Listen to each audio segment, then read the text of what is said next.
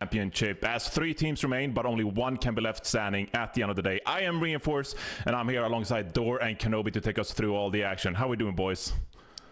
Doing great, Dor. I don't know about you, but this is what I've been waiting for, I think, throughout this entire tournament so far, man. I mean, I saw who the top 4 was. I was like, oh, man, there's no bad choices here. This is as good as the games can get. And I think no matter how today shakes down, it's going to be exciting. Between the lower finals and the grand finals, there's no bad matches. Yeah, you couldn't really ask for much more because there's been no real underdog stories here in the Collegiate Spring Championship. It has been the powerhouses, the teams that we thought were the best going into the tournament, being left standing here for the final day. So we got 2 amazing matches coming your way. Look, guys, before we get into all the graphics and stuff, I gotta do a caffeine check. You know, we got 2 amazing matches coming that way. How do you guys prepare? What's the caffeine situation like?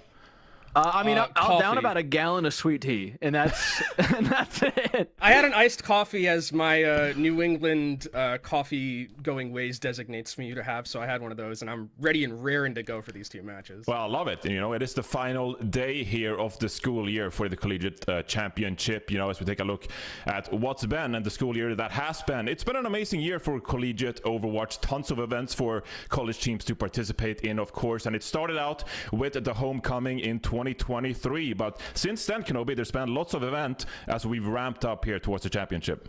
Yeah, lots of events and lots of changes as well. And I think with where we are right now, kind of in the collegiate scene, it's the most stacked that it's been, I think, since I can remember, with the amount of talent that we have from top to bottom. There were so many teams, I think, in this tournament for the national championship that really could have gotten to this Final Four. I think we have kind of what a lot of people would consider the top 3 in the country, but there were still a lot of really good teams gunning for that last spot. So I think collegiate is in a very, very good place right now, and designating on how we've been through with this tournament so far, it definitely still feels that way. Absolutely, and today is the last day of the school year, but as you can see on the graphic as well, we got a bit of a summer break in June, July, and August before we kick it off again in September with the team tryouts as we get into the Swiss stage before the homecoming in 2024. But, you know, as much as we love the homecoming, we know it's all about the champs, and it ends today. Let's take a look at the format we've had throughout this year as well. 355 teams from colleges in North America signed up for the Collegiate Championship. Thank you for that little stat. Tiny shiny from yesterday. 64 teams qualified through the Swiss stage into 8 groups of 8 in the group stage, but then we only had 16 teams qualify for the double elimination bracket, and that double elimination bracket, it has been played out over the past couple of weeks with only 3 teams left standing. Pricing, well, you want to talk about some money, we got $75,000 in the pot. So the teams left standing here today, I mean, they got some serious dough on the line here, and of course you want to bring this into your summer celebrations. You know, you're out there celebrating, having fun with the good weather. You know, this cash could come in handy. Now, let's of course take a look as well on the map pool that we got going into today. It's going to be lots of great maps. Notably, we don't have any Lijiang Tower, so we're going to change things up a little bit here, but we've seen a lot of Midtown so far, and if we get into map 5, we got Circuit Real and Gibraltar waiting as wild cards in these very close series here. So just want to get your quick thoughts on this map pool we're seeing right here, Kenobi. It's been a little bit all over the place, a lot of Antarctic Peninsula, but what is the meta currently, and what maps can we suspect to see today? Yeah, we haven't seen too much Escort just because of the fact that we haven't had too many map 5s on broadcast, but I think with what the meta looks like right now, it's with the changes that we've had recently in terms of like the tank changes and just the patches overall, it seems a bit more fluid in terms of tanks. I think tanks are in a position where you can play a lot of pretty much anything. Mauga's still there, Ramatra's still there, but we've been seeing some Winston creep up, some Sigma as well. The DPS kind of feel similar to how it's been the entire tournament, right? Your Cassidys, your Sojourns, your Tracers, things like that. And the support line not really changed. Lucio still extremely potent. So I think in terms of what we're going to be seeing in terms of variability, it's most likely going to be from that tank role more so than anything else. I do want to add to this, though. I think with Escort being last, it's a significant knock specifically towards Northwood. Cowman, especially being kind of the lone major Sigma player left standing, is hurting seeing Circuit Royale and Havana be so far away.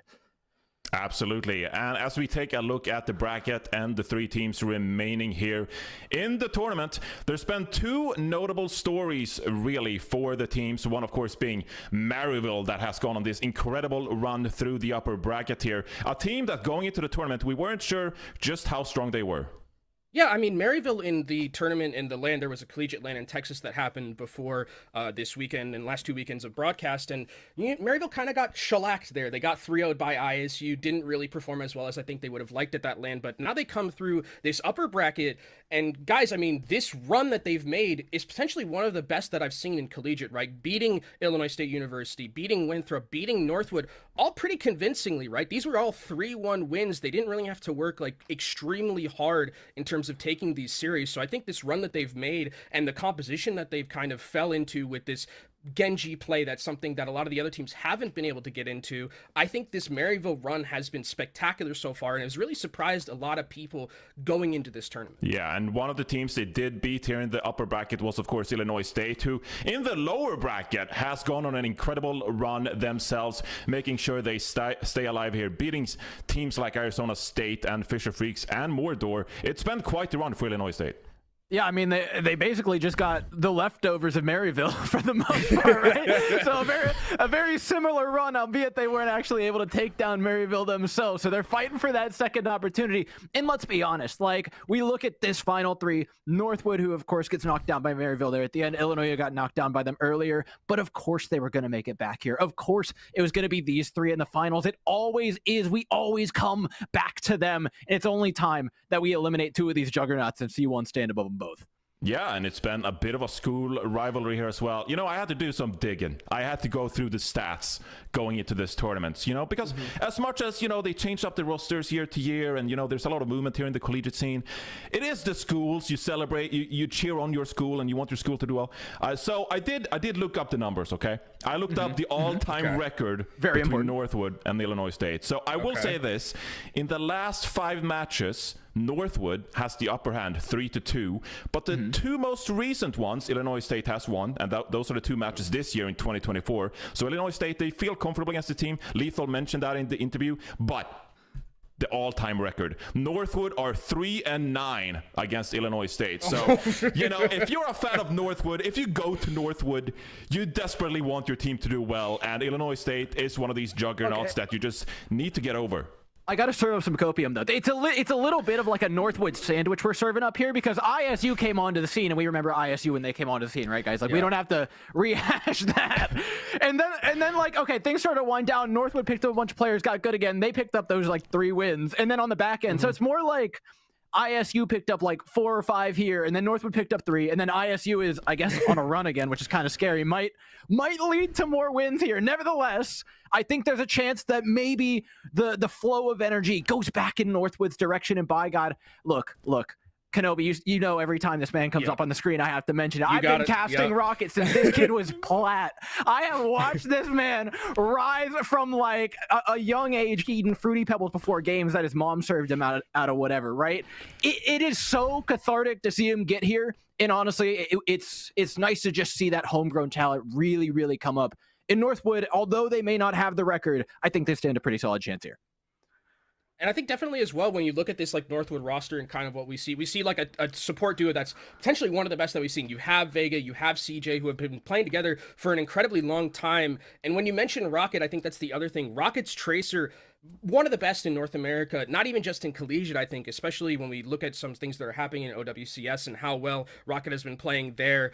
I think one of the big things that I'm going to be looking out for, especially with Tank being so volatile as it is right now, is Cowman. Cowman is incredible on most of the off tanks, right? But I wonder if we're going to be seeing anything in terms of like, do they have to force over something like that Sigma? Are they going to be playing that because it's Cowman's best hero? Are we going to be seeing some changes? Like we saw Rocket bring out Venture, a hero that we haven't seen that much of, but if it is something that can really catch ISU off guard, that might be a way in this matchup for Northwood to really take an advantage. Dor, talk me through this tank matchup. We've seen a lot of Mauga, but as we mentioned, Cowman being able to bring out this Sigma.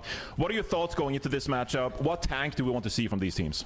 I mean, Kenobi said it, right? In an ideal world, Cowman's one of those players that if you can force a Sigma map, Cowman will single-handedly get you wins, right? Like a large percentage of the time. The only people who are able to match him were often other Sigma players who kind of put up the same stats. Unfortunately, I think like 80% of the Sigma maps are locked behind map 4, map 5. So reaching there is going to be the hard part and kind of the checkpoint for me. And again, Kenobi mentioned Rocket, CJ, and Vega. CJ and Vega, for my money, in terms of like a duo and the dynamic between the two of them, my favorite support lineup in all of Collegiate. And honestly, and for a long time, contenders. They're phenomenal together. They've played forever together. And if they can stay consistent, if they can hold strong for the first 3/5 of this series, Cowman will find them the other 2 maps. All right, let's take a look at Illinois State's roster here as well. And there has been one player in particular that has stood out here, Kenobi. It has been Lethal, who has had an incredible come up here in 2024. What does he provide this team with?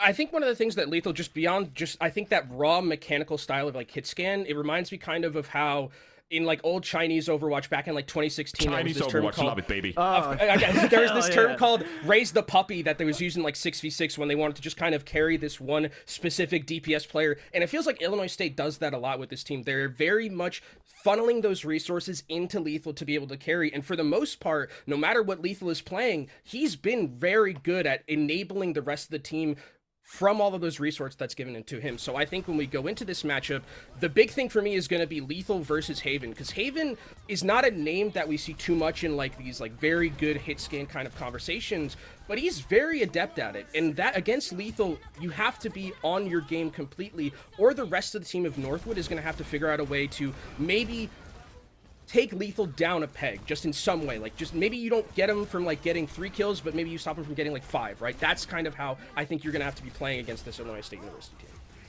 Yep. Is there any stopping this man, Dor? What do you think? I think Lethal's really tough because, I mean, you look at the other side, right? Haven is somebody who came up in the, what I always call like the Sojourn generation, right? The people who came up alongside Tree, who were given so much off the back of having so much power given to them. And Haven shined, I think, a lot in that regard, but we're falling back into a meta where the hit scan role becomes a bit more difficult to predict, and having things like Lethal has in his back pocket, where you're talking about those very classic hit scan picks, the Cassidy, you love seeing him on, the Ash, always a critical pick. It's like, yeah, Haven, I think, definitely can keep up on the Sojourn, but if, say, the Winston composition isn't working for Kuffa, and then all of a sudden they want to swap over to that Mauga, and that close range Cassidy becomes enabled, all of a sudden you have a completely different problem that you have to contend with. And I think that's going to be the real power here that Lethal brings to that specific head-to-head.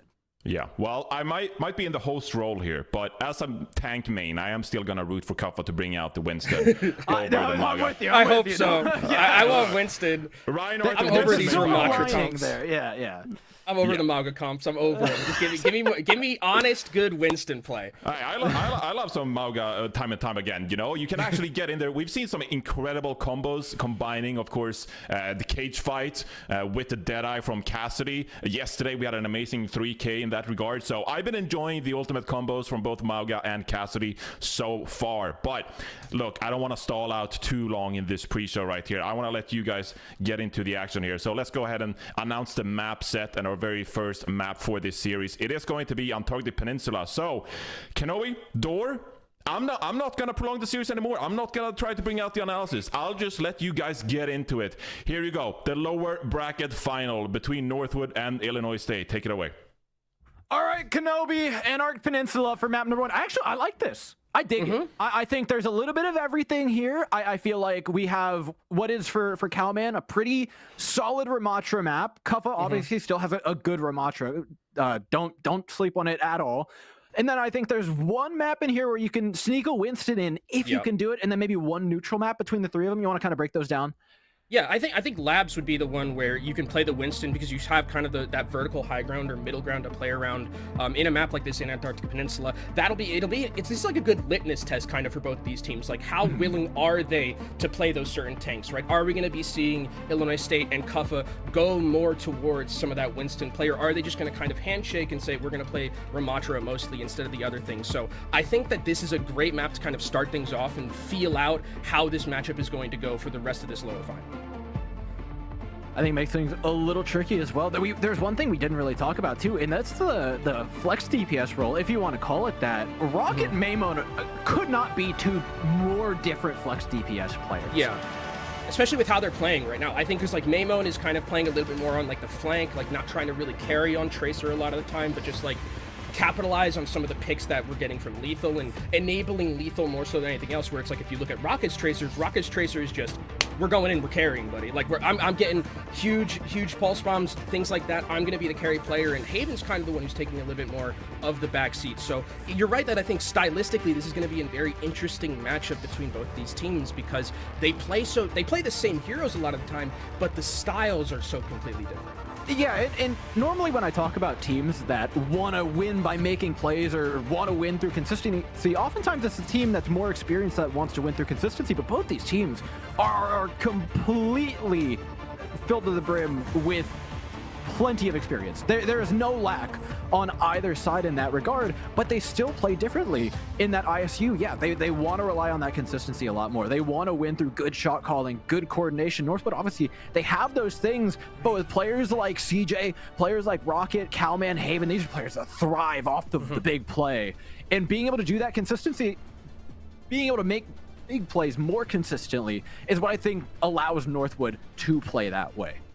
And we're starting off here. Looks like actually it looks like we're on the cams right now. We're just gonna, we're just teasing the audience a little bit. We're just making sure. Hey, you know what else this does? This gets people drops, and that's the big thing right there. Is we're taking as much time. There's probably some people that are just like waiting patiently, and are like at that 99% towards getting another one of those drops. It's there at that point where it's like we got to get people these drops, man. We're just doing this for the audience. That's really what it's for. Exactly, and guess what? We get more of Johnny too. Who's even Welcome mad back. At that? I thought we were good. I thought we were good over here. But yes, back to me indeed. Look, we're loading into maps, so just give us a little bit of a second here. If there's one thing collegiate teams are good at, it's finding a way to get back into the lobby. Believe me. Well, yeah. You need to get some extra energy channeled right there. Look, there was one thing we didn't really talk about, which was Venture. It is season 10 as well. So, are we going to see Rocket on the Venture or anything, Kenobi? What do you think? I think Venture is interesting in terms of how it operates. I think they really only operate more so in that like rush style of manga composition. It can work on a dive. I feel like it's a little bit like Doomfist, where it was like DPS Doomfist back then, where it's like you have a lot of this mobility to move around as like Venture. And so I think they're a hero that I really think only operates in that manga composition as of right now. I don't know, because I haven't theory crafted too much on Venture because it hasn't been seen as much, but if there is a person who I think could bring it out, it would be Rocket based on what we've seen so far, and that might be something that completely catches ISU off guard.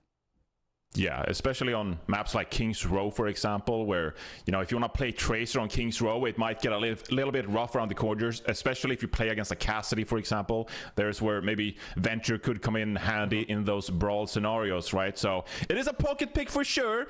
I'm not quite sure we're going to see it on all the maps, but it is something you can bring out if things aren't working for you. Now, looking ahead at this map here, do you have a favorite going into this one? I know we're not doing Preds or anything right here like we do on WCS. So, but if you had to make a pred, like just for the sake of informing the audience, not biased, no bias on this broadcast, but if you had to, pick someone you think have the edge in this series, is it truly 50-50 here, Dor, or do you give the slight edge to any of these teams?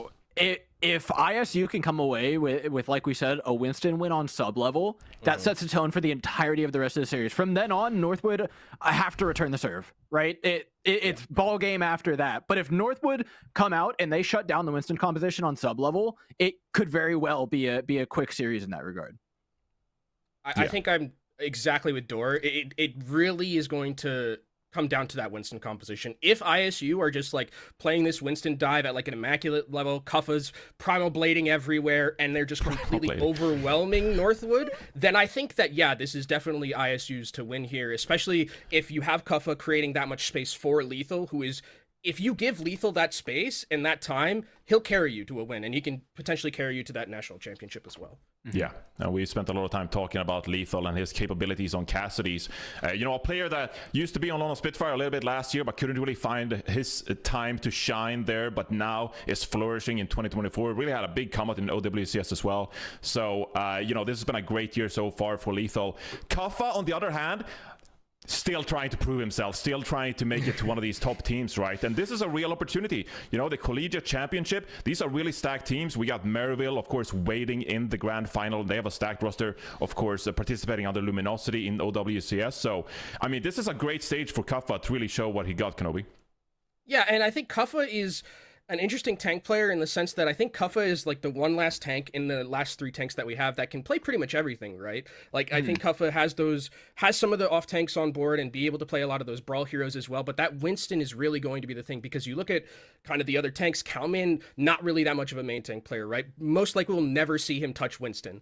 And you look at in the finals, you have Dante, who has played Winston in Overwatch League and in some other scenarios, but then usually when they play off tanks, it's False who comes in. So if you're looking for someone who's like the most versatile, you can keep them in the lineup no matter what's going to happen, it's Kuffa who is that person. And having that ability to just keep that one tank in there and have that flexibility, I think is one of Kuffa's biggest values that's left in the tournament. I love the dichotomy as well between Kuffa and Dante, who are like two people who both took on playing like a bajillion tanks, right? But both did it in very different ways. Dante just like comes in with this like, just don't feed, play the tank role. Like we're gonna play everything and we're gonna be like solid on everything.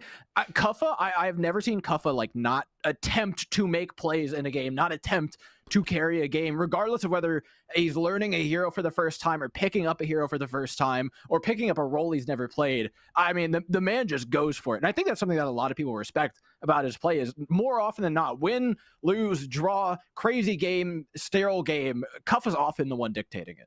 Yeah, and it's finally time to take a look at some of those plays that Kuffa will be making this series. No fake outs anymore. I promise this time. We're heading into game, ladies and gentlemen. Dorian Kenobi, take it away. Second time's the charm, right, Kenobi? Nice little surprise entrance from Reinforce again. That was nice. Yeah. The music comes on. You know, he like makes the big walkout entrance. Oh my god! It's Reinforce's music. The lights go out. He's got a steel chair. All right, Antarctic Peninsula. Well, we rolled sub-level first last time around, but we went to lobby, so we've gone ahead and re-rolled, which I think, you know, you're maybe a little bit sad about if you're ISU. Yeah. That's like 1 point of mental damage, you know? I saw the Winston silhouette. They were ready.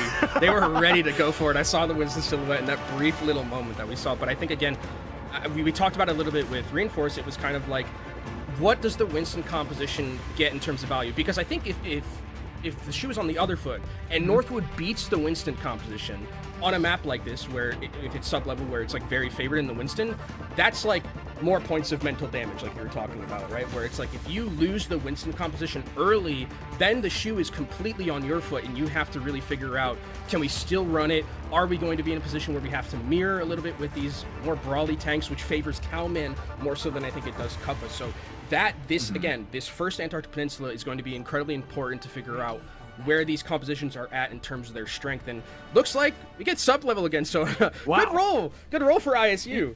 That's just Overwatch being programmed for competitive integrity. This is the correct reroll, you know. Now no mental damage, we're back on even terms. That being said, what's coming out does not look like what we expected. It looks like Northwood are kind of leaning into what ISU were running yesterday. ISU loved leaning into this Malga composition. I do think it's pretty strong for them. And if they want to say not have to take the risk of maybe playing their hand too early with that Winston, it feels pretty consistent here. I'm more surprised with the fact that Northwood are actually mirroring it. Yeah, and the interesting thing is going to be a little bit of a wrinkle in terms of those DPS, where you have Lethal, who's on this Ashe, has a lot more of that range and AoE burst potential against something like Haven, who's going to be on that Cassidy, where you want to be a little bit more of that mid-short range. But I think if you're Northwood here, you have to play this a little bit slowly, because you don't want to be opting in to just go aggressively and fight into this composition where you don't have a range advantage. You need to wait for your cooldowns to go in like they're doing right now. Yeah, but if this engagement fails, in the ebb and flow, it falls back to Illinois State, who can, again, rely on the long range, like you mentioned, of this Ashe to poke away, find those angles. There's a low Genji, deflect is up, Dynamite, one shot, Lethal nice. Finds it, rocket down. Critically wounded are Northwood, who charge in for one final stand, trying to find the back line, but unable to at the end of the day. Kuffa's gonna start dueling out Calman, but that sustained battle will be won by the team with more damage, and it looks like that's gonna be Illinois State. And I think one of the things about this composition that we talked about starting things off in the broadcast was we talked about if Lethal is given time, he's going to carry you. And I think when you look at Northwood's composition, one of the things about their composition is it moves very slow, right? Because you don't have that ability to really go at an instant, right? Because you're kind of on Genji, you're on Cassidy, you don't have a range advantage to match up against Lethal, so you have to play it very slowly. And especially if it's an Ashe on the other side, you're just kind of in the back line, shooting for free, hitting dynamites. You're not really contested at all. And I don't think Lethal is a player who you can allow to do that, right? You need to be able to put that pressure down. And with the composition that we saw from Northwood, I don't think you really had that ability. I think this was a can't lose rock, paper, scissors, though, for Lethal, for being completely honest, right? Like, what are the two compositions North that are going to run here? They're going to run Ram into you, or they're going to run Malga into you. If they run Ram, they're running close range anyways. If they're running Malga, they're going to try and mirror you into your Cassidy normally. The counter pick there, you just go the Ashe, you hold your distance. Like, against both of the compositions Northwood comes out with, you get that advantage no matter what. And like you said, Lethal with that advantage is a problem. I don't know how Northwood necessarily solve it out of spawn. They can go back, they can fix it now, they could maybe try and draft in the Sojourn to things, they could go to an Ashe of their own, they could continue with this and try and rush Rocket things was on down. Tracer, I think. I saw Rocket switch over to Tracer at the very end of that. So that's one way. I think if you can get to a position where you're not walking with the clump as like Rocket, and you're flanking around, putting some just pressure. I mean, the thing is like you don't really need to kill Lethal. I mean, killing Lethal is like the best case scenario, right? You get rid of him completely, but just putting that pressure down, because we saw in that first fight, Lethal's just playing PvE essentially, right? There's not really anything that was completely taking him down there. So I don't think Lethal got looked at once. If you have Lethal, or if you have Rocket at least on the flank, putting that pressure down, playing a little bit more by himself, which we know Rocket, or we've watched Rocket for a long time. If there's anyone who I think could probably get into the back line and one clip Lethal, or at least force out cooldowns like the coach gun, get that mobility out for then the rest of the team to dive on. Rocket is probably the one to do that. So I think the Tracer already is a good step in the right way of trying to take down Lethal. Yeah, I honestly, I like this conservative approach though in general from ISU. I think they found a draft that kind of wins them the default. They're going to pick up this first win, of course. Opportunity for changes from Northwood. This is going to be fun. Yeah, okay, so we get the Cowman Sigma. This is what we talked about. It's his best hero, one of the best Sigmas that we have. And Haven's actually going to go onto the Ashe himself, so trying to match up at that range, have a little bit more focus as well onto W. Maymon, who's up here on the flank, has the duplicate already. So this fight's going to be very difficult for Northwood to maneuver. Waiting for the perfect time. Hops up, looks for the dupe, decides Tracer's the name of the game. Cowman, though, with the kinetic grasp, tries to pull off a disengage for Northwood, which does look to go pretty cleanly. I think everybody got out here. Great job, Northwood. The two ults being used for Illinois State there. We're coming up towards a Bob for Lethal as Kitsune comes in from CJ. Oh, this is the body block of the century. Cowman putting Kuffa in a locker. Dear God, let the man out. Kuffa cowers away, finally breaks through the doorway, but eventually finds his way back to spot. That was mean. That was some cyberbullying by Cowman. I mean, that was great from. I think this is kind of one of the things CJ as well. 4K?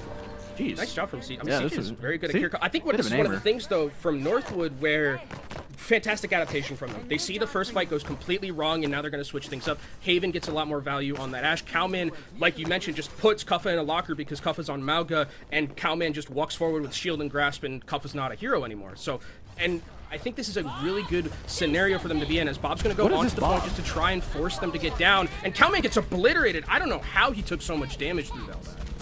Bob just manages to stay on the corner point. It's keeping a pinky toe on the point. I thought it wasn't on for a second. It might not have been. Admiral was also there, so I wonder if there was just... I wonder if Bob actually didn't even make it to the point in that fight. It's neither here nor there. Either way, they get one pick, but Northwood are valuing the ult economy so much here. They're disengaging everything. Yeah, you're going to be looking here at Rocket with that pulse bomb. Skyle is going to have to be very careful with this Suzu and use it in a scenario where it's going to be able to block that pulse bomb coming through and getting that kill. Kuffa's got the page, but I don't know how much value that's going to get in a team fight like this.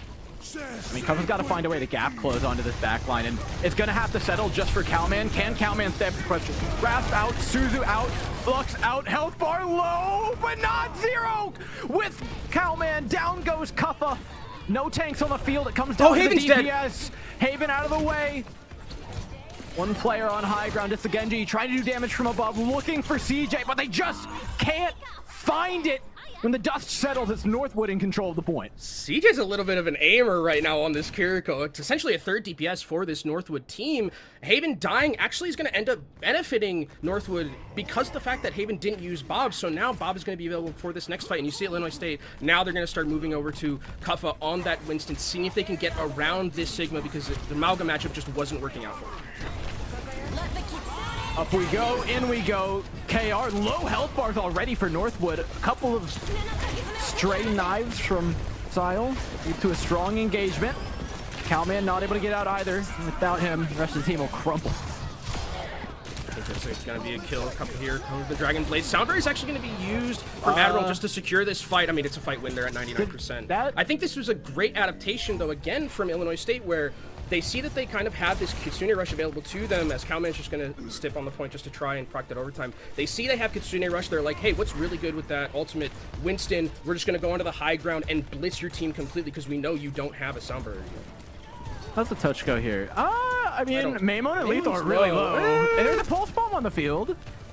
Rocket has to clutch this super hard. Rocket doesn't have recall, yeah. Nah, this isn't happening. Let's not get our hopes up. Let's not get our hopes up. All right. This is kind of as expected, though. I mean, we saw the Amalgamira come out. I think a really smart draft out of spawn from Illinois State. Putting Lethal out on the Ash to start was kind of just a perfect little checkmate. The Sigma answer, relatively expected again, but then out comes that Winston, like you said. So sub-level, as we wanted it to, goes the way of Illinois State and that Kuffa tank pool. The rest of the map is where it gets a little bit difficult for this pink side. This does mean that Illinois State have kind of shown their hand a little bit with that Winston composition. It does end up working, but that was kind of in a last fight scenario where they just had a huge ultimate advantage. Again, really, I think, good switch from Kuffa going over to the Winston, because I think Winston in Kitsune Rush does an incredible amount in terms of just getting that value with how much burst damage you get from that hero. So I think as we go into the second point, we're going to be seeing more of that Amalgamira. Now the question is, do we see, if Northwood lose this first fight, are we just going to be seeing them going over to the Sigma and just being like, yeah, we don't want to match up at all with this mirror? I mean, I think Northwood wanted this matchup in the last one. Otherwise, you know, they would have come out on the Sigma, unless maybe they're just trying to avoid the Winston. Either way, there's a little bit of rock, paper, scissors going on. This seems pretty neutral, though, outside of, I think, a slight advantage for Haven being in on that Cassidy. That close range damage is really going to pay off compared to the longer ranges that Lethal wants to work at here on the Sojourn. Already, Lethal making me shut my mouth. Puts up one, looking for a second now that they have high ground control. This could be a big problem. You can see Haven's trying to find a way to reclaim it, has to turn and face the tank instead. Know that a DPS behind them, hits a headshot, he cleans up Lethal, a massive pick for Northwood, and the headshots just continue to rain in for Haven, not just the Sojourn player anymore, now showing that they've got control of the reins on the Cassidy as well. And we talked about Haven, not as much, I think, as we talked about Lethal, but Haven stepping up here and being able to match against Lethal is going to be huge and give breaths of life to the rest of the team, because if Haven can keep Lethal down by himself, it's going to open up so much for the rest of the team. And Kitsune Rush already available for CJ, so when Illinois State opt in to go into this fight, they're going to be heading into a world of hurt unless Skyle can get one of his own. It could be KR Deadeye too, so like KR, Speed, Deadeye. This is actually a pretty deadly little combo they've got going on. They chase them all the way around the corner. The attempted disengage by Illinois State, dissuaded by Northwood. A nice little 1-ult fight win.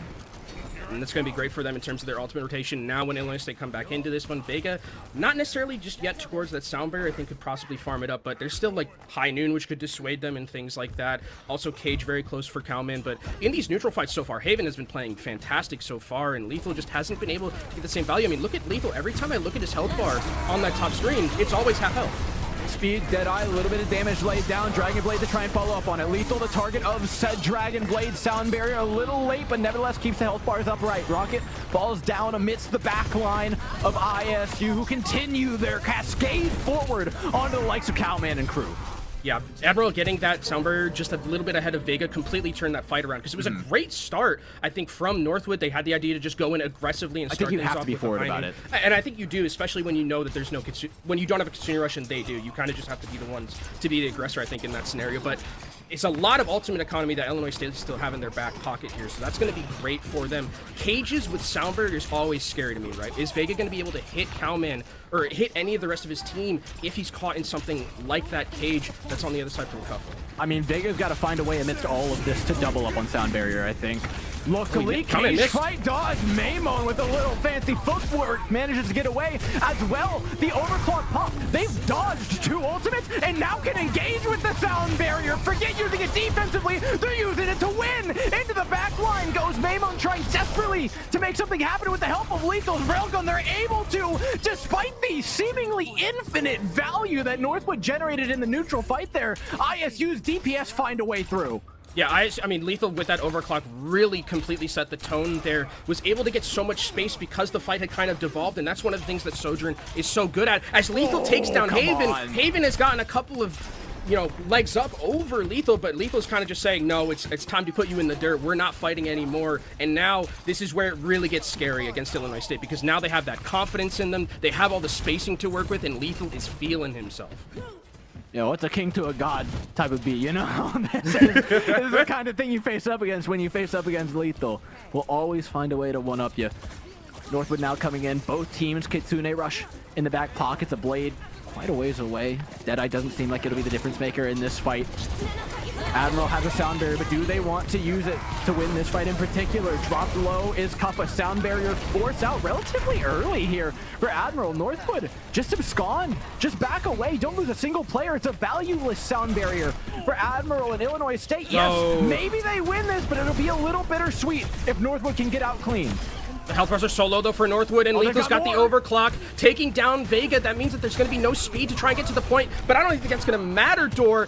ISU is just cleaning up this fight completely. Northwood, in desperation, have to throw out these DPS ultimates. Rocket gets one, but Dor, I don't think it's going to matter at all. ISU are so thankful for those late DPS picks. If you didn't get value out of that sound barrier and you just kept going, Northwood got to re-engage on you with even more ult advantage, it could have been disaster. But nevertheless, they double down. They recognize they need to win that fight or else it's going to get bad. And again, it wasn't just this fight that the DPS shown, but every single one, Maimon and Lethal, were certifiable problems. And I think the other person who deserves a lot of credit is Admiral. Admiral had like sound barrier a lot of the time ahead of Vega, and we know Vega, Dor, to be one of the best just supports in general that we've seen coming up through contenders in NA right now. And Admiral was just time and time again on it completely with those sound barriers, and those were turning the fight a lot of the time and giving that ability for Maimon and Lethal to play a little bit more aggressively when you have all that overshielding in your back. And then Lethal, when those fights are devolving, just one of the worst people you want to be able to have if you're on the Northwood side, and just see that they're just completely free farming you. Yeah, I mean, that really just set the tone off for the first shot from the Ash. CJ coming up big with pick after pick after pick, helping even out that DPS quite a bit from the support line, which, it's something that we've known CJ for quite a while. We saw Haven get back at Lethal for a moment, and I think that only pissed Lethal off more. Yeah.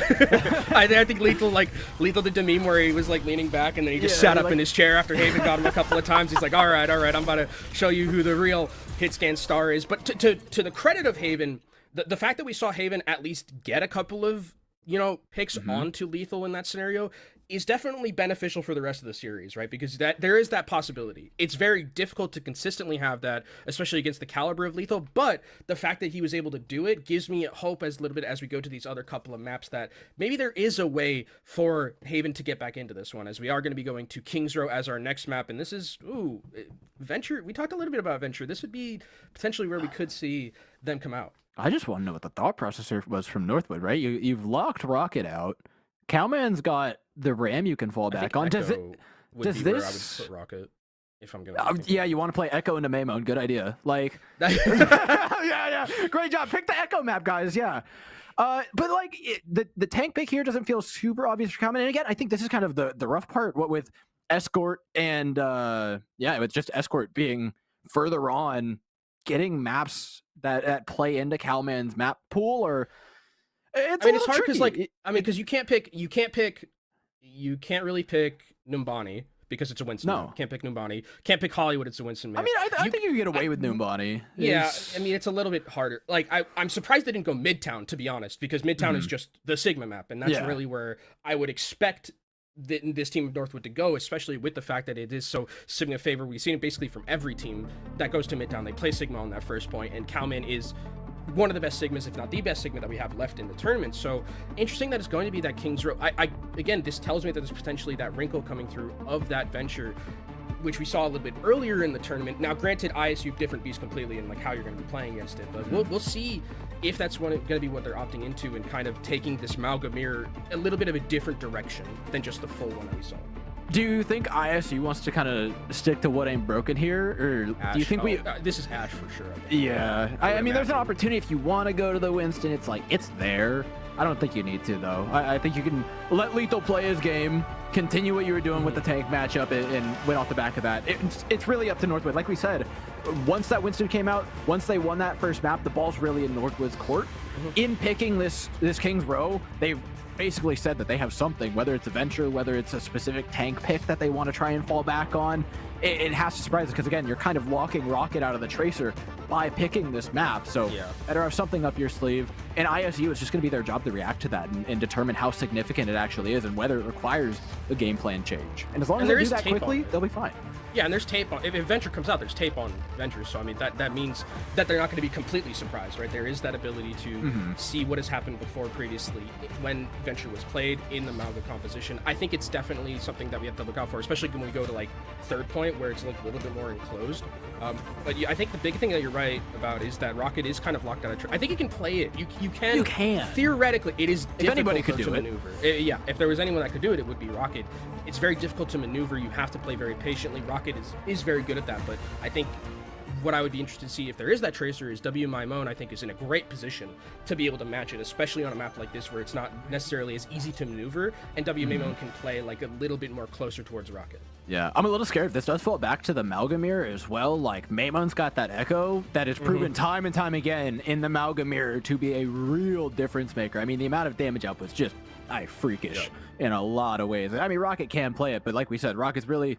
You want Rocket for the Tracer, the pocket picks, right? Yeah. And the Echo isn't exactly one of those. Sigma. So it is the Sigma. So this is kind of what I was expecting with Northwood picking this map, because it's like...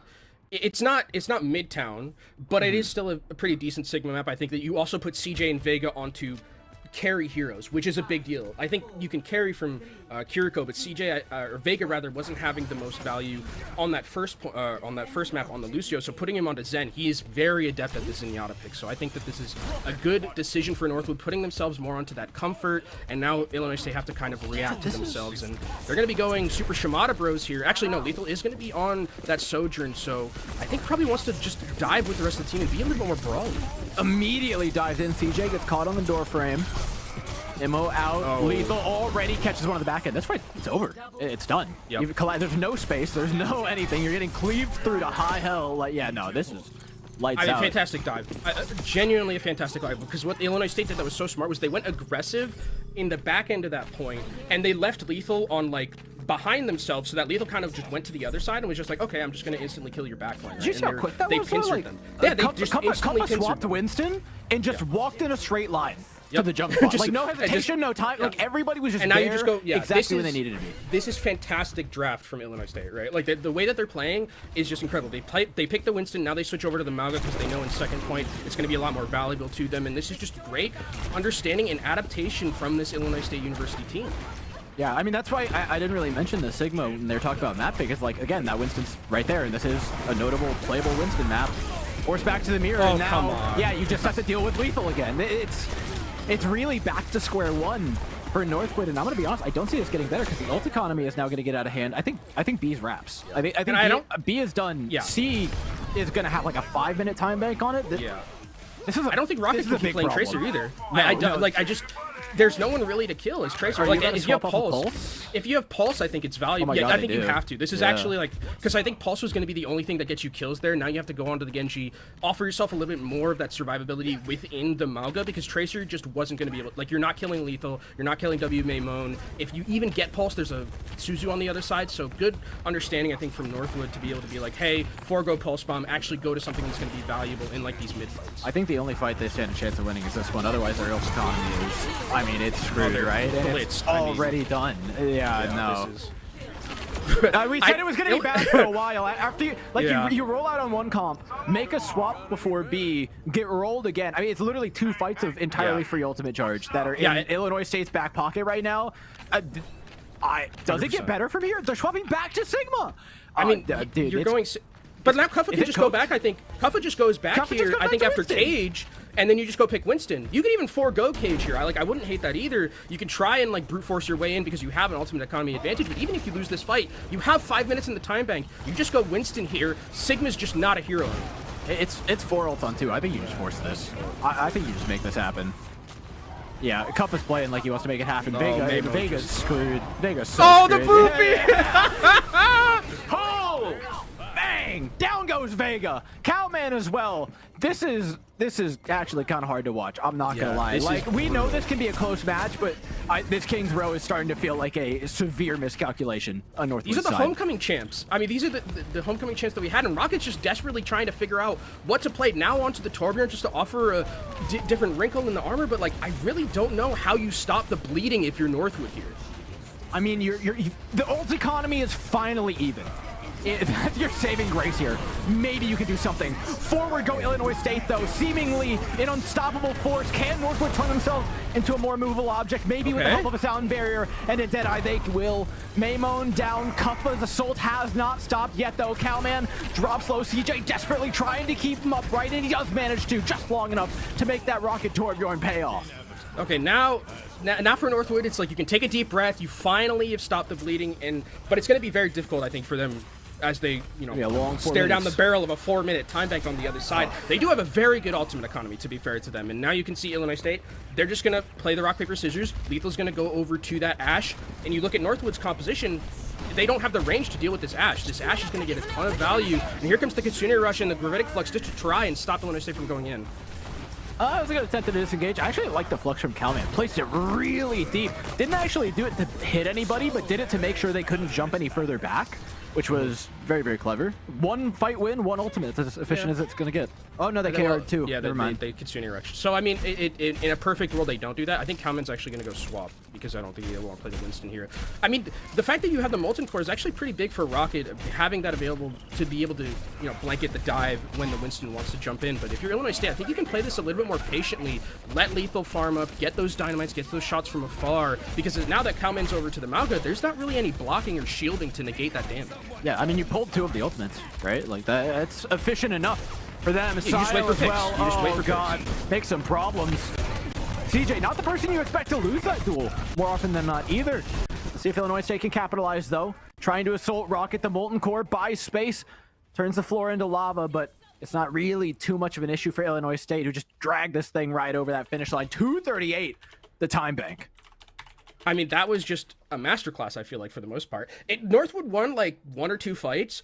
Beyond that, they didn't have any foothold in this game. Just every single time they're making swaps, instantly, ISU's like, we're going to make the swap, we're going to completely counter your comp. We talked about it during the broadcast, like, it was 2 fights to take 2 points. That was it. And whenever you can do that, you're like totally fine having a 5-minute time bank going into third. Yeah, you lose 1 or 2 fights, but you still end the map with 2.5 minutes in your time bank, and you're totally fine. Like, this has been just absolutely phenomenal, I think, from this ISU team. Just reading Northwood continuously. Rocket played Mystery Heroes for the most part, like trying to figure out how to beat what Illinois State was bringing to the table, and they just couldn't figure it out. And I guess the hope is maybe now on this attacking side where the Sigma doesn't have to try and bunker up somewhere and you've got a little bit more space by default to play with. It's harder for ISU to make that engage on you. And being on the defensive side, ISU can't just like walk back and counter swap as easily, right? It's going to cost them a fight to do so. So maybe this is just an attacking sided map for them, but I think that's some real cope if we're speaking. You got to be really good, though. I mean, to beat a 2.5-minute time bank, you got to be really attack sided. Yeah. So yeah, this is tough for Northwood, but nevertheless, I mean, they step up to the plate. See if they can get some done. If Northwood comes out on this, one of the things I would be worried about is Lethal against Rocket on the Echo. If Lethal's able to just farm against this Echo in the air, Rocket's gonna have to play super passive, and you don't want that ever if you're an Echo, because there's not gonna be anything again contesting Lethal in these scenarios. Like, he has such a range advantage here, and Rocket just again has to play super, because like you have to respect Lethal's damage. If you don't, you're gonna get your head taken off. And you can tell that they want to get this thing close range. They don't want to try and fight Lethal at long range because they brought this Cassie along. They've brought the Lucia. They want to speed this Sigma places and do things, but they've been cut off entirely. Yeah, this first wrap to the high ground called short. Lethal looking for an off angle as well. Could find some pretty massive dynamite damage to force them even further back. See, they're just waiting patiently, trying to maneuver around. Rocket is trying to go and take down Lethal, but Lethal is positioning this really well so far and just maneuvering around the cooldowns of Northwood. Lethal's doing a good job of just being patient too. I mean, not playing for the kill, but playing for his life, playing whack-a-mole, and back up to the window we go. Lethal's reappeared in another place, another off angle to cause problems, but it's Rocket who, in the midst of all the hailfire, manages to pick off Admiral. That's not a lethal pick, pun intended there. but it will give them a little bit of space on the point. A re-engagement is certain from Northwood. KR out, Suzu out, everything's going to plan. It's a 4v5, so yeah, not expected to win our Illinois State, but they gave it the old college try. And to fair credit to Northwood, I think they really adapted well against this Ashe coming in from Lethal. They were maneuvering, they were playing very patiently, maneuvering around their cooldowns in terms of that shield. Cowman never really let it break and have Lethal that opportunity to really pop off. So if they can continue that going into second, I mean, they could be relatively attack favored here, but with Lethal coming in towards that Bob Kitsune rush on the other side in this enclosed area, I mean, it's going to be a Herculean effort, I think, for Northwood to try and win this fight. That dupe from Rocket is going to be what I'm going to be looking for. Rocket already in over top, just looking for the right opportunity, decides to disengage the KR. Double DPS ults. Yeah, you cannot push this if you're ISU. Oh, God. Fucks around the corner, through the wall. Remember, catches people like that now. Bob as well. No. Catches the players lying in wait, but it's Haven who goes down. Not the name you expected to see after a Cowman flux that large. ISU, seemingly invincible, withstand the entirety of the brunt force that Northwood throw at them. I think that was just maybe a bit too aggressive from Northwood there, where you saw Rocket was down like to 16 health, and Cowman is fluxing on like point. It felt fine, like that. Like Cowman was fluxing on point. It felt like it was just a little bit disjointed there because there was no Rocket wasn't there to follow up on the Goridic flux. So the fight that looked so good at the start just ended up not really getting any value. And Illinois State have completely flipped this map, and now they're in the position to really just make Northwood waste as much time as possible fighting here. This is not it. This is not it. You're fighting through the choke point without the cart for cover. In fact, it's ISU who can far better use this cart for cover. Yeah, Haven tries to push through, but the sidelines are just far too blocked to really get anything done. And it gets bad to, again, worse or worse. So this King's Row is a bit of a nightmare. Yeah, and now I really wonder what Northwood is going to be opting in for here, because I think Illinois State have solved the Cowman problem, right? Like, I think they completely now know how to maneuver around it. They're in such a perfect position for it as well, and you're again letting Lethal have all of this space available to him, and ISU, to their credit, are just playing it patiently. Out goes cage fight. Cowman immediate grasp. Sound barrier to follow that. The sustain continues. Illinois State, though, look at this. Look at how they back out just as the ultimates fall to the wayside. KRs go out to match, but Kappa's health bar is the one that's ultimately a little too low. Can only contest that Echo for so long. Eventually, Rocket's finally taken out of that form and taken down on top of that as Northwood cower back to the stairs with this mini pack. This better be a good flux. Oh, it's not bad. It's pretty good. There's nobody behind him. There's still, again, there's no follow-up. There's no follow-up. Yeah, like that's what I'm saying. You're like 3v5 popping this flux. And it's on a Malga with cooldowns as well. No one's dying in that. So, again, this is just... I mean, look at how much ultimate economy Northwood had to use just to attempt to get out of spawn, and they didn't even do that. So now they have no ultimates in their back pocket. Cowman's going to go over to the Malga just to try and mirror here at the very end, but we talked about having a really good attack, and that maybe pick might actually be too far for Illinois State here. I think this is going to be good for Northwood to be able to stabilize a little bit. I'm not sure it's too far. I mean, they pulled time, they did all that. They give up choke, yes, after they eventually lose that, but I think that pick right there at the end actually adds an extra 10, 15 seconds on here. They're going to be pretty costly in terms of fight positioning, because it means they get to take it one more corner forward, unless ISU are very, very aggressive about this engage, and they are going to be stepping forward. They walk right into the Deadeye. A gutsy move, but Sile dodges the Deadeye with the reposition on the Kiriko. That was disgusting. Soundberry was used, though, from Admiral to try and win that fight, and now Vega and 20% can come back with one of their own. Kitsune Rush also available for CJ here. Look at this rotation. We want to get into the back line. I mean, they want to get into the back line, but all ISU had to do was just kind of turn around, and it's going to be about the same fight that it was before. KR comes out from either side. Blade looks to be the difference maker. Maymone diving into the back line, catches a whole lot of shields. Fortunately, doesn't actually end up going in too far. Well, maybe a little bit too soon. Still gets caught out for being far in. It's a straightforward win for Northwood, who continue through B and will have at least some form of a time bank to attack C with. And I think one of the things that I'm actually liking from Northwood in these last couple of fights is that they're really just ignoring Lethal. And while I think it's like a difficult scenario to do that, if they can just rush down the 4-man and just make Lethal not really valuable to the rest of the fight, I think that's a good avenue for them to try and win this. But they haven't... Oh, they did capture second. Okay, they got it. They got it. It's a 2-minute time bank. Yeah. Comparing that to the 4 that ISU had, you're already behind. You're playing for maybe a chance at a draw here. unless they can cleanly get through. They've got an ultimate advantage, and I guess not for long. Admiral's going to call one out of Sound Barrier, and it's going to get a little hard to win this. This Bob is good. I think it just gets time out from Northwood University. So just, I mean, Bob really in a team fight would get a lot of value, but just getting the time is also good for them as they're going to actually retreat. And now they're kind of clustered up. They're corralled into this area. I like it. I'm down to commit cage fight here just to pick up that win, because that's effectively turned this into a one fight win, considering they had already been disengaged on. But and like even if your ult economy isn't like, even if you overused here, you've gotten so much time out that like we have to remember, if Northwood finishes with just 0 seconds, they're not going to get another chance. It's only drawable for them. So just, that's really good macro understanding, I think, from this Illinois State team, where they're using these ultimates to secure fight wins, but keeping very key ones to make sure that Northwood have to blow a lot of theirs in team fights. And look at how aggressive this is. Cage fight immediately into the back line. Sound barriers either way. Nobody's going to die for the foreseeable future, but there's going to be plenty of damage put out. That which Kuffa, Haven, and Vega have eaten the brunt of. That means Cowman's still up. The only tank left on the field is alive for Northwood, but is vastly outnumbered by the remaining members of Illinois State. And now it's do or die for Northwood here with the Kitsune Rush and with that Dragon Blade. That's all they're going to have. Illinois State don't have any ultimates, but Kuffa just going to switch over to the Winston. And I love this decision because they know on the other side, there's potentially just a couple of key ultimates. And now you have, oh, they're actually going to be just playing rock, paper, scissors and spawn. They're just hitting tab and completely changing. Cowman is on the Diva just to offer a little bit of dive onto lethal and mitigation from those dynamites. Yeah, the onus at the end of the day was on Cowman to make the swaps because ISU had the closer spawns. KR Ford and ISU do exactly what they've been planning on doing. They knew this KR was going to come out. It's an easy disengage. Now you're staring down that blade versus a Bob and a duplicate. You want to try and go even here and then maybe sustain and hold around this corner if you're Northwood, and then just buy time to get through it. Yeah, you have respawns, but you're not looking to win the fight early on here, I think. But okay. Rocket finds a way to, nevertheless. Lethal down. Rocket, yeah, gets traded out because you go in so far there.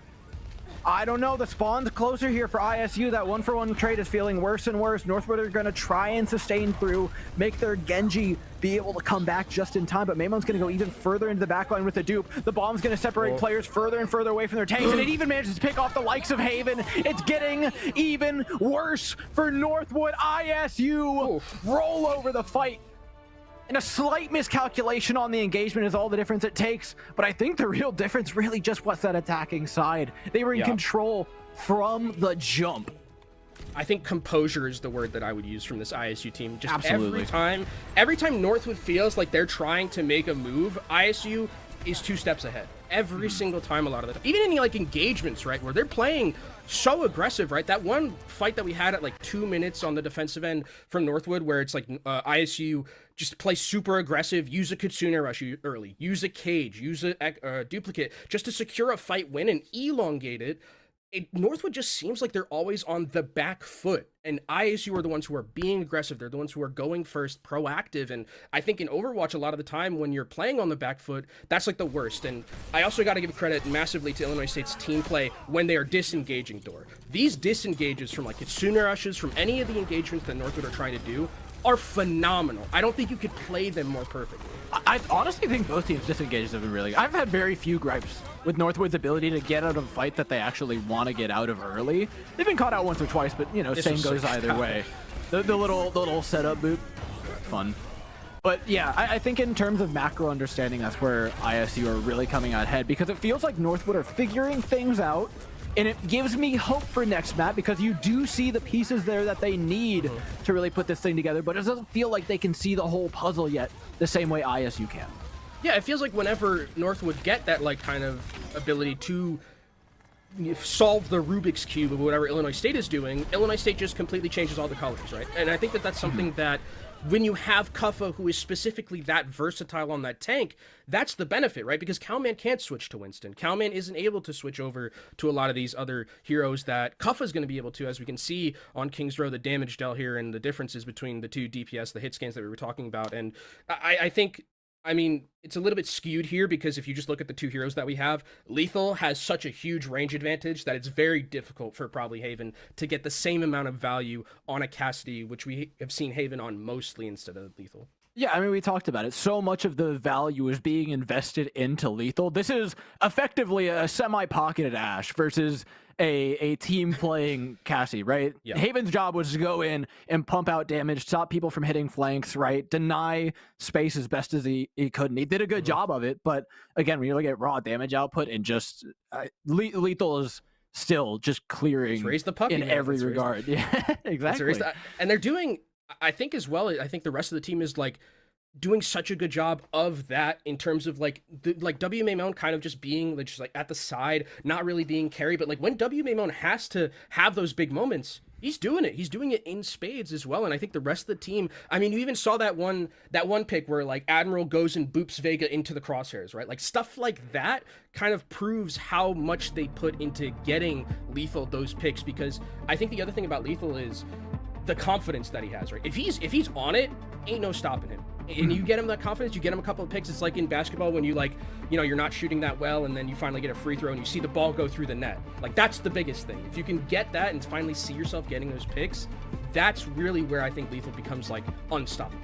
And it's so hard to knock Lethal off his horse too. I mean, Lethal's been in the game longer than virtually, most of these players. Like, yeah. Lethal's been doing it for a fat minute. So mentality-wise, like, yeah, we saw Haven get the better of Lethal once or twice. That's not enough to knock Lethal down. Yep. You have to beat Lethal for an entire series before you finally deal a little bit of mental damage to Lethal. And honestly, let's take a look at this map. Talk a little bit about Colosseo. I smell more of the same. This smells like Mauga Central. Yeah, I smell Mauga.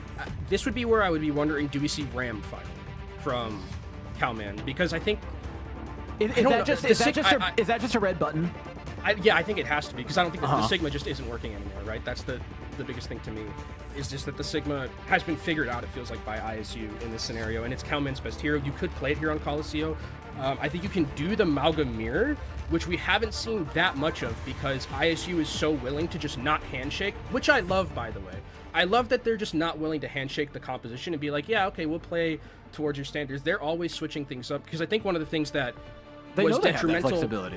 One of the things that was detrimental to ISU coming down to the losers bracket against Maryville was they handshook a lot against Maryville.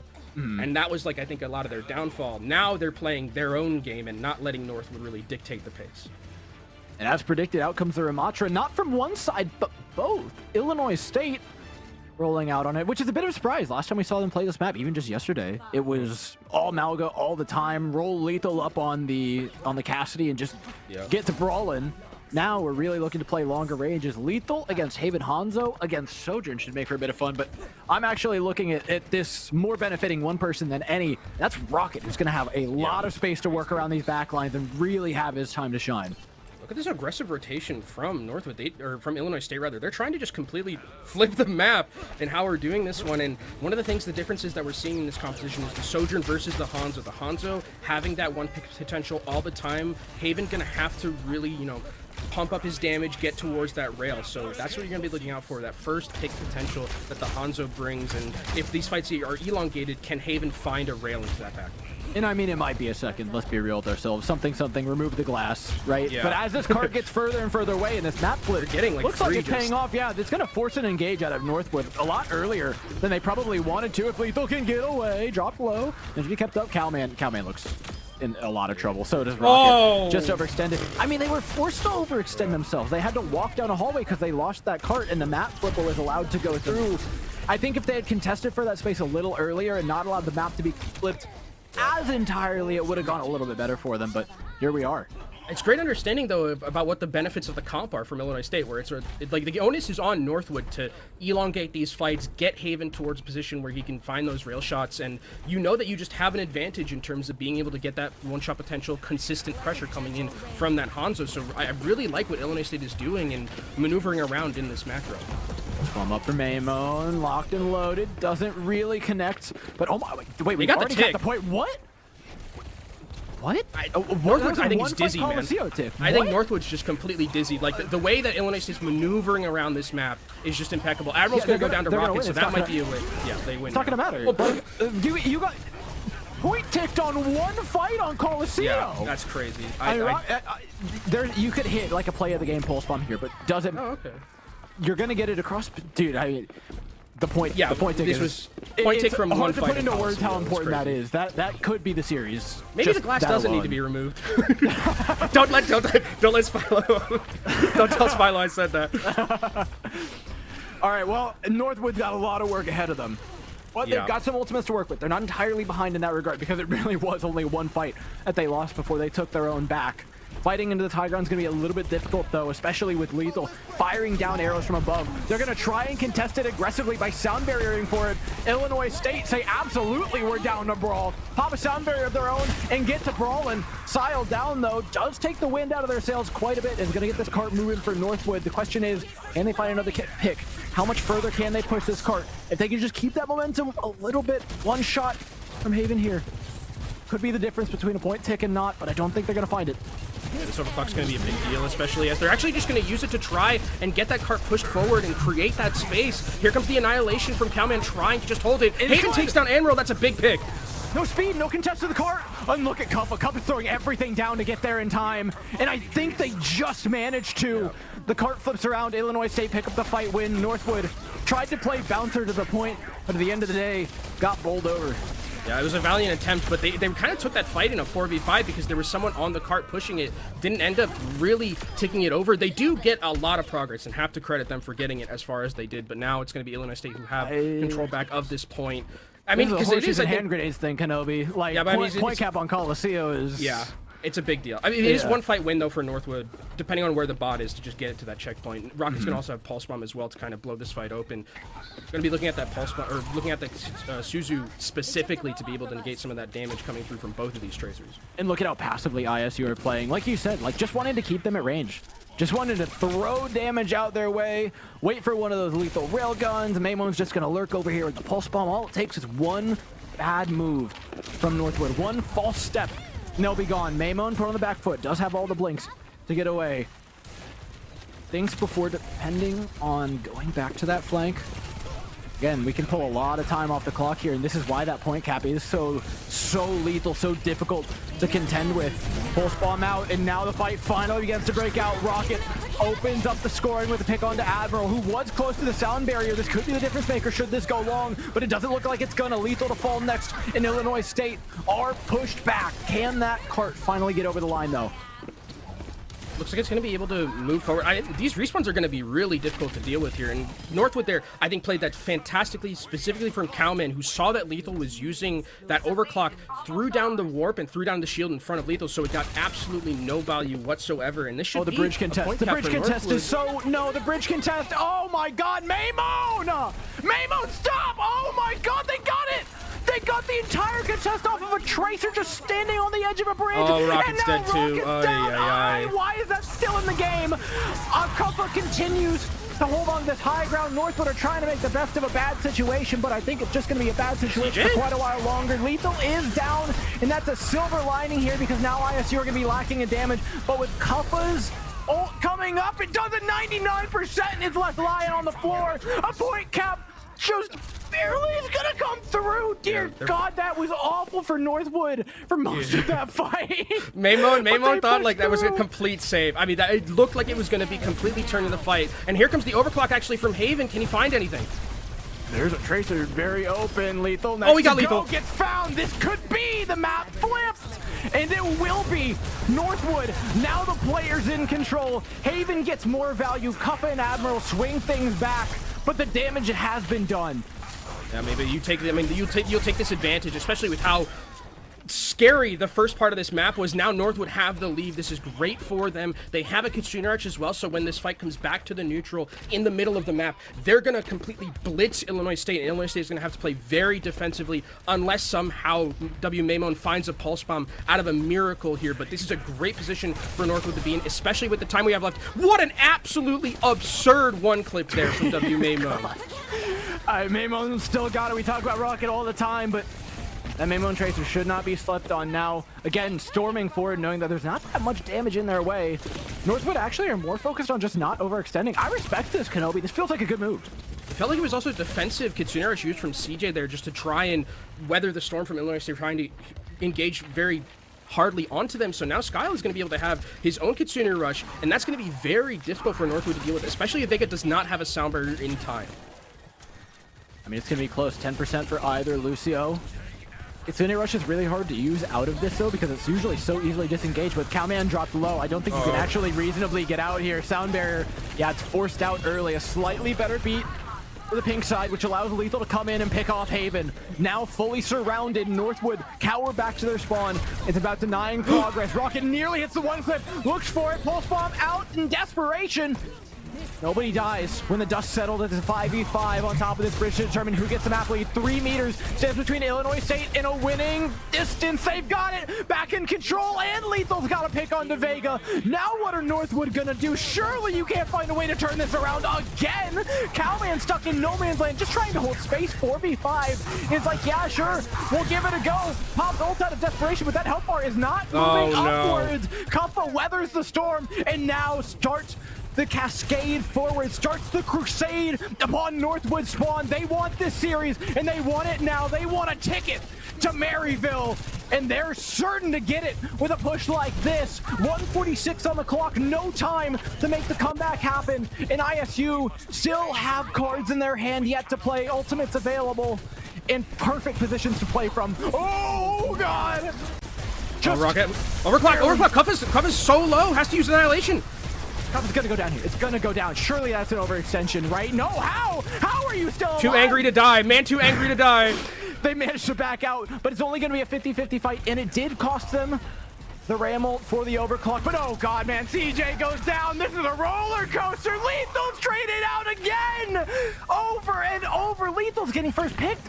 Just overextending in these fights. There's a chance here for Northwood, but not if Cowman goes down. 1 minute on the clock. Northwood has got to find the calm through the chaos. They need to regroup here. They get it feels like a lot of this is desperation, Door. No, I mean, a lot of the ults are in desperation as well. They need to stop. No, they have ult advantage. If they stabilize here, they're okay. They've got 50 seconds, one fight, enough ultimates to form some momentum. They just have to get their heads on their shoulders. I mean, they have to be perfect from here on out, Door. Perfect, absolutely. They cannot make any mistakes here. As this duel from Maymon and Rocket, that could be a key difference maker in this next fight. KR out. Overclock up for Lethal. Disengaged from Illinois State. They know that they have a disadvantage with the ultimates, but Kuffa's dropped low. Can Kuffa get out? Kuffa's gone. Kuffa's to the dogs. It's a 1-0-1 fight. Perfect for Northwood so far.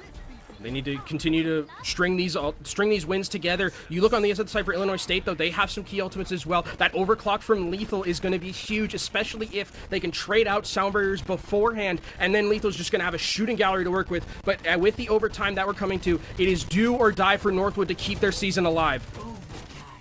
Neither team wants to make the first mistake. Who's looking to make the first play, though, is the question. Haven, Rocket, Lethal, Maymon, all available. Lethal pops the overclock burst, begins wailing on the health bar, but the stick comes through. Sound Barrier to save the day! Perfectly timed to keep Lethal up. Admiral has done it again. Now it's about sustaining. Kuffa pops it. Cowman pops it later, though. Advantage Northwood. Kuffa's dead. Down upon Kuffa. The perfection run continues for Northwood. They continue to fall. It's far from over, but it damn sure well has begun for Northwood. And they lost no members, so they're going to be able to take all the positioning they want here in this next fight. CJ so close towards this Kitsune Rush as well. Illinois State are going to have to walk into that one, and Skyle is not close to his just yet. Northwood also coming up. Haven with this overclock can be a complete game changer in this next fight, but they have a lot of still to work for, Door. CJ looks to push the early advantage, keep them away, but that cart pushes so far. Overclock not popped. Haven dropped low, hits the headshot, keeps Lethal at arm's length. Northwood realize this is not the Kitsune Rush they're going to win the map with. They just have to keep their distance. In goes the overclock. Kitsune Rush out the other way, denying the engagement now. It's all elbow grease and aim, and Kuffa's got plenty of both. Down goes Haven. The engagement from Illinois State finds the chin of Northwood. How long can Cowman sustain? CJ has to create a pick. It needs a miracle, but it's just not happening. Perfection until all but the final moments from Northwood, and nothing but perfection would do against a team in the state of ISU. A gutsy performance from Northwood at the very end. They're almost bringing it all the way back, but we talked about it. They had to be perfect, and at the very end, just not able to clutch it out. ISU take a convincing 3-0 towards that grand finals in a salty run back against Maryville. It felt like they wanted it, Dor. They wanted this rematch more than anything, the way that they played in this series. The way that they fought in that last map alone. I mean, Yeah. they... Let's be real, Kenobi. They came real close to just tossing it in the first fight. like that's as bad as it gets for starting off on Colosseo. It does not get worse. Yep. They somehow managed to pull that back. They lose that advantage.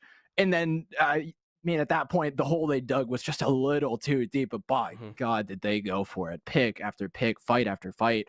Perfect ult trade. Admiral sound barriers, man. Yeah, against Vega as well. What a showcase. Yeah, I mean, it's not like Vega missed any either. Vega's still Vega, but like Admiral went blow for blow with Vega and was looking very good. Yeah, I mean, and obviously Overwatch League caliber player as well coming into this team. I think that the way ISU were playing, just from top to bottom, the macro was exquisite, the mechanics were exquisite, the rotations, like everything. I almost have like no notes with this ISU team, and if they continue to play like this, they have a great shot of beating Maryville. I mean, it felt a little bit like there was some meta issues for Northwood, right? What with Sigma maps being later in the pool and it being a little awkward between things. So I'm not gonna, you can't blame it entirely, obviously. They've got plenty of skill, they can get through these things. But in general understanding of ebb and flow of this match, I felt like Illinois came in with a plan and they executed it from the jump. I mean, we talked about it at the start of the broadcast with Reinforce. We talked about how Kuffa is going to be the key factor a lot of the time. Yes, Lethal, we talked about a lot, just being, he's going to get his, right? You always know Lethal's going to get his, but Kuffa, his ability to switch onto various different things makes it so hard to play against this ISU team, because even if you think you have a foothold and you have a good tank matchup, Kuffa will switch over to something else, and it's completely now rock, paper, scissors, and I would trust Kuffa to win in a lot of those scenarios. Yeah, and it's like I said, right? Like, Kuffa is a player who, when he takes up a new tank, just goes for it, right? Kuffa makes a million mistakes, but learns from every single one of them. And by the time Kuffa's like 3 seasons into playing a tank, he's just got this capability of being one of the best players on like almost any given tank, given the time to do so.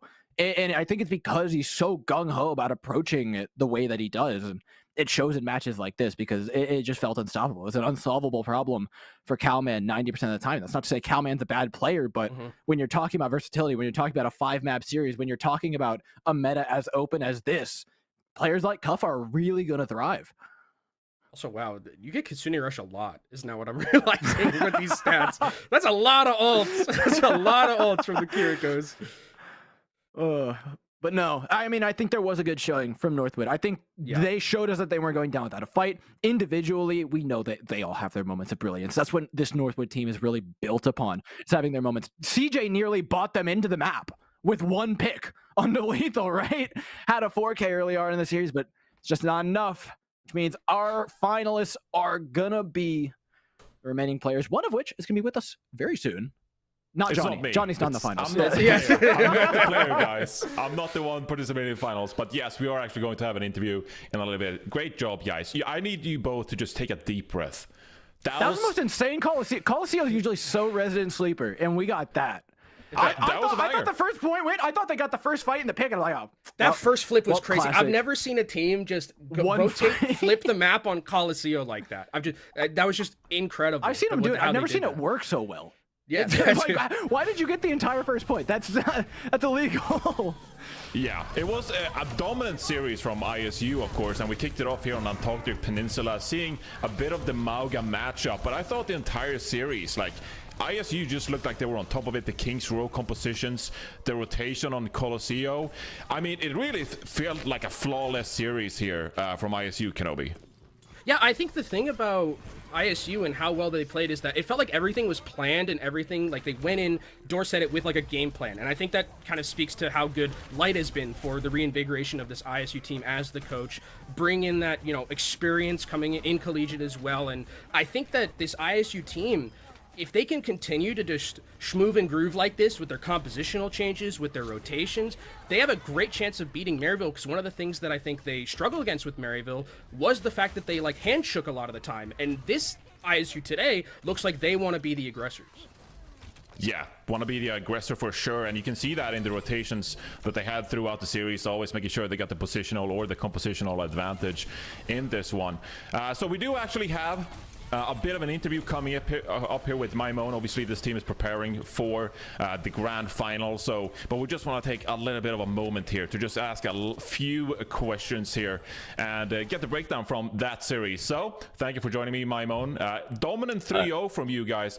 How did you guys feel going into this series? Obviously, you beat Northwood pretty recently in a different tournament, so going into this one, was it business as usual? Yeah, I was feeling pretty confident, honestly. I think we did have that. We lost to Maryville earlier in the bracket, but like scrims going into this game and throughout the semester, we've been pretty confident. So yeah. Yeah, this past month has been really good for you guys. You've been winning a lot of tournaments and having a lot of success here in the collegiate scene. But you did take that loss to Maryville last week. Can you talk us through a little bit, like what your insight was from that game? Why did you lose that game, and what can you do better in the grand finals coming up? I think it was like a mix of things. I think we definitely had an off day. I don't think we played as well as we could have. But I guess that happens. And then also we weren't like fully solidified on what comps we want to play, like what sort of style we want to play in this meta. But I think now we're really locked in what we want to play and really confident to beat them. Yeah, it feels like you guys have really hit your stride, and we've been seeing a lot of different compositions played from you guys as well. Seeing a lot of different Mauga, Ramatra, stuff like that. Winston, even, for example, diving on King's Row. How do you guys feel confident in your compositions right now? You're saying that obviously you feel like you finally hit that groove, but on the side of Maryville, I mean, they got Dante, they got Falls. Do you think you have a bit of a leg up? Do you know what the recipe is for beating those guys? Yeah, I mean, I think we know what comps they're going to look to play, whether that be on Koth or maybe on some of the hybrids, they'll try some like Bat Brig stuff or some other like double flex support stuff. But I think whatever they play, we're pretty confident we can beat it and have a solution to it. All right, well, looking forward to see that matchup. Of course, that grand final is coming up, so I'm gonna let you get some time to walk around, touch some grass, get some fresh air, and prepare for that grand final series. Thank you, Maimon, for joining me. Thank you so much. I appreciate it. All right, and back to Kenobi and Door. I mean, it's been an incredible year also for Maimon. I feel like a real glow up here, especially after the World Cup performance last year, of course, where he really burst onto the scene, and I feel like that was the first major tournament really saw Maimon pop off of. But here in ISU, I mean, they looked really comfortable. They've been winning tournaments, and now they're going up against Maryville here in the grand finals. It's been a dominant year from ISU, which we kind of expect from this college in general here, Kenobi. How do you view this journey from ISU back onto the top here? I think it's really awesome because we had like ISU come into the scene as like the team that bought like part of the American Tornado Corps, right? And like they brought all those players in. They had like this really good setup in terms of like starting things off with the college, and then the best thing about them is they had that success with ISU with that first iteration of the roster, and then they just started bringing new pieces, continuously just playing well. The coaching staff and just the staff at ISU has been fantastic because they won a lot of those tournaments back in the day, and then they like went in a lull. A lot of their players graduated or just weren't on the team anymore. They took a little bit of a break. They bring back Light as the coach, and I remember talking to Light in Toronto in grand finals last year, and Light's like, keep an eye out on us. We're going to be coming back, and it's going to be good for us. And it looks like it's completely paying dividends for them because they have been, again, even after taking such a long break, one of the best programs we have in collegiate Overwatch. So I think that their journey has been fantastic. I think that's the funny part about ISU is like, despite their dominance, despite the fact that like, oh, ISU's here again, like that's never the mood of anybody. ISU has been so productive and healthy for the collegiate ecosystem because they give back so much as well in terms of just what they invest into players. Like, yeah, they started out by going in, taking over this roster, but from then they started scouting, they started developing, they started doing all these coaching things and making sure that like it was done right. And a lot of teams followed in their footsteps. I mean, you look at like the early days of collegiate, right? HU Storm, the Maryville, like when they come out, when they were the two top dogs, it was a big step. And then it was another big step when like ISU came to the board. Now all these teams began stepping up and they form programs and they shape them and mold them after ISU. And it's productive, and it shows how much even just the existence of a team like that can make the entire scene grow. And so I'm excited for them to get their chance in grand finals. I think they're going to come at it swinging. That series, especially after hearing Maimon talk, yeah, they had a game plan for it. Yeah, they executed it pretty well, but I think all eyes were on this grand finals. Yeah, can ISU get revenge against Maryville and complete the salty run back here in the lower bracket? We're about to find out in the grand final. But if you've been enjoying the action here today, make sure you follow OW Esports on socials as well as Twitch and YouTube. That's right. It's down there on the graphic down below. Make sure you follow us on Twitch, YouTube, Twitter, X, whatever you want to call it. Make sure you go and follow OW_esports right there. We got the grand finals coming up here in the Overwatch Collegiate Spring Championship. But before that, we're going to head into a short break. So stay tuned and we'll be right back.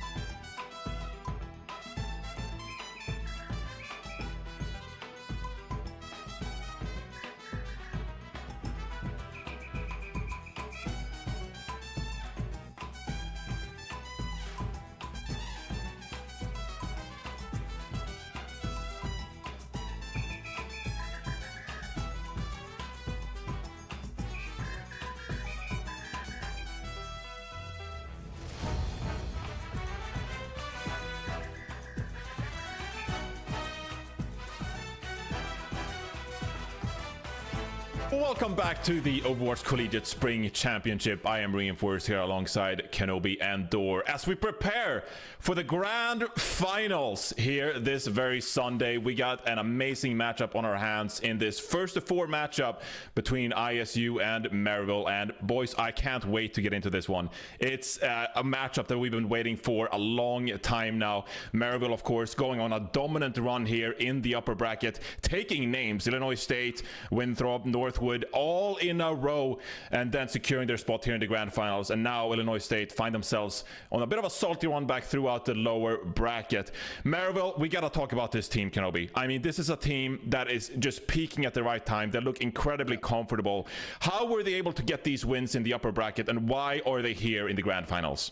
I think it is that comfort. That's like the main thing, and getting hot at the right time. That kind of feels like you can win any tournament if that's what's happening to you. And Maryville is a perfect example of that right now. You know, when they played at that Texas LAN, they said that they didn't really have a perfect grasp on the meta. But King, even in an interview yesterday, was like, I found a composition where I can play Genji in, and we've kind of just been rolling from there. And I think the biggest thing about this Maryville team right now is everyone is on a comfort pick, right? I think you have Vision, who is adept at most of the hit scans that are in the pool right now. You have King, who is able to play that Genji, and one of the best Genjis. I think actually has potentially like infected the pool of collegiate meta, where it's like not a lot of people were playing Genji before King was, and now, because King has been playing it so well, teams are starting to figure out that Genji is potentially viable, especially in that Mauga comp. And then you've got Juby, Luke Mino, and you also have, who's the person? Squid on Kiriko. That's like another comfort pick. So I think that everyone is like firing on all cylinders from this Maryville University team, and that's why they've been so dominant in that upper bracket. Yeah, I think it's a different type of comfort for ISU too, right? Like they were floating around with virtually every composition in the meta, whereas Maryville, they very much want to focus, but I want to focus in on kind of a specific set of matchups, and that's the DPS. Vision and King are, I mean, in terms of a storyline, it's a dream matchup up against Lethal and Mamo, and I joked about it on break, but like, I feel like King and Mamo and look in the mirror in the morning, and it's just like portals into each other's mirrors. They both got the Echo, they both got the Genji, they both got a Tracer in their back pocket, like, they function so similarly. They've both got a pretty solid Mei. Like, it's everything you could want to take that one-on-one on, and it's going to make for some pretty entertaining stuff. And then you look at Lethal and Vision, it's like, oh my god, like these two, having played together before, having vied for the hit scan role against one another, oftentimes trading off the Sojourn in between games in the same series. Like, now it's time for the dust to settle and us to figure out who really deserves the reins. Well, the salty run back is on from ISU, and they have been the dominant team here in the collegiate scene throughout this school year. ISU, of course, taking names at 2 tournaments separate to this one, going into this final collegiate spring championship. And we just saw them take down Northwood. How can they get the leg up in this series? Who do we need to look out for in this series going up against Maryville? I think, you know, we talked about Lethal a lot in terms of like being able to be that carry hit scan player, raise the puppy, etc., things like that. I think it really comes down to Kuffa, because of the fact that Kuffa has that ability to play various different tanks, right? A lot of what we saw in that Northwood matchup was continuously chess moves from this ISU team. They were moving around, they were having different tanks. Whenever Northwood felt like they kind of solved the Rubik's Cube, it would change. And I think that Illinois State University, if they can continue to have that versatility and keep Maryville off guard, potentially move them even off their comfort, that's the way in, I think, for this Illinois State University team. So while we talk a lot about Lethal and the DPS, Kuffa is going to be incredibly impactful too.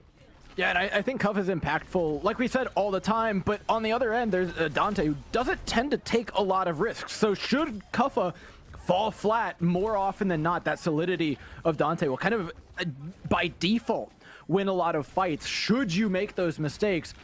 But on the note of making mistakes, I actually want to highlight people who, I mean, weren't making mistakes the last time we saw them. Silent Admiral looked fantastic in the last series. And, you know, we talk all the time about, if we're not talking about support players, they're doing their job, right? But up against the backline of Squid, Juby, Luke, like, you better be on your game, because they have got to hold up to quite the battering on the other end of things. And in terms of value production, Silent Admiral have to maintain what they were doing in the last series, which, I mean, it's tough because they were playing very well.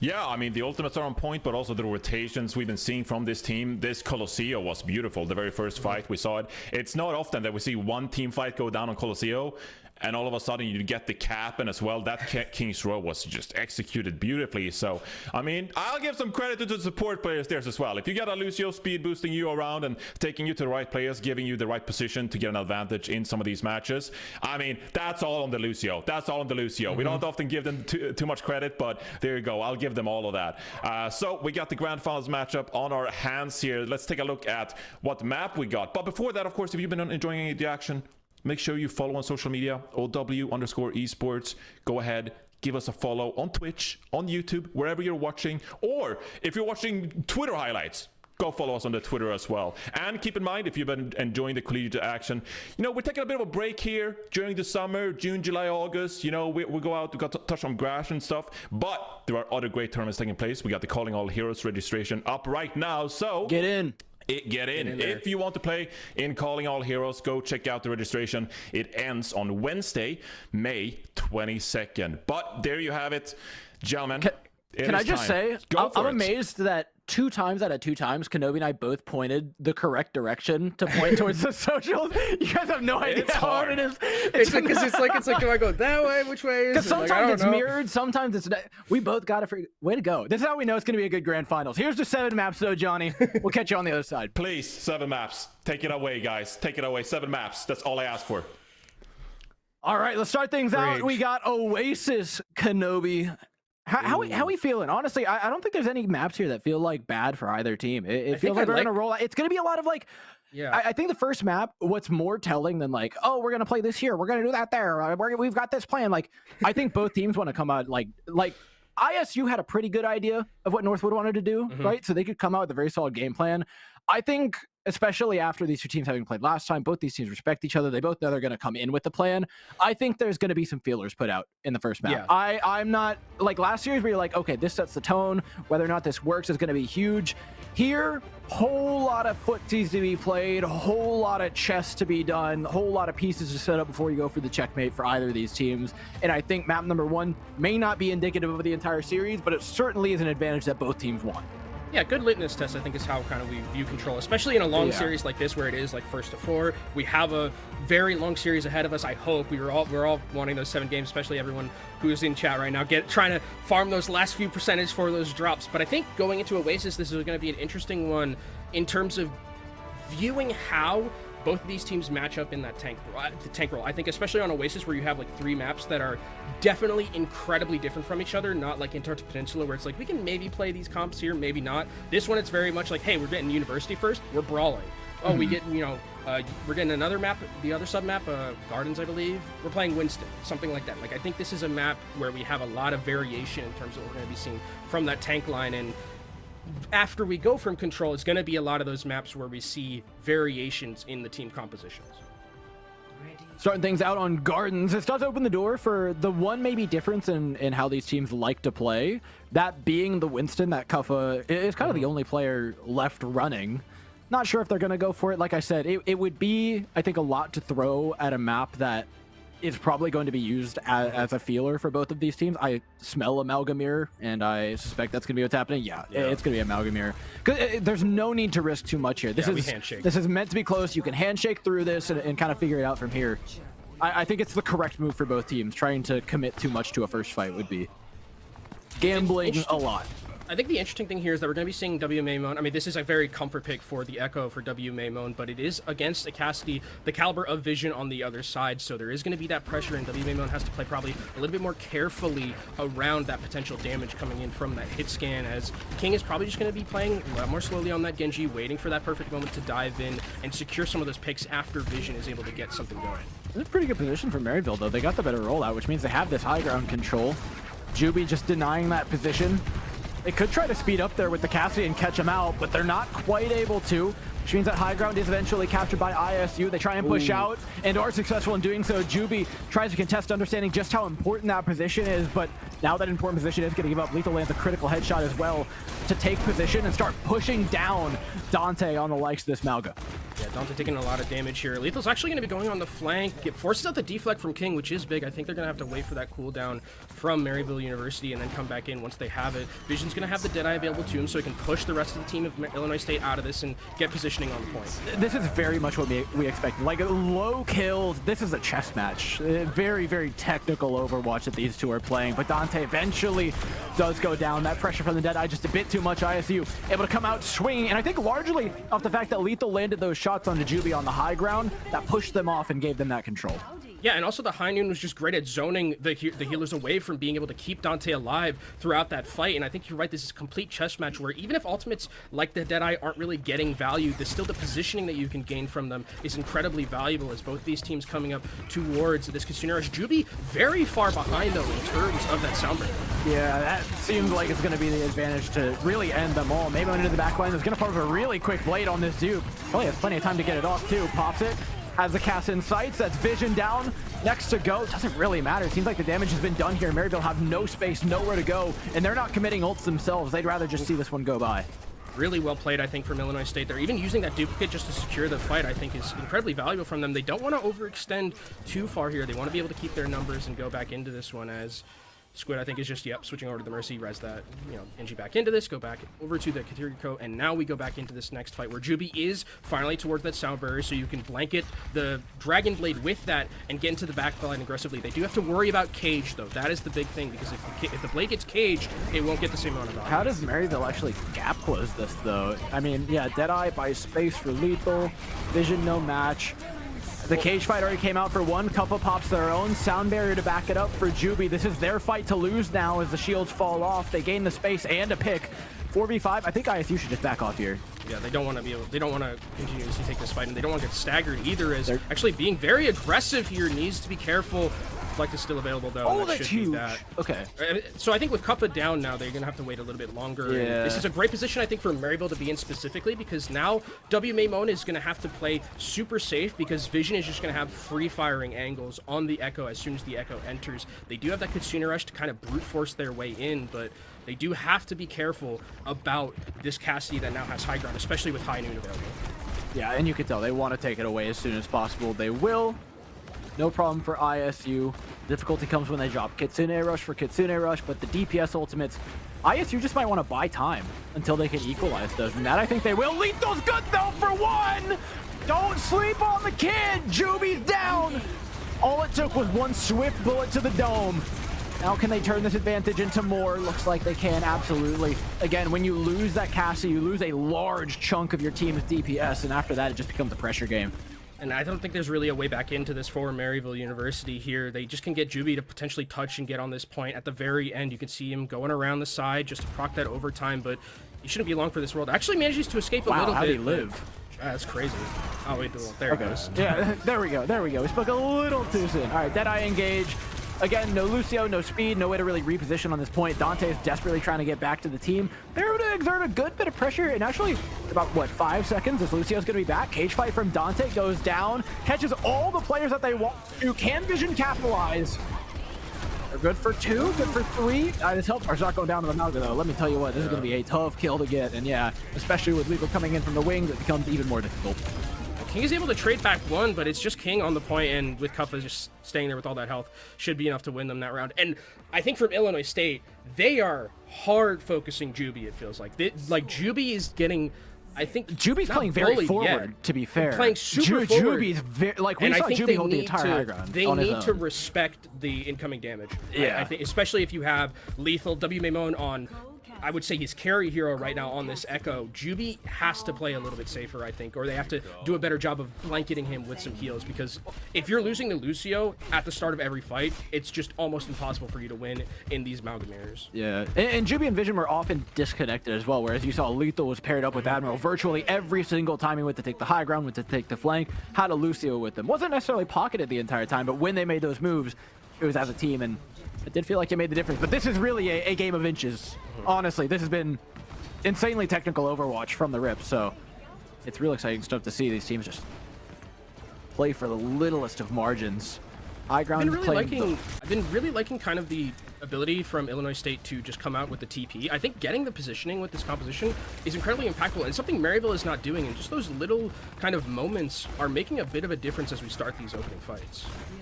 Yeah. We're back to ground zero, though. Both teams playing neutral on the point. Mini's been claimed by Maryville. We'll rotate over to try and apply a little bit of pressure onto Dante. They do force them out of Mini. That's a lot of damage going down on the Malga. Dante might be low. Kuffa drops just as much so. Suzu forced. Cardiac.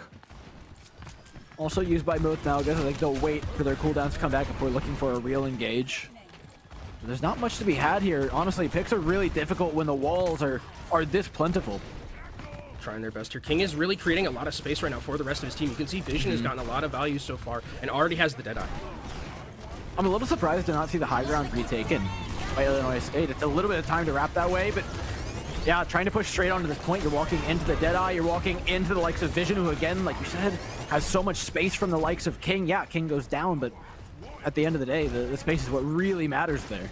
He's kind of playing it almost like a flex tank. I feel like old 6v6 flex tank where you're playing a little bit more aggressively, trying to create that space for the rest of your team because you have a lot of survivability as the Genji and mobility. So I think giving Vision that chance to be able to get all that space, play a little bit more aggressively, it's benefiting this team exponentially in Maryville. All right, Deadeye, do we speed on the point to try and force space? We do. Okay, a very big step forward. That half HP might matter. It does. Takes King below the threshold for Maymon's focusing beam. Dante forced back after that. That Genji that was giving them all the space is now gone. They try to retake it, but it's a feeble attempt. Yeah, and winning a fight off of just a high noon is incredibly impactful for your ultimate economy, especially if they're able to get all of these stragglers out of this fight. And that means that you have an incredible amount of ultimate economy going into this next fight as well. So really well played from Illinois State to come back up. I really like what teams do in terms of just using that high noon as a way to not just secure kills, but get positioning as well. And that half health, like you mentioned, really made the difference to making sure King was taken out of that fight. 62% did go down, though. It's not nothing for Maryville. Certainly a significant percentage of that percentage. ISU now, though, decide to hold far more forward than Maryville ever did, trying to prioritize and capitalize on the fact that they have that echo. Cage fight pop to try and match the duplicate. They back away. Blade thrown in, trying to turn the box into a blender. Counter box comes out. Now Kuffa throws it in even further on top of Maryville, and that's the killing blow. Really good patience from Kuffa there, just waiting for the moment where the fight completely broke down from the entirety of the team, and then uses his cage as the last ultimate. Fantastic, because now all the healing doesn't end up mattering. All of those ultimates that Maryville throw into that don't mattering either. And this is one of the things I was talking about with King going onto the Echo. Can some team force King off of the Genji? And it looks like it's already happening with Maymon's on the Echo. Speed in. This is time off the clock. Like, even if you get nothing here, you're pretty chill with like 10% for a Deadeye, you know? Yeah. And oh my kill God, on Dante! Dante! Dear God, lethal! I think it's lethal and Maymon too. The amount of damage coming in on this Malga is absurd. I was talking about that Echo. Yeah, I mean, King has the Echo as well, but Maymon's Echo is the thing of nightmares for tank players, man. Let me tell you what. I mean, especially with focusing beam, like it absolutely melts tanks, and there's not really anything to block you from getting ultimate charge as quickly as W Maymon has been getting. No, 92%, nearly up to another duplicate. If they can disengage this, duplicate over the top, and find themselves a new buy-in to the fight, yeah, Maymon's going to be the re-engage here. So they allow the flip to come through, wait for their KR in 8%, and then go in with an ult advantage. This is, again, ISU's macro. Their read has been perfect. Look at this. Wow. In they go. They have KR. They have dupe. Down goes Vision. No, not quite down, but the duplicate certainly does make it a lot more difficult as they've been forced entirely off the point. 99%, and they have to force a touch into sound barrier. Dude, the macro's perfect from ISU. It's that fantastic. Was incredible. Absolutely fantastic. I think the way that ISU have read this first map is incredible. The Echo is the complete linchpin. I talked about it in that last series where when they played Maryville the first time, they hand shook a lot. They played Genji a lot, but this Echo is completely taking it over because it's W Maymon's comfort. He has been absolutely farming with it, and every time I look at Dante's health bar, it's at like half. Every single time, because there's just so much pressure being exuded onto this Malga that when the Malga's not in these team fights, you lose. You lose that 4v5 every single time. Doesn't help that Lethal's turning his forehead into Swiss cheese. It's you know, also causing problems. But yeah, no, the Echo damage on top of that, because it's one thing if you're in like a cast and Genji, right? That's not you have finishing power on the squishies. That's what the Genji gives you a lot of the time, right? But and ability to hold space. But Yeah, when it comes to just raw damage output and putting the pressure on Dante and the onus on Dante saying, hey, we want to put the pressure on you, especially coming from somebody like Kuffa, who's so willing to put everything into a tank matchup. I think it's a cool way to go about this match. And we talked about map 1 being kind of the feeler for this series. And I think ISU in the first map kind of found that little button on the back of Maryville's neck, on the nape of their neck. And then in the map 2, they just really started to go at it. And yeah, there was control there at some points from Maryville, but even when they had control, it felt like ISU had the map in their hands, were the ones who were still playing that macro game. It reminded me of exactly what we just saw against Northwood, where you saw them get counter punches in, but none of them were killing blows. They were only allowing them to land the punches that they were okay with. I think the other thing about the Echo that I really enjoy in this particular matchup is that I think 4 out of the 5 dupe targets, maybe not Lucio, I mean, even Lucio, like, I'd say 3 out of the 5. There's not many bad ones. Are insanely good dupes. Yeah. Genji's a great dupe. Mauga is a very good dupe as well. And Kiriko, I think if you, like, need a desperation kind of, like, I really need to, like, get some healing for the team, Suzu's very good. And you farm it so fast because there's nothing really to, like, negate any of the damage incoming, right? It's just a Mauga sitting there. You can get stickies down. You can get your spam completely. And you're right, it feels like ISU is focused much more on tank busting than on the other end where it's like kill the squishies. But if you can't kill the squishies before your tank just evaporates in midair, then like it's not going to work out for you. Yeah, it gets a lot harder. And I don't think that necessarily means that the Genji is like the wrong way of going about this composition. Like we said, it's maybe been a little bit more concentrated than we'd expect just because King brought it out. And I think that kind of echoed into people. But it's still not in its own right like a wrong way to do this. It's just they need to figure out that execution a little better. And with that, we also start going to map pick and talking about like, okay, what maps play to the way that they want to play this. And I think judging by the substitution that I just saw, Luke for Juby is actually very interesting because that means they want to be throwing in some sort of like double flex. Midtown was my read. Yeah. I mean, this is a very good Maryville map, especially when you have vision. A very adept. Hanzo screams out to me. Oh my god! Wait, Dante got 2 elims. Yeah, that's not ideal. Well, I mean, okay, yeah, but can I get okay. Was that in the one sub map or was that in both? Let's also be honest with ourselves. He's also playing against Echo Cassidy and just getting completely just absolutely annihilated. Like 2 is really low, but I mean, I think that just speaks again to the job that Maymon and Lethal are doing. Like, playing into that composition is meant to be a miserable experience for the tank player. And Dante, I promise you, is not having fun right now. Yeah. Like, it's not just the stats. It's not like flame-worthy, but like, God, the pressure they're putting on one player. And this really is like, you ever, I've seen the conversation thrown around in like basketball terms, right? Where they just like foul the one guy repeatedly. Right? Oh, and just make, and just make him take free throws. Like, that's what you're doing to Dante. It's like, yeah, Dante's going to be made a little ineffective, but like, it really is throwing so much on just one guy. And that's not to say Dante can't take it, but man, to do it off rip in a series, it's like you just get shell shock. You walk into that as a tank for the first time, and it's like, geez, what if I it's like, oh, I'm half health, I should be fine, and then focusing being hits you, and you're like, oh, I'm dead. Like, it's so difficult, I think, to maneuver around. Because also with the healers that are available, like Lucio, Kiriko, it's not the most healing output, right? You just have one Suzu, and for one cooldown, I don't know what keeps you alive against like that. Nothing, I don't like think maybe much. You get like BAP or Cardiac isn't going to keep you alive through all that burst. Like, it's just almost impossible, I think, to maneuver around that. And it's again kind of credit to ISU and their ability to be able to find the linchpin of a composition and annihilate it and have a game plan. That game plan right there with the picks that they had was bust the tank down, and they did exactly that. Well, it should change a fair bit because, not to toot your horn, Kenobi, but you are a bit of a genius. Here comes Midtown.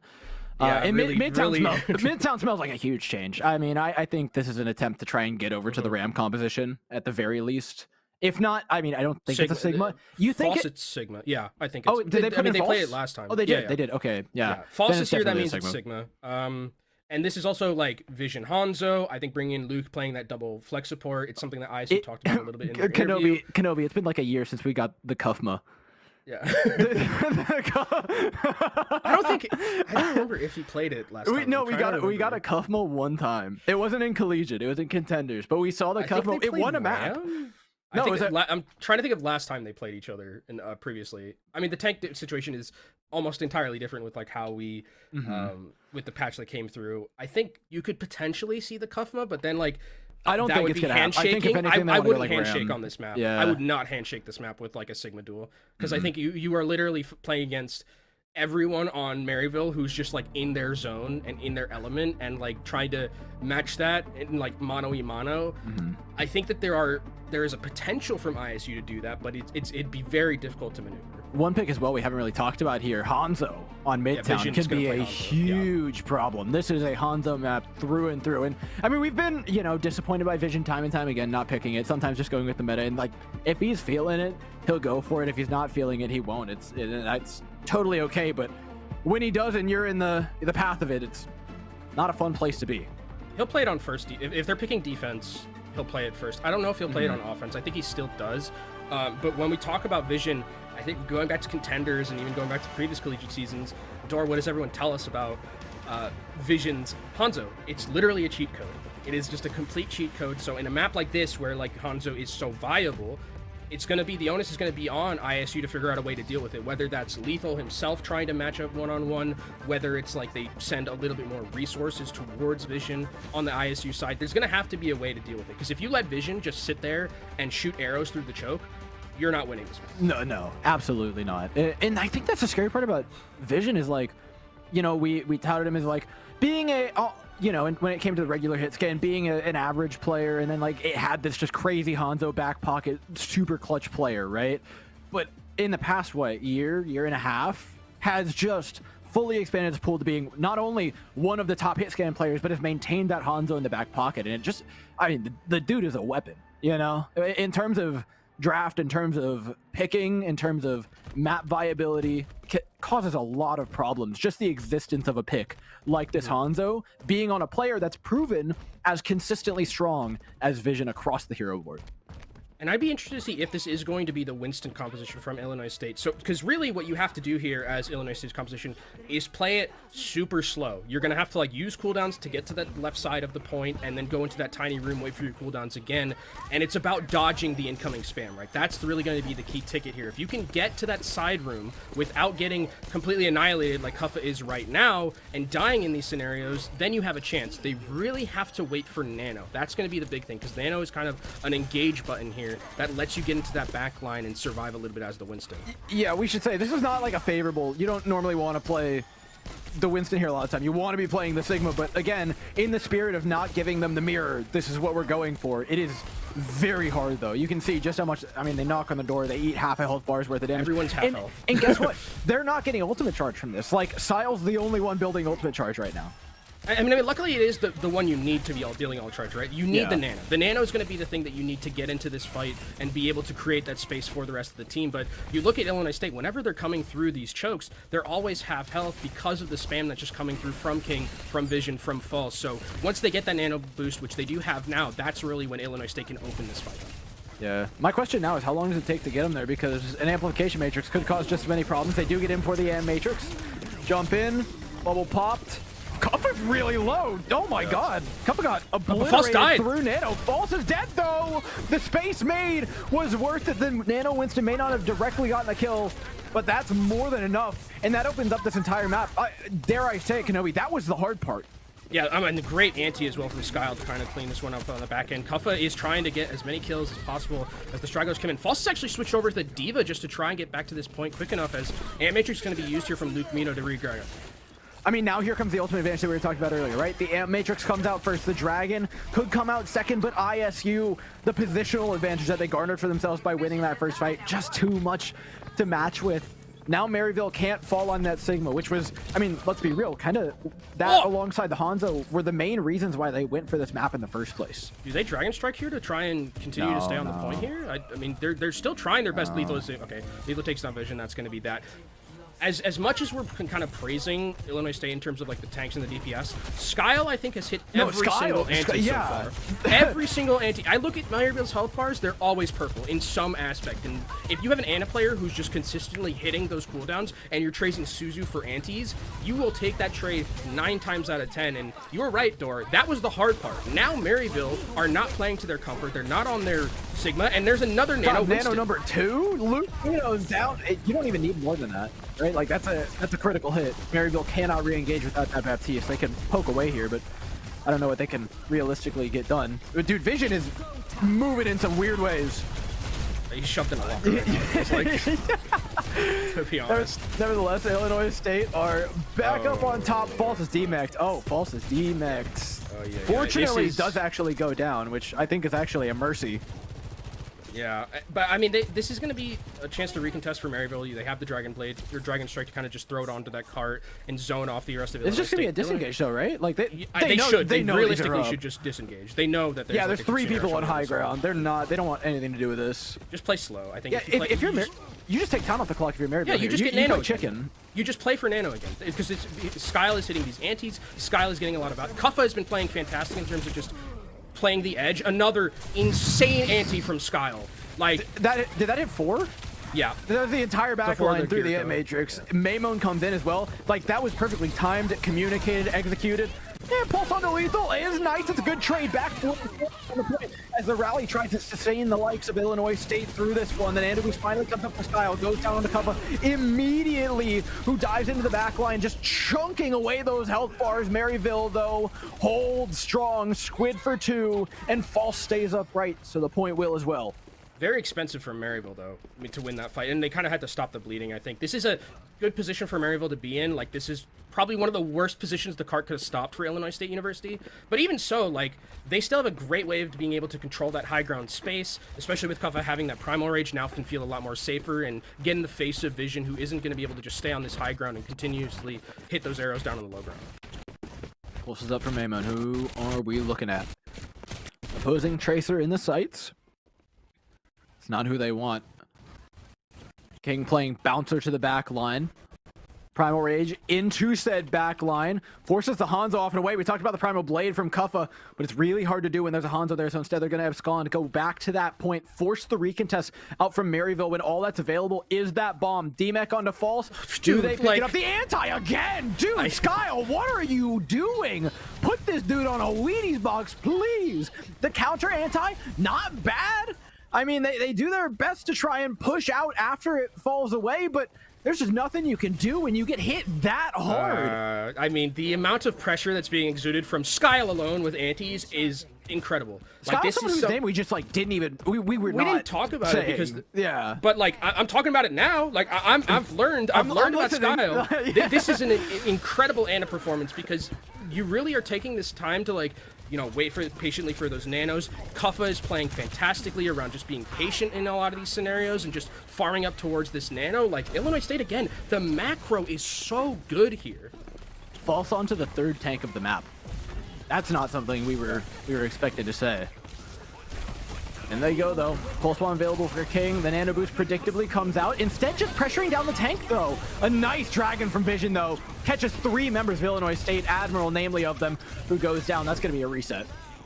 Kuffa needs to get out of here just in time, I think. Has the Primal Rage in case things get a little bit scrappy, but I don't think they want to need it. I actually think Illinois State wants to try and hold this position as much as they can here. And actually, Primal Rage is committed. This is a call out. They're saying you overextended, and they did. Maryville overextended the Primal Blade. Oh, that Hanzo is gonzo. Oh, God. Yeah, Vision should die here. No. Forces out the sound barrier. I mean, this should be fine. If Illinois State just don't die while the sound barrier's up, yeah, they'll be okay, because now Maryville are forced to engage onto them. Illinois State can re-engage back towards their own spawn. These trades, I think, at the end of the day, are going to be a lot better for Illinois State. The spawn's closer, False is low, the sustain is bad. Yeah, no, this is a win through and through for Illinois State. 100%. Fantastic job calling out that overextension. Yeah, really good understanding as well from Kuffa to kind of play that on the knife's edge and have the Primal Rage available to him. Now actually switching away from the Winston, so going over to the Ramatra, again, showing that versatility in terms of the tank picks that we have. WMamon looking with the Pulse Bomb potentially for someone on that back line, but False in this, if this fight is like really aggressive here and really enclosed, False is going to be able to have that annihilation and just completely ruin a team fight. Pulse Bomb in a dream. WMamon can get going here. Waits for it, sees the Suzu. Sticking the ram here is not even a bad call. It would give you a lot of space, but stays in the sight lines of vision for just a hair too long. Maryville now push back the likes of Illinois State. We're gonna back away and look at Maryville. They respected this time and said, no, we're good here. You can have that choke. It's okay. Now we're in last fight territory. No support ultimates for Illinois State, which is going to be a little bit scary, but they have been shown a great job of disengaging a lot of these fights that we've seen so far. But Lethal going to go aggressive already with this overclock and try and get the space. Dude, OC from the Raptors is Yeah, this is a lot of pressure. And it forces them into the pulse bomb. They're cowering behind the newsstand. It's a rock in a hard place, a railgun or a pulse bomb. Take your choice. Both of them take you back to spawn. That's the trick. Illinois State continue to move forward despite having lost lethal, and they should be able to here.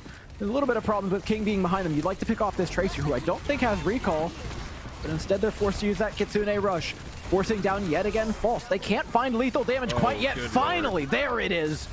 It costs a lot of ultimates, though. They'll have a sound barrier coming into this last bit up against sound barrier Deadeye. And the thing, though, is that's going to be difficult for Maryville coming back to this is the positioning, right? The positioning advantage is going to be so far heavily in favor of Illinois State University, and I think Maryville might have to just brute force their way in with the sound barrier of their own, and if Illinois State disengage it well enough, they can just go back in with the sound barrier and completely cap this map. Tricky to disengage in OT, though. Instead, they try to engage with their own. Oop, the Deadeye even further back. Cuppa gets the block on the Deadeye as well. Nice little bit of tech there. Stick onto False. Feeling pretty... Oh! I mean, they were gonna win the fight anyways, but it's Charles the Ninth. I gotta call a spade a spade. You know, Maryville gave one up yesterday against Northwood, and I feel like this is just like karmic retribution. Somehow being like, you know how Zuko like redirects the lightning, and it's just been thrown the way of ISU. Skyle has been absolutely absurd. Dude, though. this guy's been a freak. I mean, I would the hate amount of healing that's done, this. the amount of antis that have been hit, like especially even when it's like you're hitting antis against like Bap Kiriko, so you get one Suzu and one immortality field, and if you're just patiently waiting, continue to hit those antis, it's like near impossible for Maryville to play this composition. It feels like. Does it? Yeah, I don't even know. It doesn't get any harder on defense. Like you just same antis, more high ground to work with, more default space to work with.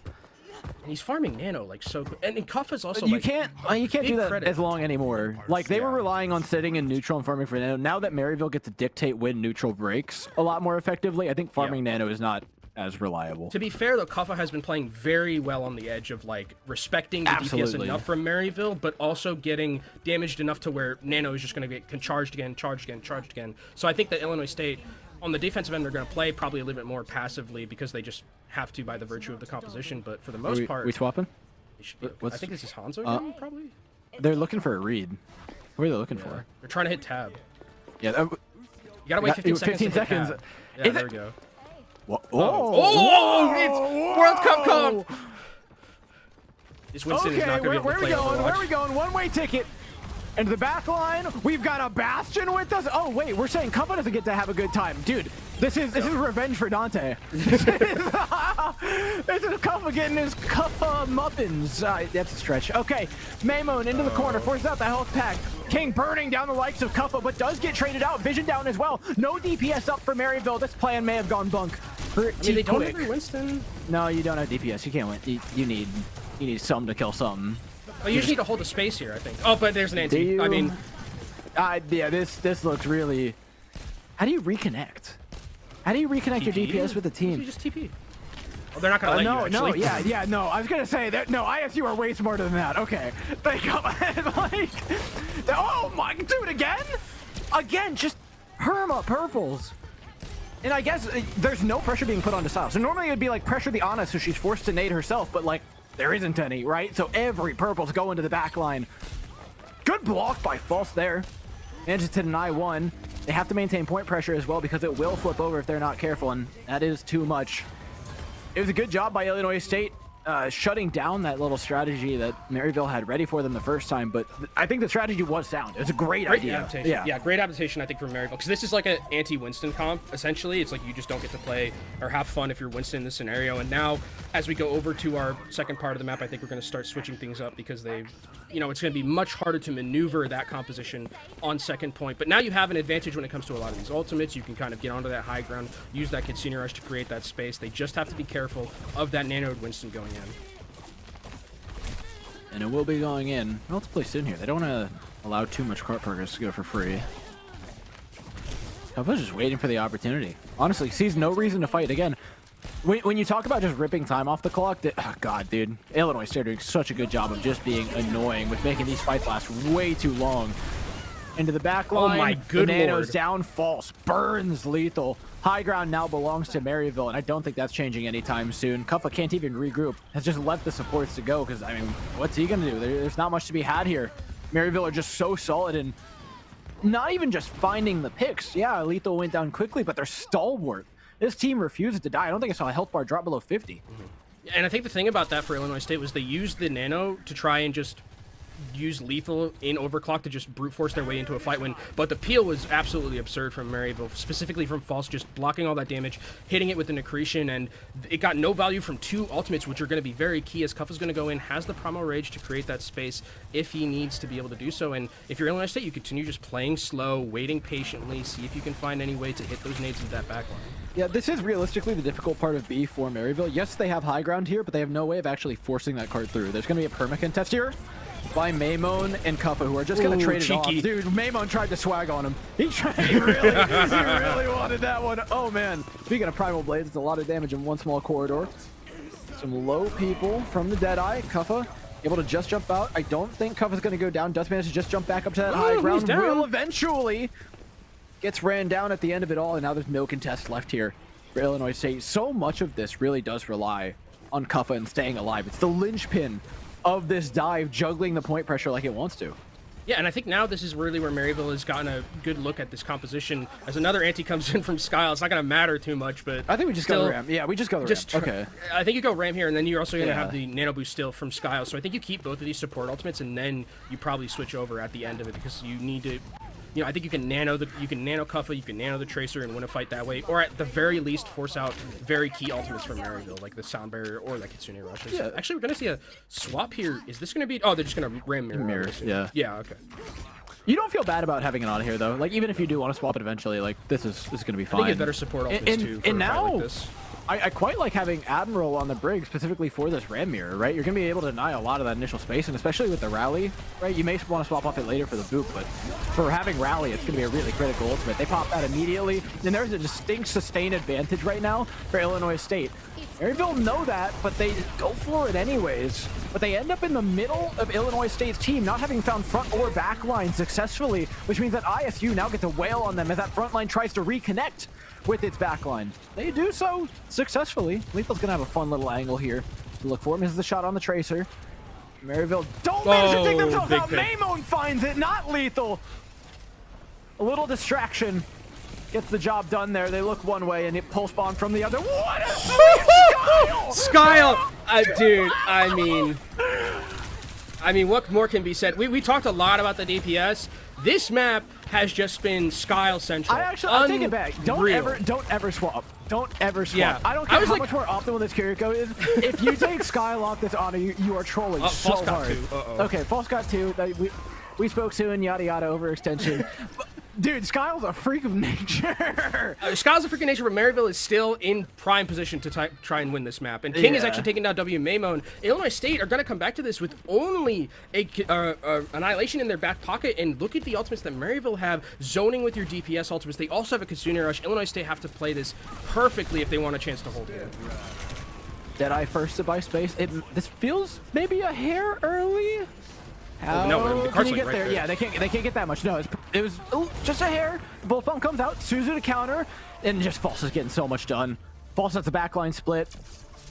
And with that line crossed, Maryville take a map win of their own, forcing things over. And again, you have to feel like the ebb and flow of the series may fall back on the Winston versus the Sigma, right? May come down to those map picks, and it really did feel like that was the case here.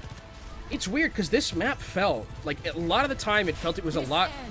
I felt like we had more pop-off moments and more like just more winnable situations for for Illinois State in a lot of these fights, especially with the antis, especially with that. But I think specifically on the last point, them not moving over to the Kiriko and the Lucio earlier, I think actually genuinely might have hurt them. I think I understand it where it's like, if we hit these antis, we're fine. If we're going to be able to like just pump our Ramatra full of healing, we can win a fight off the back of that. But I think just credit to Maryville for sticking to their guns there and just being like, okay, we know it's going to be a little bit rough here. We know that the antis are going to be around, but if we can just kind of play it calmly, be able to block some of that, it should be fine for us. And again, this is what Illinois State does, or Maryville does so well, is they have like so much composure, right? You could see like Skyle hitting nade after nade after nade and let that like break your mental, right? Somehow, where it's like, oh, we're just losing these even fights when to they nades. lost the fights to nades, they so calmly like just backed around the corner, ate the nade, and it's like if they die, they die. But like they weren't gonna complain about it. They just moved on to the next fight. And yeah, there's a lot of maturity in this team. There's a lot of maturity on both teams though, and I think that will come to show is neither of them's gonna really willingly lose this game. At no point will either team roll over or accept defeat here. But that does kind of, I guess the last thing I want to talk about here is like the adaptability that these teams showed in both of their first points. I think was phenomenal. Like the brains going on both sides, the ability of the players to execute plans on the fly, the teleport from the Sigma composition, super cool. The patience to build that nano so quickly, effectively, to utilize it without going down, and instead of focusing on that nano, focusing down that Sigma with the space that it made. Great realization. And again, those first points were really the crux of the map for either side. Yep. I want to see more of that coming into these future ones, to be honest. I think the only thing the series has is just to keep throwing the deuce back and forth, because if this is the Sigma map, I smell Winston in the future, right? And I'm not sure exactly how that gets matched on their side. Like False has the Diva. False can be very good in that regard, but not every map really lends itself to that. So this could be a back and forth series. And like we say with the back and forth series, you always give the edge to the person who won the first map. So, I mean, there's still so much to really take into this. That we are far from done. About it for Maryville, though, is that they are, throughout the entirety of the upper bracket so far, they've been phenomenal at breaking serve. Like, winning on the map picks of the other teams, they won every single series 3-1, and it's because of the fact that they get to that second or third map or fourth map, and even though it's a map pick of the other team, they have so much versatility in kind of being able to swap out False, swap out Luke, kind of figure out if they want Dante and if they want Jubian to play more to whatever their style they want to have. And that ability is something that is really beneficial to Maryville, especially in a very long series like a 1-4 like this. I think it is something that we have to keep an eye on, because if they break serve, that momentum is going to be so far in their favor. And as we go into pushes our third map, I wonder what happens in terms of the tank matchup. It looks like Dante is going to be in for False, and it is New Queen Street, which is super interesting to me, because this is what do you call this map? Swiss cheese in terms of like being able built to, like Swiss cheese, just it's holes built like and Swiss flanks cheese, everywhere. holes and flanks everywhere, which doesn't really match up to what we've been seeing a lot in terms of what the meta's been. It's been a lot of the rush, it's been a lot of Colosseo and stuff like that. We haven't seen too much NQS at all, so I wonder what Illinois State is cooking up with this pick, because I don't think it's a pick that a lot of teams are playing at the current moment in the meta. No, I like this. This feels like an investment into Kuffa and Maimon in particular. I think if you want to go the route of having that Malga, that's something that you can absolutely do. And if you do, Maimon on the Tracer can make a lot of things happen on a map like this with the space that's going to be available. I think there's plenty to be had there. We haven't seen it. I doubt it comes out the Junker Queen, but like notably pretty strong on this map, and something Kuffa, I think Kuffa on New Queen Street on JQ has like a dumb win rate. Yes, so like that. I don't know if we'll probably see JQ, one of his. Yeah, that'd be crazy. I doubt it. But in terms of like map to player combinations, this is a really good comfort map for ISU. And it kind of, I'm interested to see what happens in terms of the DPS with the hit scans, because I think if it's King and if it's W Maimon, we can pretty much guarantee it's like Tracer, Genji, Echo. The hit scan would be interesting to me, because this is a map where we've seen like in Overwatch League, MN3 play Ashe on a map like this and just take over a lobby completely. And Lethal is a very adept Ashe in his own right. So is that something that Lethal wants to bring to the table on a map like this? Because I think that Vision realistically could match in terms of like being an Ashe versus Ashe matchup, but I don't think it's something I want to I think we handshake. see Sojourns and Cassidy's, to be honest. That's got to be my best guess. Yeah, You need the maneuverability. It's not. No. But I think when we're talking about the flanks, I think the people here that want to be doing it the most, if King comes out on the Genji, maybe we see some off-angling done. If King comes out on the Echo, which I don't think, again, this map is built like Swiss cheese. You want to be capitalizing on the ability to flank very often, which is why I'm like looking at Maimon. I'm like, look, you've got a really good Tracer sitting right here that can do a lot of work on a map like this. And King trying to match that with, again, the Echo. King has a solid Tracer, but is it Maimon's? I'm not exactly sure, right? The Genji could maybe manage it a little bit, but keeping reins on Maimon and that flank, should that Tracer come out, I think is going to be the key for Maryville to holding on here. Yeah, I agree. I think the first fight's going to be a big deal, because I think if it comes out not as like a direct mirror between both of the teams, you probably have to change something in terms of like what DPS you're going to be running. If there is something different in terms of what we see in tanks, you're going to have to do the same thing. So that first fight is going to be incredibly important to kind of set the tone for the rest of the map that we're going to be seeing. Yeah, but I don't think I'm the only one who smells Malga coming here. It does seem... Surely there's no way. No, Cuff's hovering. We're getting... Yeah, no, this is not real. We're getting baited. right, surely. Yeah. Because, okay, if they are doing this, this would be the coolest thing they could do. Yes. This would be the coolest. They are the no coolest team. way, dude. The and Joker Dante's Queen. on the Doom. Oh my God! It's a treat. It's a treat. Lethal on the legs. Maymon's on Genji. What is it? The 2019? Oh, I'm loving this. Thank you for picking New Queen Street against this. I am one happy camper. Joker Queen and we get Dante. Dude, this is the best map pick in the tournament. Now this is pod racing right here. Okay, so let's kind of like take it back and what these compositions are going to want to do. Kuffa here is going to be around to kind of set the tone from the start and enable W Maimon to go in a little bit aggressively on that Genji. We know that Junker Queen Genji, an incredibly lethal duo, as Lethal gets a pick onto Squid on that off angle, and that's what the Soldier's going to be doing a lot of the time. I really like this Maimon Kuffa, like little semi-dive to it. The pressure just continues to come out and continues to come out. If anything gets low, gets a knife in it, gets a carnage, it's gone for. It's such a certain death. Do you have to? I think you might have to just think about, if you're Maryville, swapping over to Junker Queen yourself at some point. Like, I know you're going to be getting Nano relatively soon. Can Dante match that? I think Dante's a decent enough Junker Queen to be able to do that, yes. I think if he has it in his back pocket, I think you're going to be waiting for a Nano engage here as we start things off and as the map starts going through. As Vision's actually able to take down Admiral, but is traded back for King. Yeah, again, King down. The rampage doesn't stop. Kuffa continues forward. The ultimates are building up significantly. Maryville, fortunately, do have a Nano boost should they need it. That's really the big thing that you get early out of that. The block on the nade forces the Nano boost onto Dante early. Oh, that's so painful if you're Maryville. That's so unlucky. Vision ate the nade that was meant for Dante, thus they had to Nano to save him.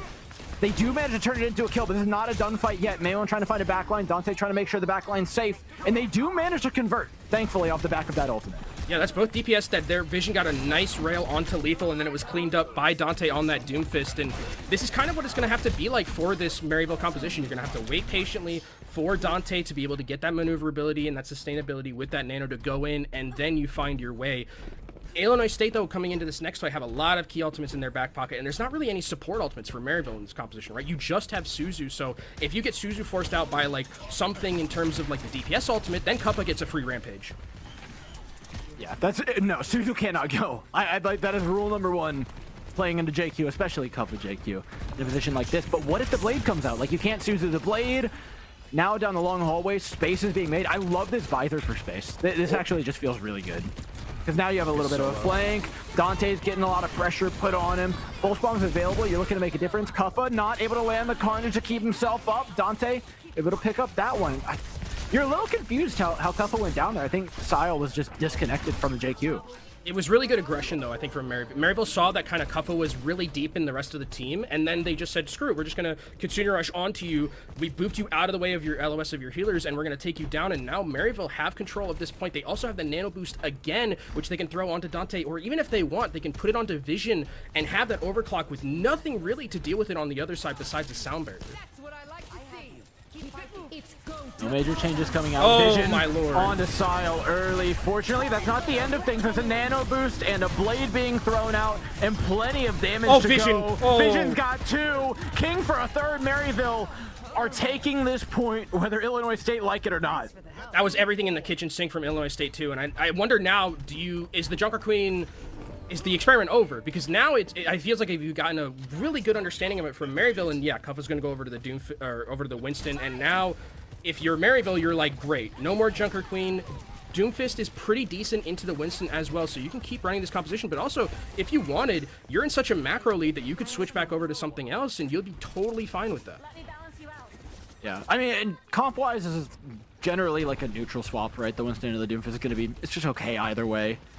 But they just want to find another way around because Maryville had gotten so good at playing into it. Squid a little caught out, has to defend the stairs, nearly gets the better of the Tracer. Oh, no. In fact, does. Maymon's out of the way, and back forward we go. Maryville are creating some complications here for Illinois. Illinois just can't find their way around. bit of trouble here for Kuffa as pressure comes out onto Dante. I don't think Dante is going down anytime soon. And I love the patience as well of Maryville, not to just try and aggress onto this corner too much. They're willing to back away, willing to reset Dante's health bar. A KR for heals more so than for damage, trying to deny and engage from Illinois State, but it's unsuccessful at that. Kuffa able to get in far and get slept, yes, but the damage was done.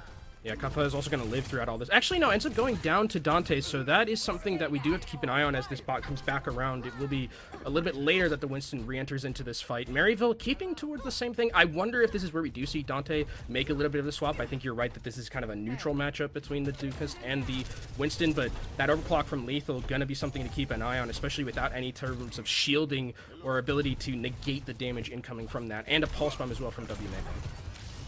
A lot of pressure on the DPS here, though, with the overclock from Lethal. Waiting for the opportunity. Diamond backline takes an interesting angle here. Looks towards the high ground, just misses a shot. Oh my god. On the other side, Vision had a railgun charged and ready for him. Lethal's not done with this 1v1, though. Re-aggresses into the backline. Can't connect with Kuffa, though. You can tell Kuffa wants to get back there so bad, but Dante's denying all of this space. This Doomfist has been a clinic from Dante, not letting Kuffa go anywhere. They're going to be able to clean this up. Kills are going back and forth, and actually Maryville, they don't have Squid in this fight, so there's going to be no healing available for Dante. Dante's going to get taken down, and a fight that looked like it was won is becoming very scrappy here. Doran, Illinois State have positioning, and they killed Dante. That's absolutely huge, and look at the ultimates that Illinois State have coming into this next one. They should be able to take this for free, I think. I told you this map was going to get scrappy. There's a reason why we call it Swiss cheese. This is a chaotic map through and through. And now that Kuffa's back, looks to continue to harness a bit of that chaos for himself. Vision pops the overclock. Kuffa, unafraid, dives forward with the Primal Rage just to deny the Sojourn any potential value. Dante will be back soon, though, on that Ramatra.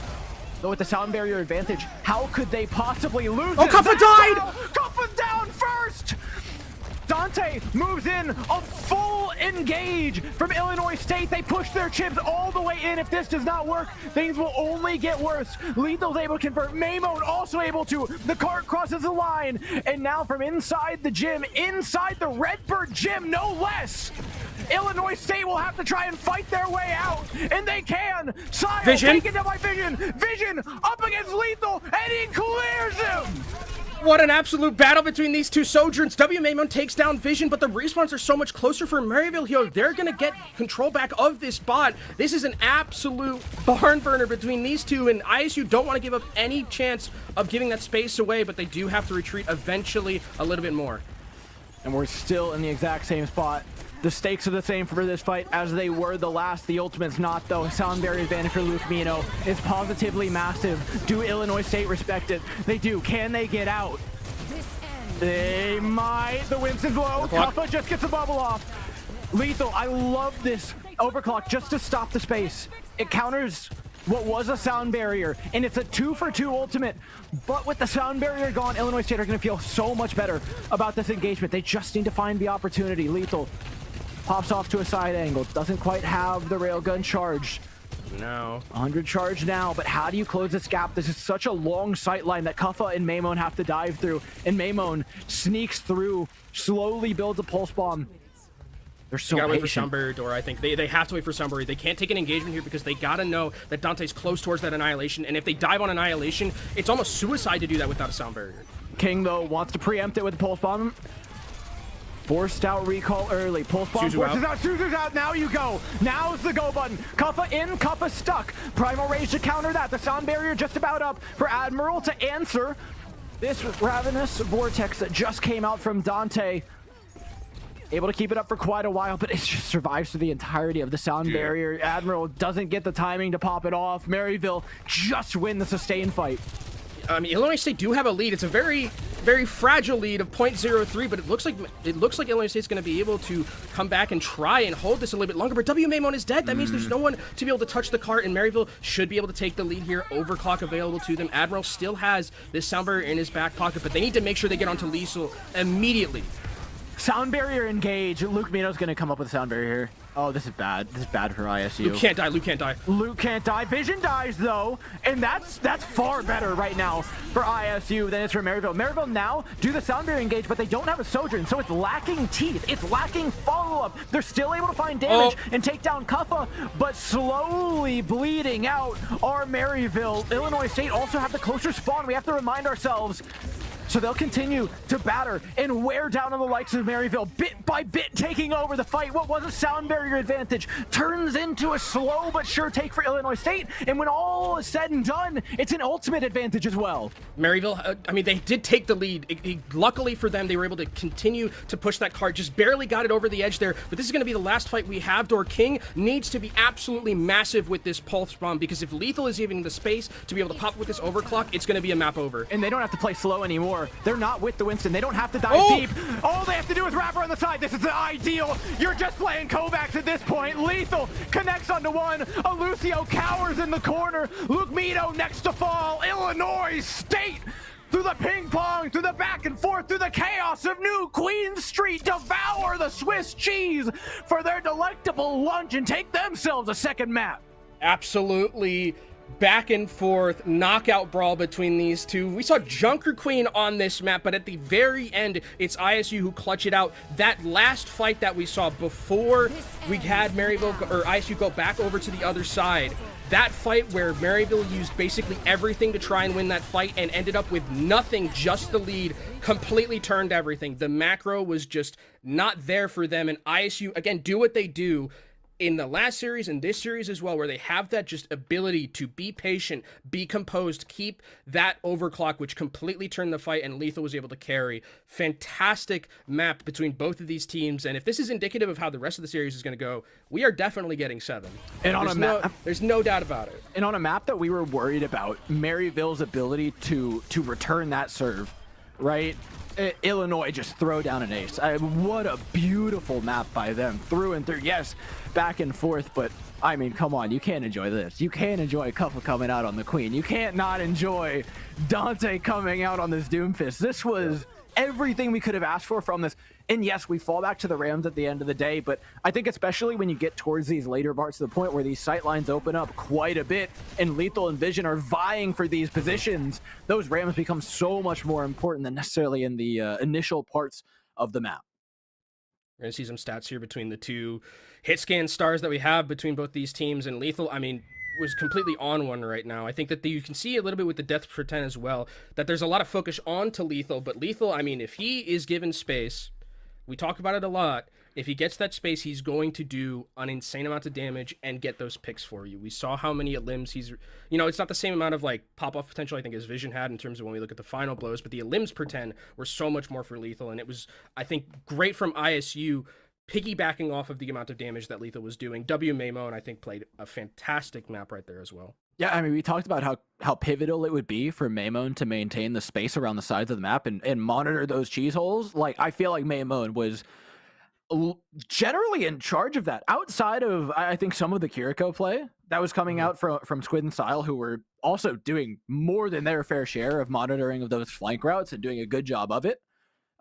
Yeah, I do think Maymon was just getting the better in that regard of creating those angles and forcing pressure onto him. And when you look at things like that last engagement where Lethal had just the shooting gallery to go through, right? A lot of that pressure is because the player like Maymon are pushing things like the stairs and forcing pressure towards the back line, which then lets your tank get pushed, which then gives you the corner, which then gives Lethal those sight lines, right? Like, these are all domino cascading effects, and it's pressure points that these teams are looking for, not necessarily picks. When they're taking these engagements. And I think Maymon is an expert in just finding those and pinpointing them.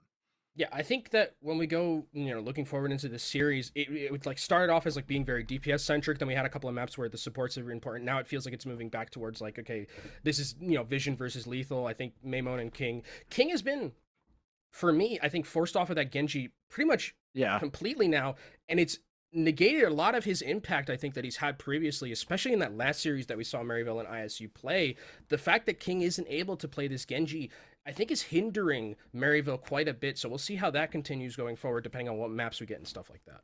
And you know what? They've got a little bit of time, drink some water, eat some orange slices, and figure out what on earth they're going to do about ISU. But while we're gone, Guys, hit all the buttons, the follow, subscribe, the other follow button, and that'll be your homework. In the meantime, one last assignment before the semester rounds out, but it won't even be too long before it's due. 3 minutes, and we'll be back.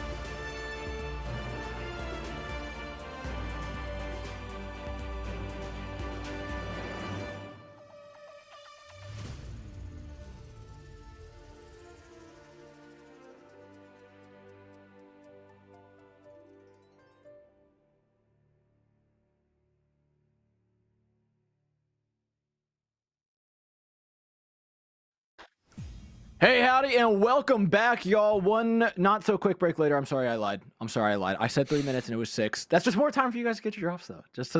I mean, really, when you think about it, you should be thanking me. We get more Overwatch, and with more Overwatch comes a little more excitement because we talked about New Queen Street. We talked about the map advantage and how things might play out between these two teams, but we have to remember the map pick pendulum swings both ways. Kenobi and Suravasa will be the pick of Maryville.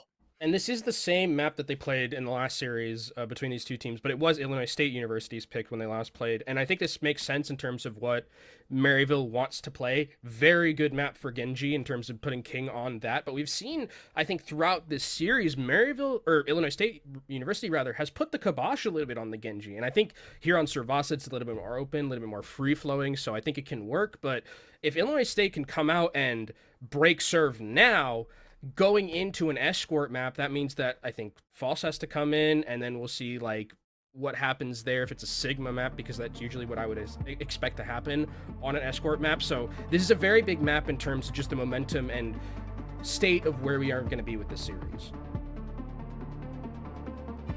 Up and available. It does make you wonder a little bit, though. You talked about King's Genji, but we saw a lot of stuff surrounding those compositions, and God, there's so much history to talk about with every one of these players with regards to what they could go here and their counterparts on the other side and what they've ran against one another in the past.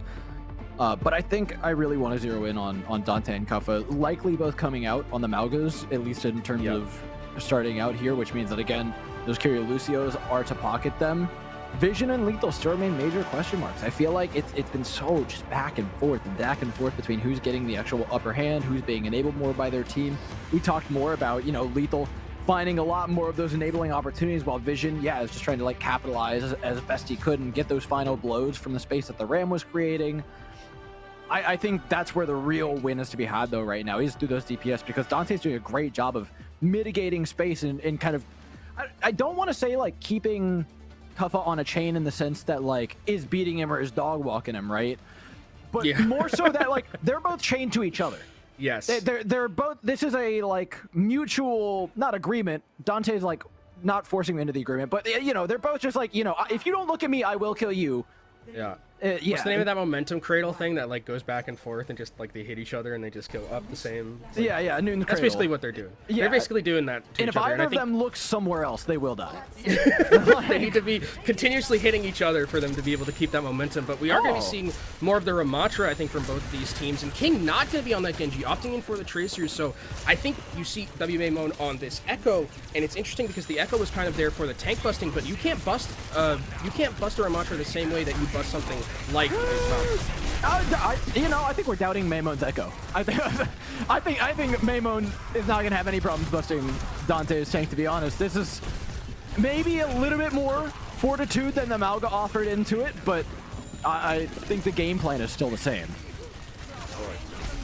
Yeah, and look, I mean, the space they made alone was enough, right? The Ramatra is forced down, the sightlines open up. It's a final pick from Admiral, but realistically, all the damage that was being chucked over top of those stairs is all being chucked from a high ground advantage for Illinois, just because they were able to force back Dante with all that damage. And I guess you don't really have to bust the tank if you're just continuously spamming it down. Yeah, just pushing back, I think, as well. Forcing out so many cooldowns like a Suzu. Sticky bombs in these enclosed fights also do a ton of damage. I mean, you can already see WMA has the duplicate already available to him, so this next fight that we're going to be seeing here, any of these dupes are going to be absolutely incredible, right? You can dupe Ramatra, I think, is even probably one of the best dupes you can do in terms of just getting value, or a Tracer. I mean, really, it's your decision if you're WMA. This also makes you question the value. Like, King got very little value in the last fight, and it makes you wonder how King's going to get value in this fight. Like, look, King is locked on the opposite side of the point from the entirety of ISU. Maymon tries to get in, does manage to, pops a duplicate, able to live quite a while with the help of the Kitsune rush. Both teams throwing him out, though. Sound barrier is held close to the chest for Admiral and Juby, who will flinch first. Sound barrier to answer the overclock. Admiral gets the later, better sound barrier. It's looking good for Illinois State. Can they capitalize on the longer lasting health bars? They can. Juby caught running away. Shot in the back. Dishonorable kill from Lethal, but I don't think Lethal cares one bit Vision's able to pick off Maymon for one more, though, and this overclock may be the difference maker. Looking for an angle onto a second player, but doesn't have the railgun to answer. Sile forces them back as this fight remains neutral. Dante has the sustain with the ultimate, and that's enough to push Cup over the edge and flip the point in favor of Maryville, but it's 99%. Yeah, a lot committed from both of those teams there in that fight as well. And you can see Maryville, I mean, playing on a knife's edge, I think one of the things that they're doing so well specifically is dealing with lethal in terms of just like Dante being able to negate a lot of the value that's coming in. Like that overclock almost didn't really get a lot of value because he basically got shot by Vision once and had to have the sound barrier forced out to heal him up. So I think if they can continue to do that and just like give W Maybone his, but negate lethal a little bit more, that seems to be the avenue for Maryville to win a lot of these fights. Yeah, and I mean, Maymon getting picked there was instrumental, right? The pick from Vision is so beyond huge. Now, they can't always rely on that. Maymon will almost inevitably play more safe than they did when they went down before. Dante dropped down to half HP. Kitsune Rush used aggressively. Sile 5% off of that ultimate, so it's going to be back foot city here. Population, Illinois State, and I don't think that's changing anytime soon. I mean, they bring it back, and I don't think there's a way for Illinois State to come back into this one and recontest and get that point progress. So it's going to be Maryville University taking this one up. I think Illinois State would make it. I think it'd be a mistake for them to try and get back into this one, especially if they have to force ultimates to try and proc that overtime. It's better to just go back to that next fight, keep your ultimate economy that you have in spades over Maryville, and hope you get a good roll. But they actually get a very bad roll. That RNG tough. is not in their favor because Maryville have a huge positioning advantage right here. Maryville rolled the dice too. They leaned that way. Like they were like blackjacked. 50-50. Yeah, exactly. They went all in on one and just wow, camo spades. Well, Spawn, I mean, for King in the backline, I think this could be, just in terms of getting Suzu out, could be a big deal. But actually, Illinois State's going to go first. I mean, I respect it, but I mean, they're just going to walk away from you. Yeah, Maryville just completely disengaged that. Maymon still gets Juby. Wow. Wow, wow. Incredible DPS. I wonder if Maymon was on the back end of that. I wonder if that was a planned flank. I think Did they push him into Maymon? I think with just Ramatra dupe, it's just like you just walk as like two JoJo characters and just like walk at the enemy team, and you can pretty much find kills anywhere in scenarios like that. And I think it's a great win because they went aggressive. Something that Illinois State did so well in a lot of their wins and against Northwood is they were being the aggressors, and they're not letting Maryville stand on ceremony, just wait for a pulse bomb, wait for Vision to find a rail. Ultimate economy is relatively the same in lethal on the flank, potentially looking for an overclock.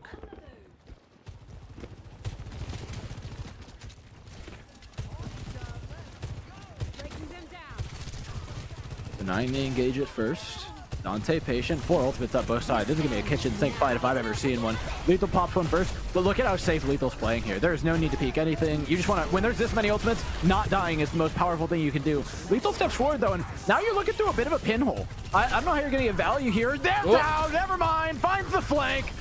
3 players sitting in full view of the ISU DPS players. Couple pushes them back with the likes of an annihilation. They still have to pick up a couple more on point. That's not as easy as it may have initially appeared, but they will get those picks regardless. Sile in the sights was helped by lethal. Yeah, Maryville now gone. Illinois State, this should be a point going in their way, and with only 2 fights spent as well. Yeah, and I think Maryville are gonna potentially attempt to get back. No, I don't. No, they might. No, they're just gonna move. They're gonna move back to another one, which I think is good. I mean, that's great from Illinois State. They kind of rolled really bad at the start in terms of where the point was, but again, that aggression that they used and that going first mentality they got good RNG really now. helped them there. Now they have good RNG. Yeah, so, okay. Karmic justice. Yeah. You know, and now I think, again, you can kind of do the similar thing where it's like, you have Kitsune Rush advantage here. You can just be the one to set the tone from the start. Just take all that space away. Don't let Maryville set up and get an overclock for free from Vision. Just use that Kitsune Rush to be a little bit more aggressive. Yeah, push them when they don't have sightlines is kind of the goal here. Sile waiting for the opportunity, but the fact that health bars are low has forced them to give up a little bit of space here. Maryville back off. When does Vision pop overclock? Does Vision pop overclock is the question we're really looking at. The check bar in the top left hand. Illinois State refused to back up. No overclocks pop. Maryville, they try so desperately to absorb the pressure that Illinois State at them, but every single time they fold. Not a lot, just barely. It's always like one player, but ISU never come up empty-handed from these engagements. But like again, the way that they're kind of using these ultimates is so incredible. The macro, just understanding where it's like they know that there's going to be this rotation from Maryville on that coastline to try and get vision sights, and the second they try and turn that corner, bam, instantly use that Kitsune rush, get a fight win, overwhelm Maryville, who don't have support ultimates. You're tracking that and win a fight, and now Maryville have to do the same thing again, try and get vision in a position where he can use that overclock. Team's a little bit more successful this time. Vision not trying to be so greedy as to take it all the way up to the point, but doesn't get any value with it either outside of taking down King, and with Vision going down themselves, seems even tougher. No DPS to back it up. That's another point going the way of Illinois State. There is no contest here for Maryville. Yeah, and now it's becoming a bit do or die for Maryville in these scenarios, because it feels like they're always, again, on that back foot. They try to use both the DPS ultimates there, doesn't manage to find anything, and Illinois State's going to come into this next fight with a pretty significant ult economy advantage. You have a pulse bomb available to you. Skyle is not too far away from a Kitsune rush, so if they can disengage from this first Kitsune rush from Maryville, go back in with their own, they have a very easy chance of taking this map and going on to match point for the championship. It would almost seem too easy, this Suravasa for them. Yeah, they let the 1 point go, but it seems like they've been in charge a lot of this. Two ultimates. Maryville need to take charge of this map here and now, otherwise they face down map and match point. Maymon dueling out King. King wants more. Maymon says, come get this smoke. He says, never mind. Still, point control given over to Maryville. No flip quite yet. Pulse bomb waiting in the rafters. Maryville holding everything close to them, waiting to respond, and they send out the first blow. A Kitsune rush to try and engage on the likes of Illinois State, who calmly back away, but aren't able to keep Cuff up in the meantime. A slight bit of greed trying to not spend anything up against that, and Maryville punish. Yeah, they really wanted to play that like as close to their chest as possible, but Kuffa going down there completely turns the fight. W Maymon used Pulse Bomb, I mean, one that you get back pretty quickly, but you, in a perfect world, you have that one for this next fight, and Maryville don't have to use too much. They, have a Kitsune Rush only pulled out from themselves. That's really a good position for them to be in, to have this sound barrier to fight on point if Illinois State's going to try and be very aggressive here, and they're ticking up past that 50%. So if Illinois State win this fight, Door, we're going to a round 5 here on Suravasa. Oh, absolutely. And it seems like they're poised to as well. Unless Vision could have some heroics, unless Sile could have some heroics, there is a lot of room for a play to be made in this fight. All the DPS want it more than anything. The glory of a play in the grand finals, and Lethal takes the first jab at it. Juby down. Illinois State in full pursuit. That's such a big thing, because you saw Maryville was completely going away from that fight. They wanted to re-engage with that sound barrier, but they don't have to, and just a single ult fight win for Illinois State. Now they're going to have control. They're going to have all the sightlines to work with, and the ultimate economy is pretty much matched between both these teams, so we're going to be seeing it really come down to the neutral fight. Who's going to use these overclocks first, because overclock first, usually in a lot of these team fights that we've seen so far, means a fight win. It's an uphill battle for Illinois State. Match point on the line. One fight to go. Stepping up to the plate, Maryville. How do they want to use a sound barrier? You just want to make sure you land it second, but you also want to be the team that engages. Lethal drops so low. Sound barrier's out at the exact same time. Both Ramonstras holding onto the Annihilation, but it's Lethal whose health bar goes down, unassisted by the sound barrier. Kuffa to go next. Lethal made the play in the last fight. Vision, his counterpart, his former teammate, gives him the smackdown in the next. And a huge patience from Maryville there, not committing very key ultimates to that fight. They knew that as soon as Kuffa was half health from the damage that Vision had taken down, they knew they had the fight won. Dante keeps his Annihilation. Squid keeps his Kitsune Rush. That's going to be huge going into this final round of Suravasa here. But Illinois State, actually, they're not done yet. They want to try and win this fight, maybe get some ultimates out. They got a clean re-engage with time. They force out a Kitsune Rush. They're not going to spend anything themselves unless they smell a win. And there's not a win in sight. Dante forced out Annihilation as well. And yes, it's a lot of pink on the right side of your kill feed, but boy, are Illinois State happy right now. Yeah, 100%. They are absolutely thrilled that Maryville had to pull those two ultimates through that fight. Now they have Kitsune Rush advantage, and we've seen so many times when Kitsune Rush is available, Illinois State are the ones who are going first, and there's nothing Maryville has to negate it. No sound barrier, no Kitsune Rush of their own, so Maryville most likely is going to have positioning here at the start, but it's going to be forced out immediately by Illinois State when they come back in and try and aggress with this Kitsune Rush. Like you said, they've used it proactively. Maryville's failed the disengage, what, 3 times in a row now? Yeah. They've got to be able to break that pattern, and it's hard. It's hard. Illinois State come at you with everything. Guns blazing, high ground to be assaulted. It's the pulse bomb though. That could be the difference maker. Kitsune Rush still in the back pocket of Sile, not using it too early on in the fight. Maryville waiting to call their bluff, not disengaging too early. It's just poke away on point. Recall force for one. King looking for the health bar. Kitsune Rush out. Pressure onto the back line from ISU. King and Dante drop low. Maryville desperately trying to absorb the pressure. Successful so far, but can they fight their way back in? Back forward, Juby. Sound barrier advantage. They've survived the Kitsune Rush now. Whoa. It's Maryville's turn, but their health bars are too low to find a proper engage. Throwing out a Kitsune Rush to try and stabilize themselves. Lethal counters with an overclock. Hits head after head after head, but the sound barrier keeps the likes of both teams alive. The pulse bomb finally delivers the first blow, and with that, the entirety of Illinois State fall. All this for a drop of blood, as it's only the point tick that either of these teams would even gain from it. Kuppa drops low with the annihilation. Dante sustaining like a madman, has managed this point like a masterpiece. I mean, King has been like relatively silent for a lot of this series so far. That was incredibly played by King. If King loses that 1v1 against WMamon on the point, it completely blows over. The fact that King was able to just play on such a knife's edge, stay alive, and just threaten WMamon was the reason that Maryville could come back into that fight and have that ability to continue to sustain. Now Illinois State try and regress here, as it felt like we only had, it was 2 minutes for one fight, and it's only 35 seconds. It's match point for Illinois State. If they win this, Maryville could deny it, could even the score. Dante steps forward, trying to do exactly that. Attempts to make a play. That pulse bomb looks deadly. Suzu's still up. Illinois State are simply down a player, nothing else. They need to disengage here. They need to try and get away, regroup with the rest of their team. But Maryville descend like vultures upon the weakened state of Illinois.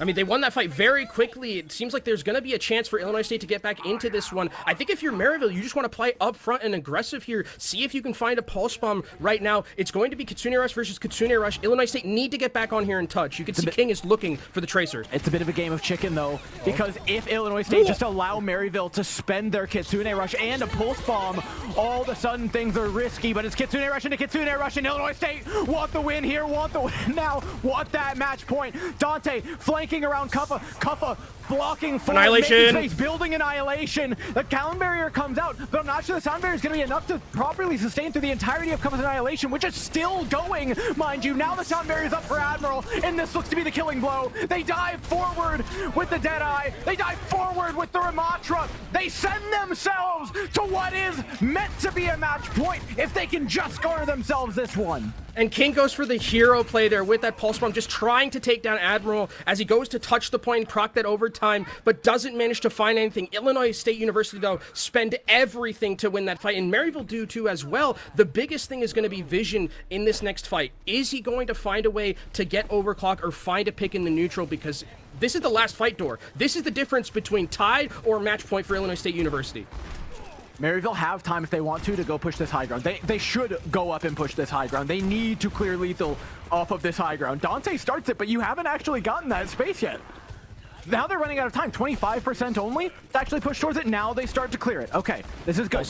Get your Sojourn set up. Pulses are available on both ends. 80% to that overclock. Overclock from this high ground could be very, very deadly. Maymon looking for King, who got the better of him in the last fight.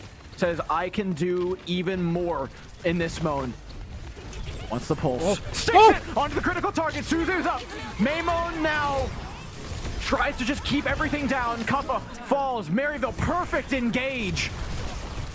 I saw no flaws in the plan from Maryville. Take high ground, hold it, watch the pulse, Suzu the pulse. Make sure that your Sojourn's able to capitalize on that high ground with the overclock. Everything was beautiful. Everything was buttoned up. It's the clean play we expect from Maryville, and when it matters most, it's tied up 2-2.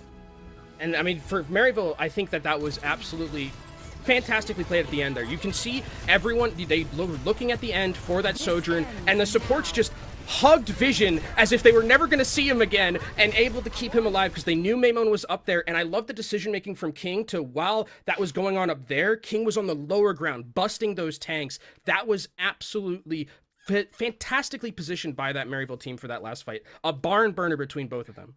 And again, man, we keep going back to the map picks here, but this is going to continue to just be a back and forth series. Suravasa felt no one's firmly. broken serve. No. And has anybody serve actually felt like that outside of, I guess, King's Row? King's Row, I think, felt very, very Maryville, right?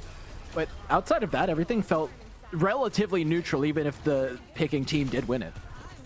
And I think when I look at Illinois State and like this matchup in particular, they came back from a lot. It felt like it was just a juggernaut between when the supports had ultimates and when they didn't. There wasn't a lot of like neutral fighting for the most part. It was a lot of just like Illinois State's going first, Maryville's going first. Towards the back end, I thought that this fight, the one that we had on this fourth round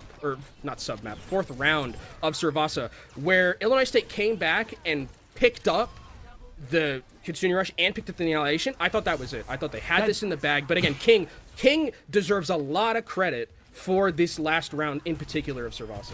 Yeah, but dueled out Maymone and then followed that up with the Pulse Bomb pick could not be more high impact for a point like this. Jeez, Louise, man, lethal. Landing these shots. It really is the smallest of margins too, which is crazy when you see pop-off plays like this time and time and time again. When you see people consistently hit headshots. Look at this. Wow. Mm-hmm. Oof, this is just an insane match. The final blows in the elims, the deaths as well, half of what Maymone was able to put up, considering that it was a back and forth, 1-for-1, fight-for-fight type of map. That's a pretty significant difference in numbers. It's probably the best I've seen King play on Tracer this entire tournament, because a lot of the time, again, when we've seen King, it's been like the Genji. Like, his Genji is his pop-off hero. This would be good, I think, for the confidence of King, because I think when King can, like, feel himself on the Tracer and, like, have that confidence to be like, I'm good at this hero. I know how to play it. I'm very adept. The pulse bombs are hitting. I'm being able to duel out W Maymone pretty significantly well. I think that's really good, because that means that now the onus is on W Maymone to try and come back and bring this to more even keel, because this last round specifically of Suravasa was King playing phenomenal throughout most of it. I don't think he made one mistake. And it's been different players every single map that we've had the ability to highlight, which I mean, that tells you the kind of final this is. We got into today, we were looking at like top 3, top 4, right? It's stars all the way through. Collegiate has become jam-packed with players like this who can, on any given Sunday, put up numbers like this, gap each other left, right, and center with performances that we didn't know, despite having watched them for years, that we didn't know they were capable of, much less against each other. Because like it's one thing to like, gap a bad team, but it's another thing to gap a team like this in a final to put up numbers like that to create differences. But both these teams can do it. And this was what I wanted to get to next. The pendulum swings the other direction, Kenobi. There were some options here. There were some options. Because Gibraltar, this way, for whoever landed this map pick, and we need to stay, can we stay on this map pick page, producer, please, for a second. Whoever wins this first map, that's why it's so critical. Yeah, you're feeling each other out. But in a ping pong match, in a back and forth where both of you play slightly different meta compositions, winning that first map matters so much, especially when it lands you on map 5 escort pick. The 4 maps in this pool are Circuit Royale, Havana, 2 notable Sigma maps where Maryville would have 100% had an advantage. The other 2 maps, Route 66 and Gibraltar, firm Winston maps where ISU want nothing more than to take Maryville's lunch money. Whoever got this map pick was the team that won the first one. And it was going to be that way almost no matter what. And this is the power pick in the entire series. If there was ever a map that it would be impressive to break serve on, it's this one. Yeah, this is like how, how in soccer and penalty kicks, the 4th one is like the most important. It feels like the 5th one in the map pick is like the most important, specifically now that it's Escort, because Escort offers so many different variations of compositions to play, right? And they're kind of like stuck. It's not like you get like a ton of variation with whatever map you pick. It's like, no, Circuit doesn't become a Ram map because Ram got good. It's a Sigma map. Period. It's a Sigma map with like a smidgen of RAM sometimes if you can't play the Sigma mirror, right? Like that's there's kind a time of what Peps forced Winston on it. It looked really weird, but like we don't talk about that. Route 66 though is like a Winston map. The vertical mobility is incredibly important. Diva is going to be important here. The hit scan is going to be the big thing. This is like the first time kind of between both of these teams that we're going to have a map with like an insanely long sight line to use. And we have Vision and Lethal, 2 players who are keenly aware of how important it is to get that sightline advantage in a hit scan versus hit scan matchup. Is it going to be Ashe? Could we see Widowmaker? I think Vision could pull out Widowmaker here, and it could potentially work, but I think that the hit scan matchup against the tank matchup as well is going to be incredibly impactful on this map in particular. I don't think there's a need. I think if you're Vision, I mean, for Maryville, maybe Vision wants to go for it. ISU don't need to try. ISU don't need to go for the fancy. They don't need to try and like hard win their 1v1 matchup.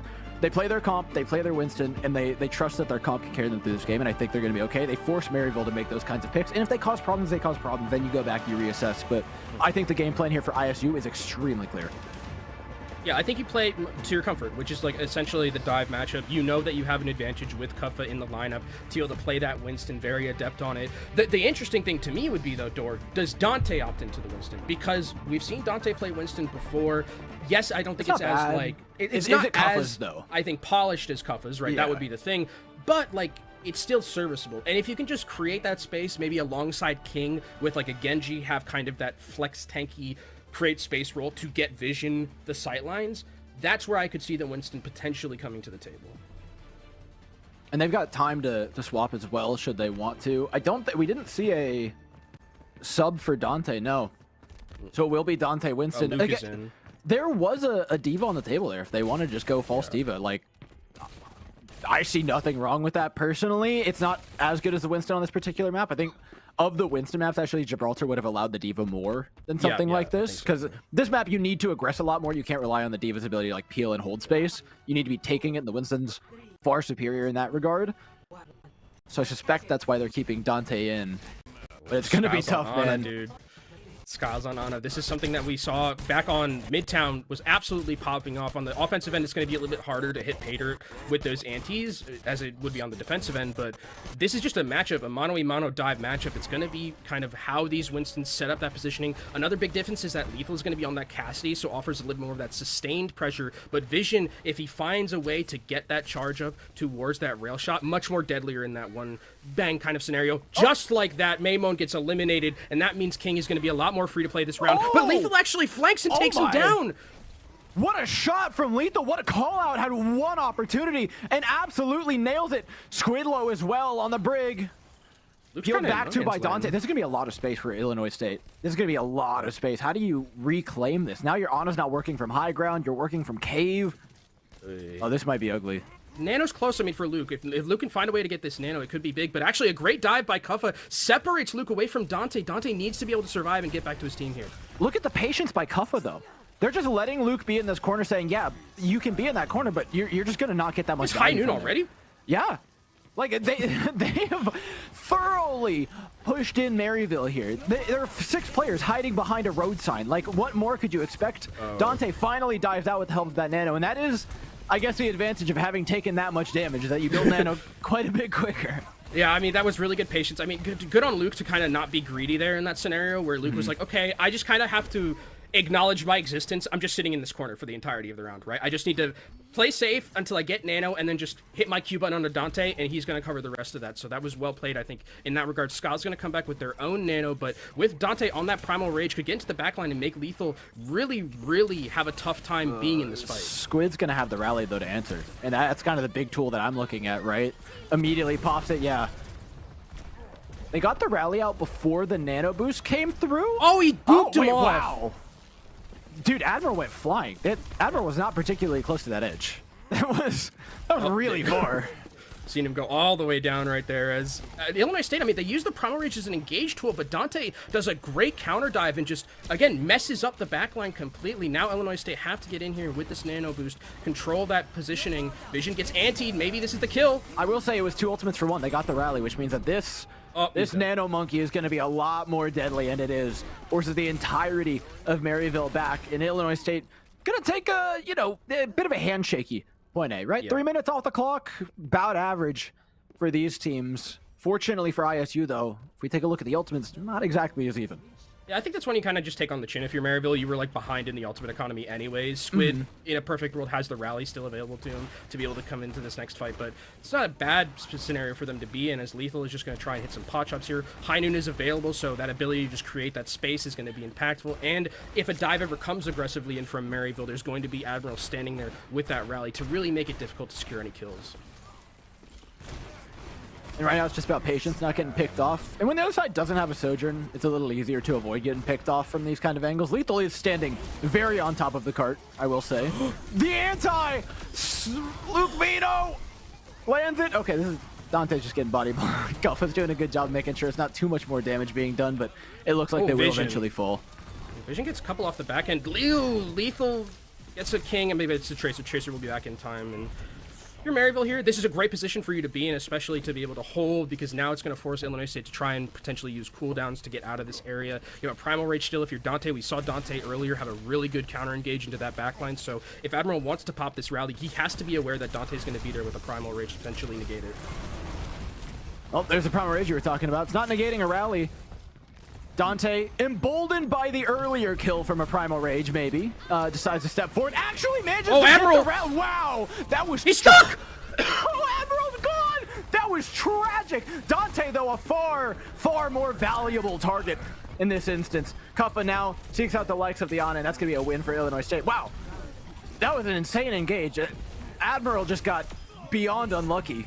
Yeah, I mean, I picked felt like, out of the doorway there, but still. I felt like they had it, Dor. Like, I was watching that one, and I was like, especially with the Pulse Bomb onto the Brigitte, I thought it was done, but again, Kuffa coming in with that Primal Rage, really the sustainability, and without Maryville having the damage necessary, couldn't find a way to take that Winston down. But now Maryville, I mean, not in a bad position, a minute and 30 left for them, but Illinois State have a lot of key ultimates. That Nano is a little bit ahead of what Luke Mino has right now, and you can just stand in this doorway and cleave. On this choke, yeah. It's a little disgusting. Look at this, 3 people. I mean, good nade. Yeah, I mean, it's a good nade, but you're still just going to lock them out here. Now you go back in. Well, then you get naded on the second time around. Watch. Sile's going to land this. Sile lands these. Sile hits these. No, Sile's saved the nade. Oh, I mean, he slept him. He didn't sleep him. Try to dead-eye the sleeping Winston. The value quite had, but it's Luke Mino who goes down. Lethal clean up another. ISU are controlling their map pick beautifully, and again, it's that Winston control. It really does feel like Kuffa is the difference maker in this. It's a little more clean. It understands that space a little bit better. Dante's extending a little bit further for these spots. Like it's 1% differences from Kuffa, but they really add up, and it shows you the time and the effort that he's put into this hero. It's like a bit of polish, I think, is like the real difference maker, because it's not like Dante's like playing bad. I think Dante's playing relatively well, all things considered, but just Kuffa is schmoovin' and grooving right now around these bubbles, around everything, as Dante does manage to take down Admiral, who was anti during that fight. 2 minutes available for Illinois State here to push forward. Pulse Bomb's available just for King at the current moment, and I think you just take this positioning away. Yeah, if Admiral's dead, there's no reason to stand on Ceremony and just wait for them to get back into this. Wait, where are we? Okay. We got one on to Squid. Is there anything else here? Does it get worse for Illinois State? I guess is probably the better question. If he was going to pulse, then maybe, but I think you're fine. Yeah, okay. A little bit of an awkward back fight in with there. Rally, though. That's going to be a big deal, especially the fact that Squid doesn't have his. Stuck? Who is it? It's Admiral, just before the rally comes out as well. It's another fight, effectively won in just an instant from Maryville. They're being very efficient with these ultimates, but no! Illinois, fire back! Lethal gets one. Kuffa doesn't blink before pressing the Primal Rage button after seeing one kill go down in the feed. Now is looking for the Ana. Does he manage to knock her away? Not quite. It's back towards spawn. Kuffa, you see, not going for that. Not overextending. Knows those spawn players are coming. It's a little bit of cleanliness on the Winston. That wins so many fights. Dante eats a very chunky headshot. I'm not sure if you're going to be able to come back from this without a Primal. Oh, the Nano Primal. That hurts. Yeah. Oh, that's suboptimal value. And you get nothing from it. This is the dream for Illinois State. Now they can just move forward. Take that rally armor, take your Nano boost, take your Pulse Bomb, go nuts. Yeah, I mean, this is great. And Nano goes into Kuffa on the engagement. There's the Squid dies mid-rally. That's the map. Yeah. Wow, dude. Illinois State dissected Maryville on BNC. I think this is what you're seeing is just a little bit of like the gears are a little bit more oiled for this composition from Illinois State. That's like the difference here is that these dives are so much more clean. The way that they're moving around with like, you know, Skyle on that Ana, the way that specifically WBA Moan has really just negated King. It felt like it was the opposite on Suravasa. Now in this composition where he's getting a lot more value and Vision has to kind of is like between a rock and a hard place, because Vision is either like, okay, I need to deal with Lethal, but also I have to help out in this Tracer matchup a little bit because I have Hinder Grenade. I'm very adept at dealing with Tracers. How is that going to end up working out? And it feels like, I mean, just Kuffa one death. Like this Winston play has been. pretty exquisite so far. Yeah, we can talk all we want of the DPS, and I think there are differences that you see in terms of just the comfortability.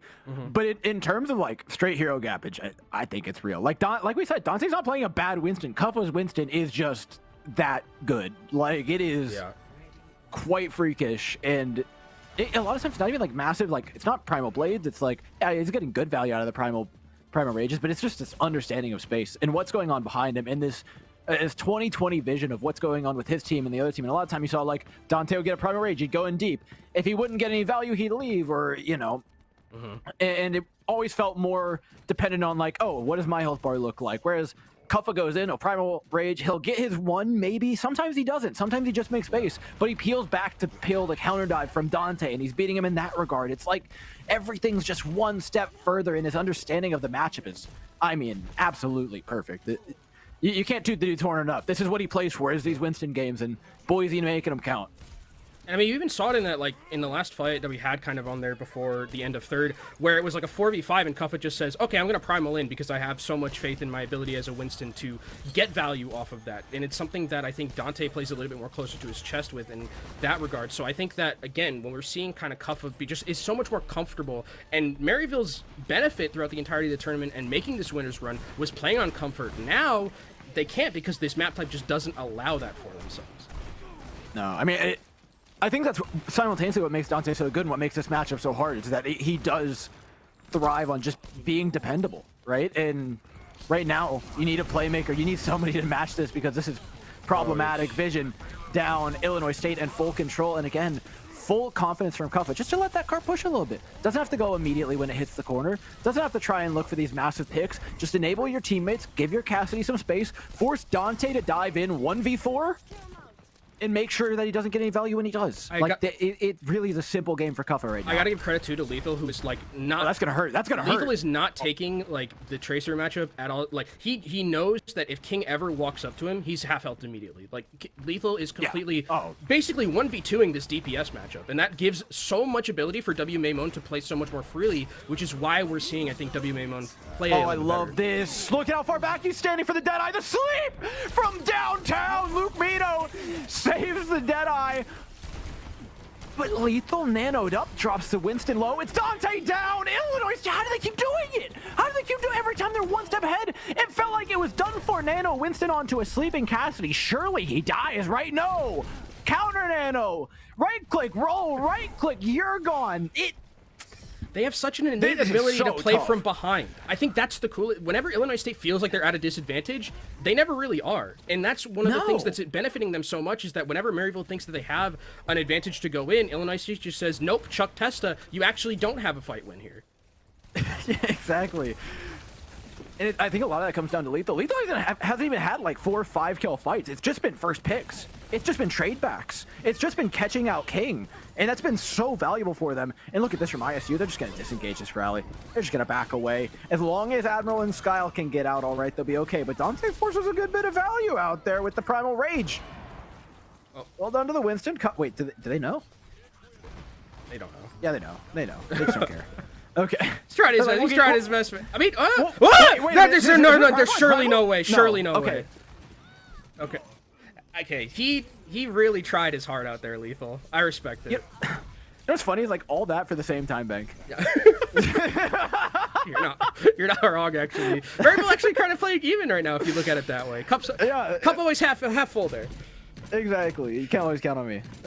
Illinois State though, not at the ultimate advantage again when Maryville come into B. Instead, this one's going to be pretty even actually. So the B will not be as forgiving as it was for Illinois State. Dante's got to find a way to make another play or make some more space. In the meantime, Lethal's going to look to reclaim some of their own, popping a Deadeye just to make sure that cart doesn't push, just to make sure they can gain that high ground that they want. Luke Mino's got a nano, so does Skyle. Where do they go and when do they get used? Anti connects onto Dante. That's going to hold off the engage here for Maryville for at least a few seconds. The real problem is that Skyle's so far away that Dante can't actually jump him in one leap. So Dante's going to have to find a way to close that distance in a reasonable amount of time. Until then, it's going to be anti-nade city for all of Maryville for quite some time. And I love that Illinois State are playing this patient too. They're pulling time off the clock. Oh, there goes the nano onto Dante, and actually doesn't get slept, so he's going to be able to pump out some damage here. It's held off for the time being. Great job following up, though, from Maryville, shooting those players up on the high ground from afar. How much can Kuffa get on the back end of this is the question. Do they pop Primal? No. ISU hold all of their ultimates. Is it worth it? I'm not sure. I think they tried to agree to just like take that one ultimate and go, but It didn't seem like they got anything for it. I don't think that was it. Because especially in this next fight, Pulse is going to be a big deal to not have, because if Squid is going to use Rally, taking that off the board would be incredibly impactful. So I think W and Maymon going to be missing that one in this next fight. Step out from Illinois State. They need to find that proactive play that did so well for them, but they can't. Instead, it's Maryville setting the trap. Pulse Bomb with the Primal Rage to lock them in the hallway. B is a foregone conclusion. Yeah, I mean, Dante's going to end up going down, but it won't matter too much. Lethal is half health. No, Rally actually, stays alive. I mean, Squid is using that Rally. Lethal's a little in Narnia, but as long as the contest is there, the spawns are better for ISU. This is messy. It's going to be messy for quite a while. They're trying to get that break. The Rally re-ups the shield for Admiral. Takes down Squid and ISU. We've said it. They're nothing if not scrappy. They know nothing if not how to play from behind. I don't know, man. And by God, were they behind. I don't know how they did it. And I mean, kind of that fight was a little bit of a microcosm of like the difference between the Kuffa Winston and Dante Winston. There, Dante goes like so over aggressive to try and take down Lethal, but gets obliterated, and then the rest of the fight kind of falls apart. If that's, you know, maybe a more seasoned Winston player, they just give up that kill, go back to the team, get healed back up, but went for all or nothing there. And now with where the card is, Door, this is most likely going to be the last fight that they have. Luckily, if you're Maryville, you have a nano boost to engage with. ISU have a pulse bomb though, and some opportunities to shut things down. Dante's looking for a target. Can't really find any. This is not the value they were looking for out of their nano to Winston. And now with that down the drain, it's Deadeye to hold them off. Not another ultimate in sight for Maryville. ISU are going to have a massive space advantage. You see Lethal backing up again. They just want to pop this Deadeye with as much field of view as is humanly possible. ISU, you can see Kuffa's going to play footsies up there on the high ground, but is going to be willing to give it up so that people will walk into the sight lines of Lethal. And now out comes the Deadeye. Right when Dante jumps in, you separate people away when there's only 10 seconds left. Takes a shot out of the sky. The tank dropped low, but not dead. They have to re-engage within 8 seconds. They have to stabilize within even less than that. How are Maryville going to find a way back into this fight? On top of that, Sile almost up on a nano boost. The re-engage from Illinois State, maybe even more scary than that Deadeye was. Maryville step up to the plate, staring up at high grounds where the players of Illinois State look to rain hell from above on them. Illinois playing patiently, waiting for their ultimates. A pulse bomb out, blocked by Admiral. No! It caught the backside of the shield. King lands a critical pulse bomb, but can they get the nano off? They do! It's Dante down. Kuffa with the nano boost and a primal rage. Kuffa's got to get it all done. 4 players remain up for Maryville. And you're going to need to see every last one of them in that kill feed. Deadeye pop just to keep himself alive. And there's just not enough gas in the tank for Illinois State to contest this cart.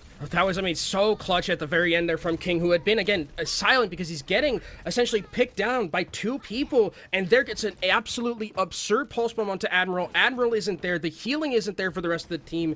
Dante does a lot of good pressure onto that backline. And somehow Maryville survive and get an extra life here with a minute left. They have a great ultimate economy too, Door. I mean, look at their ults going into this last fight.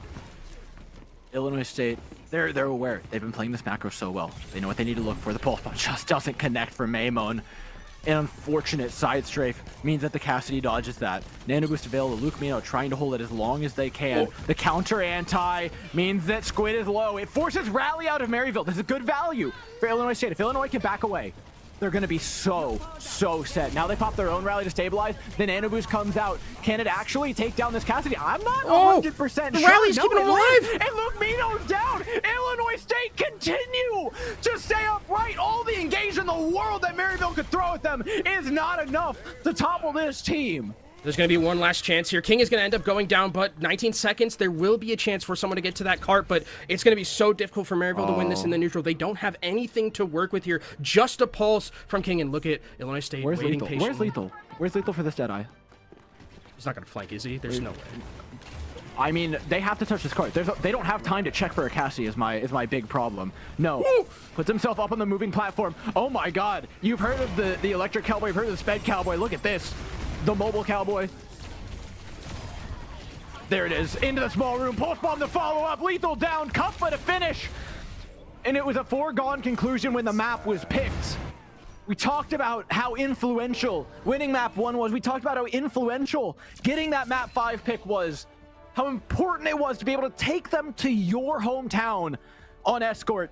And ISU did exactly that. Yeah, ISU played 66 was a masterclass. Fantastically from them. And I think as well, like, full credit to the Maryville team.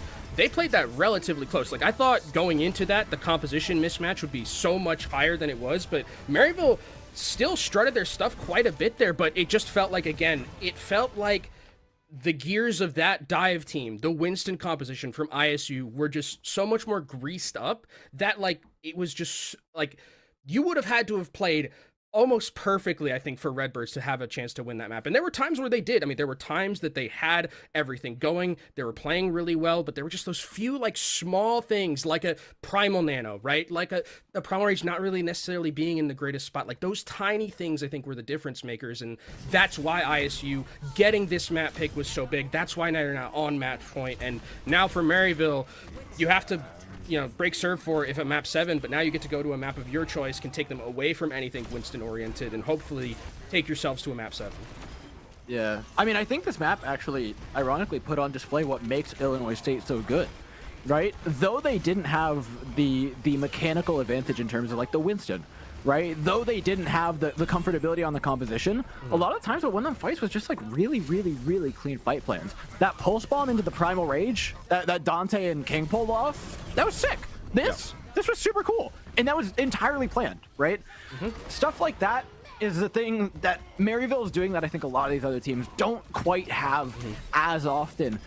But what makes ISU so good is quite the opposite, right? They're able to take those initial engages pretty well, sometimes aggressive on their own, sometimes they're able to absorb them and keep themselves upright, or sometimes they'll lose one and it'll get scrappy. But when that late fight comes, when that mid fight comes, when things break down, ISU are in their comfort zone. Yeah, that's when they really thrive. I mean, I think the other thing about it too is like when ISU, they're taking these fights sometimes at like 4v5, at like 3v5. And so the way that they absorb that pressure and then just burst it back out to the rest of the team of Maryville is like insane. There were a lot of fights there where it's like there's a potential that this just goes completely wrong. They're about to get run over, like that one right at the start of point 3 on Route 66, where it's a 4v5 and Kuffa just says, I have trusted myself, I'm going in, Primal Rage, take out a support. It's now a 4v4. We have an advantage now. Like, things like that kind of show the skill expression that is available for a composition like this and how well coached they are on a composition like that. Because I think that there were a lot of times where if they play those fights a little bit less scrappy, if they aren't as like well versed on a composition like that, the fights go completely different. Absolutely. And I mean, that's just on one composition. This has been a series with a lot of depth. We said they'd be playing chess, and I think that's been exactly it. Across compositions, they're doing it too. Both of these teams are, I think, displaying every version of Overwatch you could ask them to. It is a gamut of skills that they're required to run, and I absolutely think both teams are doing it. Dude, only one of these teams is going to win. It's happening after 7 maps, whether they like it or not. And I mean, you look at the Winston stats. I mean, yes, Kuffa is hitting a little bit more of the eliminations there, and I think the deaths are a little bit more skewed towards Dante. But this, again, kind of was a microcosm of what that matchup looked like in terms of just like a team that is very heavily coached and practiced on that composition, and a team that maybe not is like playing towards their strengths there, which is interesting because a lot of the time I feel like, again, when we've seen Maryville, as they're going to be picking Colosseo, it's to play to their strengths, right? They love their comfort, and that's what got them through an insane gauntlet, like, to get here, right? They beat Winthrop, they beat ISU, they beat Northwood to get here playing a lot of their comfort, and they've been forced off of it a lot of the time, which you have to give credit to Illinois State University doing that, but you also have to give credit to Maryville for being in the series while having been forced off their comfort as much as they have. Yeah, and I think it's going to happen to both teams. I mean, ISU got forced off their comfort on New Queen Street, and it didn't go the best for them. They weren't able to adapt in quite the same way that Maryville has been able to. But I think ISU are just winning when it's critical. We talk about having a macro understanding of the game, but I feel like they also have a really strong understanding of what's going on here in the match with map picks, with what they want to take, where the compositions they're rolling out on specifically as well, I think are pretty well thought out in terms of how they're being built and what they expect Maryville to do a lot of the time. And with that comes a Colosseo pick here. And if we compare it to like the Route 66, right? The Route 66 is an infinitely more valuable map pick than this is, right? Here, you end up going, what, Ram? Like, Mauga? One of those two, which, like, relatively handshaky for these teams in terms of which one is more comfortable playing it. I don't think there's going to be too much discussion in terms of finding an advantage in terms of composition on a map like this. So we talk about that pendulum swinging, and this one's only going to swing so far as it did on like Suravasa, right? And that thing went down to the last minute. Yeah, and I mean, even if you win this in Maryville, guess what? You have to play Escort again. So it's just like that ability for Maryville to break serve has kind of gone away on what we've seen so far in this grand finals between both of these teams. I think Colosseo makes a lot of sense in terms of where we go. Like, just play anti-Winston. You just saw it in the last map. Don't want to see a bit of like any hint of a Winston at all. Just get rid of that possibility whatsoever and try and Genji, very good on this map. We talked about King a lot here. I think that if you are on the other side for ISU, this is fine because you would just play Ramatra. I think this is totally viable for them. If they want to run the Mauga mirror, I think you have that. I think you have W Maymon as well, who, if there is a Mauga mirror, we have to keep an eye on that. It's interesting we haven't actually seen any Mauga ramp.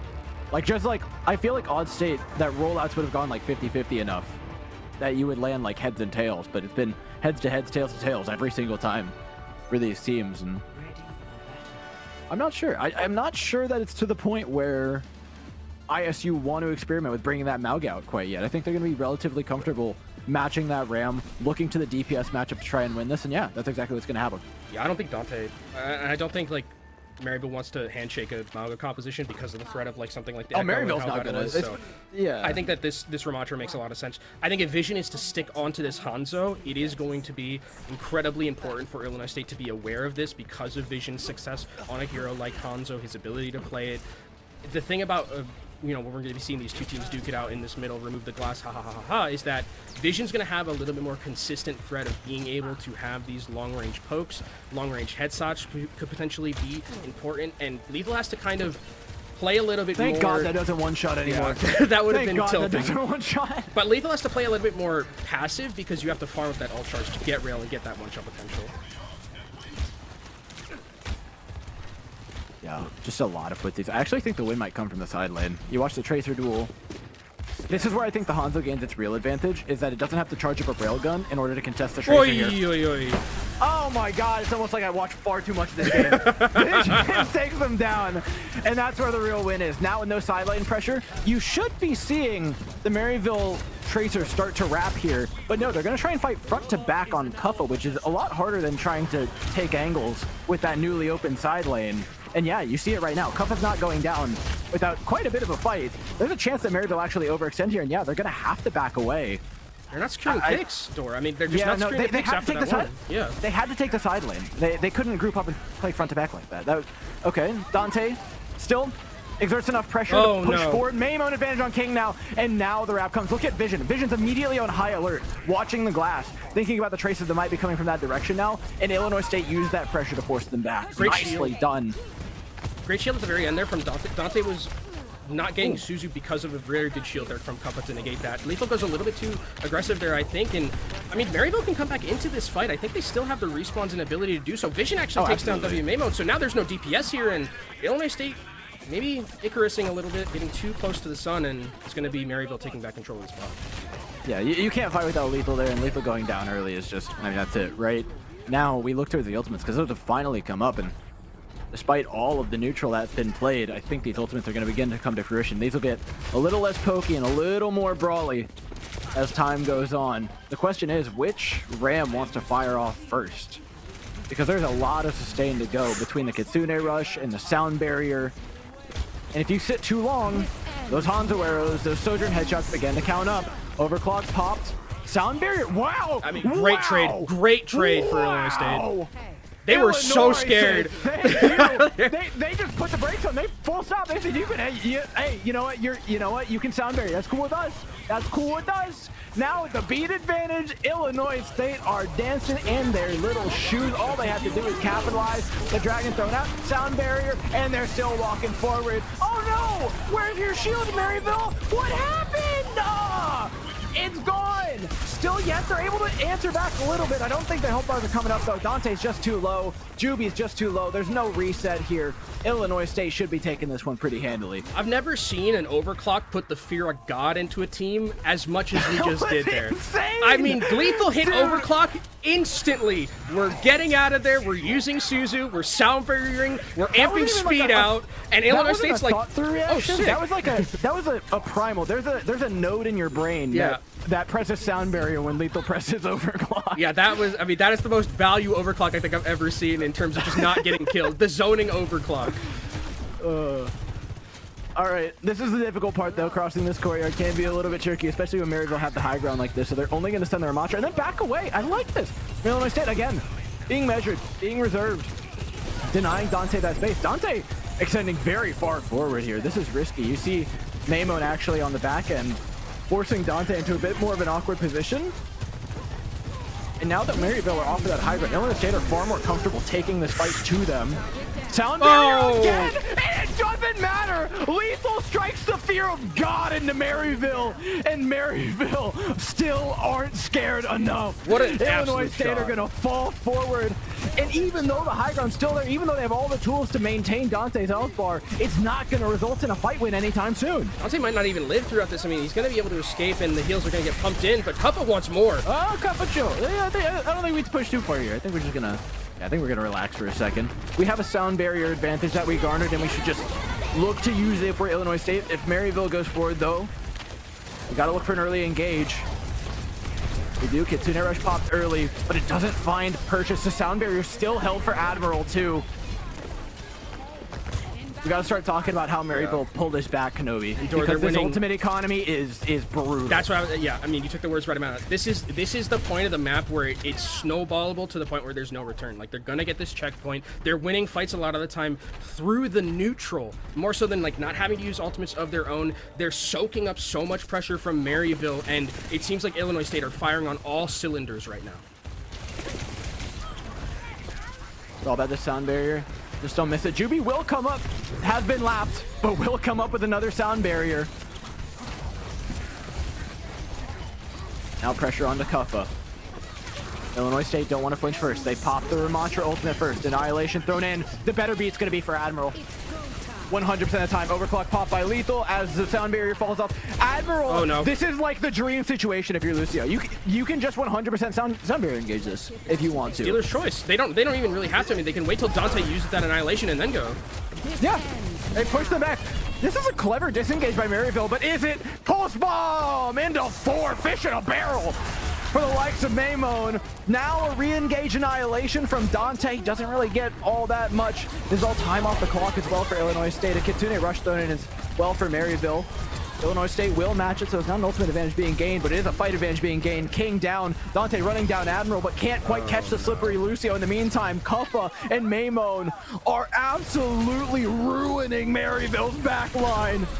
And I mean, if you're Illinois State, you take these trades of ultimates. If you want to, ult in these fights, you want to trade with us 1-for-1, we're totally fine. We have such a lead. Time is dwindling down, and Maryville only have 3.5 minutes potentially left in their season. They have to find a way to start winning some of these fights and winning them cleanly, because if they continue to just go mano-y-mano in these fights, they're going to end up losing. King with this pulse bomb, gotta find value somewhere with it.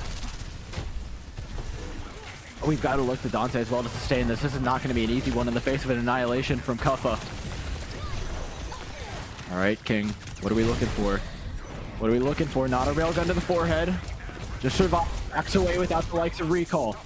Poking away at Kuppa, denying space, denying Maymon. It's stability for Maryville, but they've always known stability. What they need right now is a moment. What they need right now is a play, and they can't quite find it. Admiral delivers one onto King while King tries to deliver a pulse bomb onto him. Illinois State could crown this championship with a map finish on push. The macro's so good from Illinois State, man. They use the pulse bomb to get out the Suzu, then they use Annihilation from Kuppa. I mean, they are just moving so clean right now, and they're moving towards potentially a full cap to cap this tournament off. Dante's going to have Annihilation, so it's going to be difficult in this enclosed area, but here comes the overclock.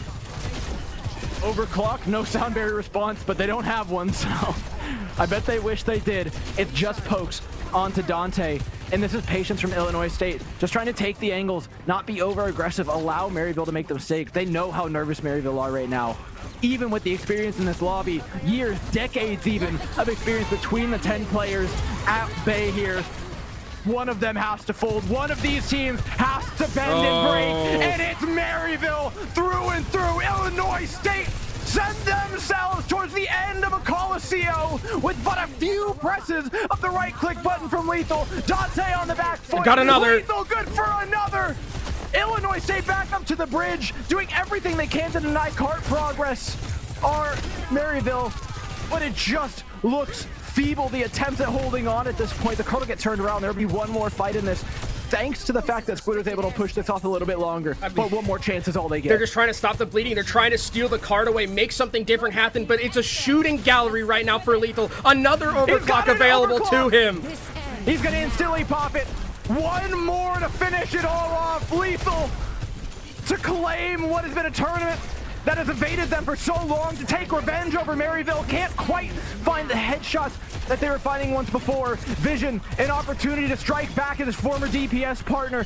Can he find him? Plays hide and go seek, pushes him back. Sile drop low. Dante needs to be careful not to overextend here. Drop low. It's Maymo taken down. Again, overextending. The nerves are getting to Maryville, and Illinois State can feel victory lane in their sights. Maymo now with the full wrap as well. Looks for a gap on the king, realizes we don't need it. All we do is gotta stay consistent. Lethal down. Kitsune rush out for Maryville. It's a big spend, and all is going on. In the meantime, what we don't realize is that Illinois State are slowly harboring a perfect ultimate advantage.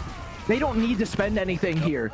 They've laid the dominoes. I mean, you have to be literally perfect to keep your season alive if you're Maryville here. So much used just to try and not get full capped. Now you have to win 3, 4, maybe 5 fights in a row. Win them cleanly to get back into this one. And Illinois State, so patient again. The macro has been the story from them. They keep the key ultimates they need as we go back into the neutral here, mid of the map, and they have all the ultimates that they want to try and just take this into a 4-2 win.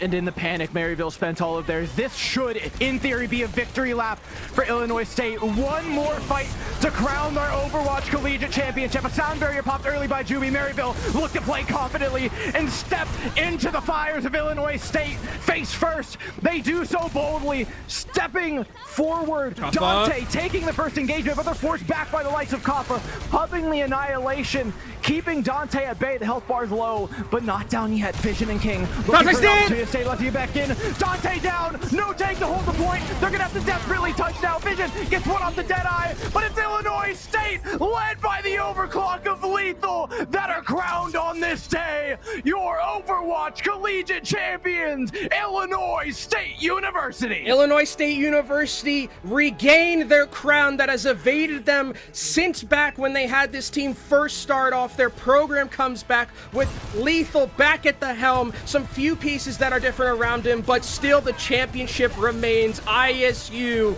win another national championship door. And by God, did they deserve it. What a display. I mean, come on. To go up against Maryville in that regard, a team that looks so immovable. We talked about being an unstoppable force like ISU was against Northwood. Maryville looked unshakable. In every last one of their matches, they were in control time and time and time again. In that final push, it felt like Maryville finally broke. They bent and they bent and they fought and they fought. But ISU came out with enough, and you could see when they're coming out of spawn, they're using ultimates desperately. They're slightly disorganized. They're overextending. In that moment, you knew ISU had figured it out. Yeah, I mean, it's one of the only times throughout that winner's side of the bracket where Maryville lost on their map pick, right? This kind of best of 7 series, we thought it was going to be great for Maryville. They were going to have that ability to break serve. They have been so good at doing it in the previous, round that we saw, beating ISU in that side in the winners 3-1 handedly. Remember, like, that win against ISU was very convincing when they did that. But again, you talked about that one escort pick that they got, winning map 1 made the difference here, because I think after that Winston matchup, it was just it was so much for them to bear, and Maryville, like you mentioned, just completely crumpled. They put up a valiant effort, right? So many fantastic wins through that winner's side, but ISU, from the lower side where they like to be, it's their comfort zone, come in and finally get that salty run back that they wanted. It's funny that through every iteration of this team, every last iteration, I don't care which players were on, I don't care when it was, they just got a knack for getting knocked down to the lower bracket early, man. They just like the storyline. They just like it's in the like water. Something's in the good. water over there, man. What a way for Lethal also to end this tournament specifically. Just absolutely fantastic play on the Sojourn. W Maymon deserves a lot of credit too. I think we talked a ton about Lethal kind of being the tip of the spear a lot of the time, but W Maymon, when they needed picks and when they needed someone to kind of be just like the Scottie Pippen to the Michael Jordan, W Maymon was that, and in spades. I think he played exquisite to what his role was going through this. Kuffa needs no explanation. Skiles Ana was absolutely phenomenal. Surprise of the day. Like, surprise of the day. I didn't know about Skyle before this tournament. I know about Skyle now, and Admiral, I mean, what more can be said from this Lucio performance against a lot of good Lucio competition? And I think just from top to bottom, the coaching staff included, ISU, absolutely phenomenal tournament from them. Commiserations to Maryville, who had a great one themselves, going through as much as they did the winners bracket side, but ISU just too much for them to deal with at the end. Yeah, and I mean, I think the defining trait of this tournament was just adaptability from this team. They were able to not just adapt, but they took blows and they adapted while they did it. They absolutely did not care whether they were winning or losing. They were only focused on winning the next fight, and the ability to do so, I think, was largely gifted to them by Kuffa. Dude, this guy played everything under the sun that you could ask for in this meta, and did so with a smile on his face, and never once stopped trying to make the play. Never once stopped trying to dictate the game. Johnny, that was a lot for us. You got to just sit and watch top 7, but that was a banger. It was close. It was close. I'll take that any day. What an incredible grand finals here between ISU and Maryville. I mean, honestly, I'm so satisfied with that. Incredible series, back and forth. Of course, the teams trading maps, and I mean, we couldn't have asked for much more. And this is ISU's first championship title. Of course, they had 2 homecoming championships. They won 2 homecoming tournaments in the past, but never quite got in here and winning the championship. So this is an incredible outcome. Of course, Maryville stand tall with 2 championships already. So, you know, now ISU are kind of like edging on that lead, of course, and looking to bring it back further. But what an incredible grand finals. We have to do honors here, guys. We have to crown our MVP here of this grand finals. And you've already mentioned a few names here. Do you wanna do the honors here, Kenobi? Drum roll, please. Kuffa, MVP of our collegiate championships grand finals. Deserved. And I mean, I think when we talked about it, Johnny, going into this indoor, we talked about a lot about what is it going to look like with the tank role? What's that going to look like? Is Kuffa going to have that ability to really use his versatility and exude his strength over the rest of the tournament? And I think in these 2 matches, it definitely showed, right? The fact that Kuffa could play everything, match whatever either Northwood or Maryville brought to the table, and match it well, was just, I think, the difference maker in a lot of these matches. Yes, we talk about Lethal, we talk about the DPS and the supports, but the match MVP for me throughout not just this series, but just maybe the entire tournament was Kuffa. I think, especially if you look at the scale of the tournament, if you want to say like tournament MVP, I think nobody was more valuable to how their team operated than Kuffa and the way Kuffa's hero pool works. We talked a little bit about Vision and how Vision's become this like, hit scan who's good at the traditional hit scan and still has that back pocket Hanzo pick should you need it. Kuffa's the exact same thing for tank, right? Like, consistent on virtually everything, able to put up a strong fight on virtually everything, and then the second you get him on Winston, you've got yourself a map, you know? Yeah, the versatility here was put on display on so many different heroes as well. Of course, we saw the Mauga come out on Oasis at first as well, but then also as we changed over to the Ramakra, Route 66 was dominant, guys, and that was a back and forth Route 66 as well. Beautiful dives coming in from Kuffa, and you know, the damage players really following up on that action as well. It was beautifully coordinated dives, but you know, we gotta give some props to Kuffa. I know that Lethal has won tournament MVPs in the past, so spread the love, share it with the tank role as well. I don't think he's too unhappy with that. All right, thank you so much, Dorian Kenobi. We're now going to go ahead and jump into a winner's interview with none other than the Ana GOAT from this series. It's Skyle joining me now. Congratulations on winning the collegiate championship. Thank you. I mean, that was an incredible grand finals back and forth, but really, you've been just on fire recently, winning several tournaments in a row here. What was the confidence like going into this grand final matchup? I mean, the whole semester, we haven't lost a single tournament, so we felt pretty confident coming into this one as well. We knew this one would be the hardest, because this one is like the big one, you know? But we were confident. Yeah, absolutely. And of course, Maryville beat you in the winner's bracket, so they probably felt a bit extra good getting revenge here in the grand finals. Yeah. I mean, this whole semester, we haven't lost a single series to them. And then in the upper bracket, we gave them their first one versus us. So we had to come back and beat them again, you know? Yeah, totally. So you did come out and you played some fantastic Ana. How prepared was that Ana play? Does it come after some of the maybe like brig changes as well that can help you stay uptight? How did you elect to go Ana in this series? And that play, I mean, it was so good. How did you feel about it? It's something we've been practicing a lot, even before the brig change.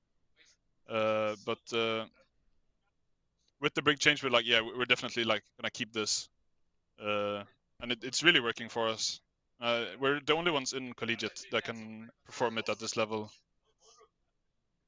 Yeah, I mean, it was incredible on a play, and we saw the kill feed always light up, you know, purple players everywhere from that biotic grenade, and you caught a sleep onto a Tracer on Midtown that had everybody just screaming their lungs out. It was an incredible sleep on a Tracer as well. How much does this mean for you personally, winning this Collegiate Championship?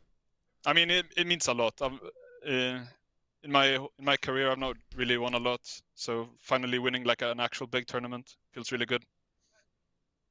Yeah, and with this group of players as well, you've been talking about how you've been winning a lot of tournaments here, but what is it about this group of players, this team? What is it about them that makes them so good here in the collegiate circuit? I think it's just the fact that we really want to win, like more than anyone else. Like obviously every team scrims and practices, but we go the extra mile, and I think that shows. Yeah, it definitely did today in the grand finals matchup. All right, so that brings the collegiate circuit to an end here before the summer break. What's next up for you personally? I don't know yet. I'm still playing in EU WCS because of import rules. We couldn't play in America, so I haven't decided yet. We will see. Might see me next semester. Yeah, again. Well, I mean, I am a little bit biased because I'm also Swedish, but I very much look forward to see you play over in Europe as well. So it's always good to see a fellow Swede win a tournament. So congratulations in that regard. Look, I'm gonna let you go and go celebrate with the rest of your team. Have a great rest of your day, and once again, congratulations, Kyle. Tack så mycket. There you go. We got some Swedish in the end. I was gonna ask. Said, I was like, "You're not gonna." He said, "Thank you very much." I'm not gonna So ask there you you anything go. in Swedish. I was like, "Yeah, that was the moment right there. I was waiting for." I thought about it because then I could selfishly have added translator to my LinkedIn page, but you know, today is all about the desk hosting. So there you go. Look, if there's one thing we do well here in NA, it's take the good Swedes. You know, we end up with Johnny and we end up with Kyle. Look, man, it's only up from here. Kevster to Toronto Defiant? Yeah. Ooh. I don't know. Maybe. We'll see. We'll see. They'd have to get rid of either Merit or someone for that. So I don't know if that's in the cards for Toronto Defiant. But yeah, I mean, what an incredible tournament. Look, I just quickly want to recap the tournament that was, of course. And I know we have probably the brackets ready. I actually don't know if the brackets are ready. But yes, we can actually pull up the brackets here. I just want to recap here quickly. Maryville, they had an incredible run here in the upper bracket, but it was the salty run back from Illinois State here, Kenobi. That really was the big story from the tournament. Yeah, I mean, I was ready. If Maryville had won this tournament from the winner's side the way that they had, I was ready to call it probably the best run we had seen in collegiate probably ever, because of who they beat, because they beat Illinois State twice, because they would have beaten Winthrop, they beat Northwood, but at the very end, they just aren't able to get over Illinois State, who we talked about it, I feel like ever since Illinois State went down into the loser bracket from the quarterfinals, I feel like everybody, even the casters, the talent, the players probably were just like, yeah, that was one we kind of just had to throw away. We'll be back. And they took that losers bracket run, completely just annihilated everyone in their path, and then got up to Maryville, where they had to work for it, but man, were they convincing. I mean, look at this. Look at this door. This is ridiculous. Yeah, I mean, this is the ISU Classic run. They do this every semester. You get a little used to it, actually. Like, they did in Contenders, too. Like, they play better from the lower bracket. There's no other way to put it. There's something in the water over there, like Kenobi said. But I think outside of the top 4 teams, I think this was one of the coolest Overwatch Collegiate tournaments that I've ever had the opportunity to watch. And I think that's because what I was talking about earlier, right? You look at the likes of ISU and how their model is sort of trickled down, and now you've got like 5-6 top teams that are really competing for those top 3 spots, right? And you see it trickle down further and further, and even the teams outside of those, top 5-6, they're getting stronger. They're taking more maps. We're not seeing it. It used to be the case that we would just see the top teams 3-0 their way through the entirety of the bracket, through 400 teams to sign up, and you'd see 375 of them go down 3-4-0. And now the competition's really stiffening. These teams are learning how to build their programs, and it's from the top down that a lot of it's happened. And I'm thankful for a lot of these teams showing other teams how to do it, building that model for success so that other people can come in and we get a better scene altogether for it. And we get better tournaments like this where we get games like that. Yeah, we should take a quick look at the calendar because this, of course, concludes the school year as well here with the Collegiate Spring Championship. Now we're going on a bit of a summer break here with the Collegiate Circuit, of course, but we'll be back in September when the team tryouts kick off and the Swiss stage where you can qualify for the homecoming event in November. We spent a lot of time today, obviously, talking about the top 3 teams who were vying for this championship spot. But, as we look forward into the fall as well, what are some of the teams that we didn't see today? Some of the programs maybe that stood out to you throughout this championship that maybe need some love as well for their amazing contributions here in the collegiate scene, guys? I think the thing about kind of piggybacking off of Doors about how this has been one of the best collegiate tournaments that we've had is that there have been some just club teams that don't have necessarily the funding that some of those bigger teams who have like a giant esports program, but like Arizona State University, for instance, shout out Twin Salty, who was president of that, just a club team, not really having that much in terms of just that ability to accrue the money to be able to compete and getting this far as they did. I think this is a great time for a lot of collegiate Overwatch teams to be able to, even from like a club, get into a tournament like this. And I think that that's really what I am excited about going forward, is that it seems like there's those big teams, yes, but there's also these club teams that just keep cropping up year after year after year, and it's exciting to see. Yeah, on top of that, I mean, you see that now that I think roster mania is finally, like, at least in collegiate, died down a little bit. It'll inevitably open up come fall, you know, new semester and everything. But, like, I think the bulk of it, because especially with the switch to OWCS from the Contenders Overwatch League model, right? A lot of those players deciding where they want to go, how they want to play, a lot of that has settled down. So now it's just the collegiate kind of shuffle that we kind of expect to happen. And I think with that happening, that opens up for some of those teams that, aren't maybe the name ones that we necessarily know, to pick up players, to start, a scholarship program, to bring in players maybe from OWCS, former Contenders type stuff, now that they see the success that OWCS is having. Yeah, lots to look forward to the rest of 2024 with the collegiate scene. But of course, there's more action coming your way. So if you want to stay tuned to all the action happening in the Overwatch esports scene, make sure you follow all of the handles on Twitch, on YouTube, on Twitter/X, go to OW_esports. That's right. You guys are pointing in directions. I'm just pointing down. I got the easy job here in the middle. You have the I got the easy one.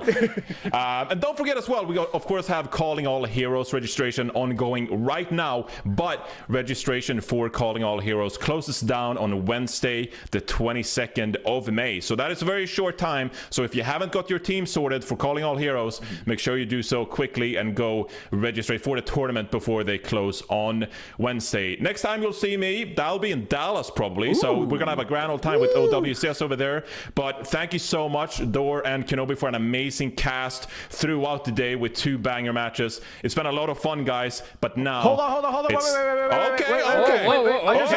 Wait, give it 1, 2, 3, 4, 5.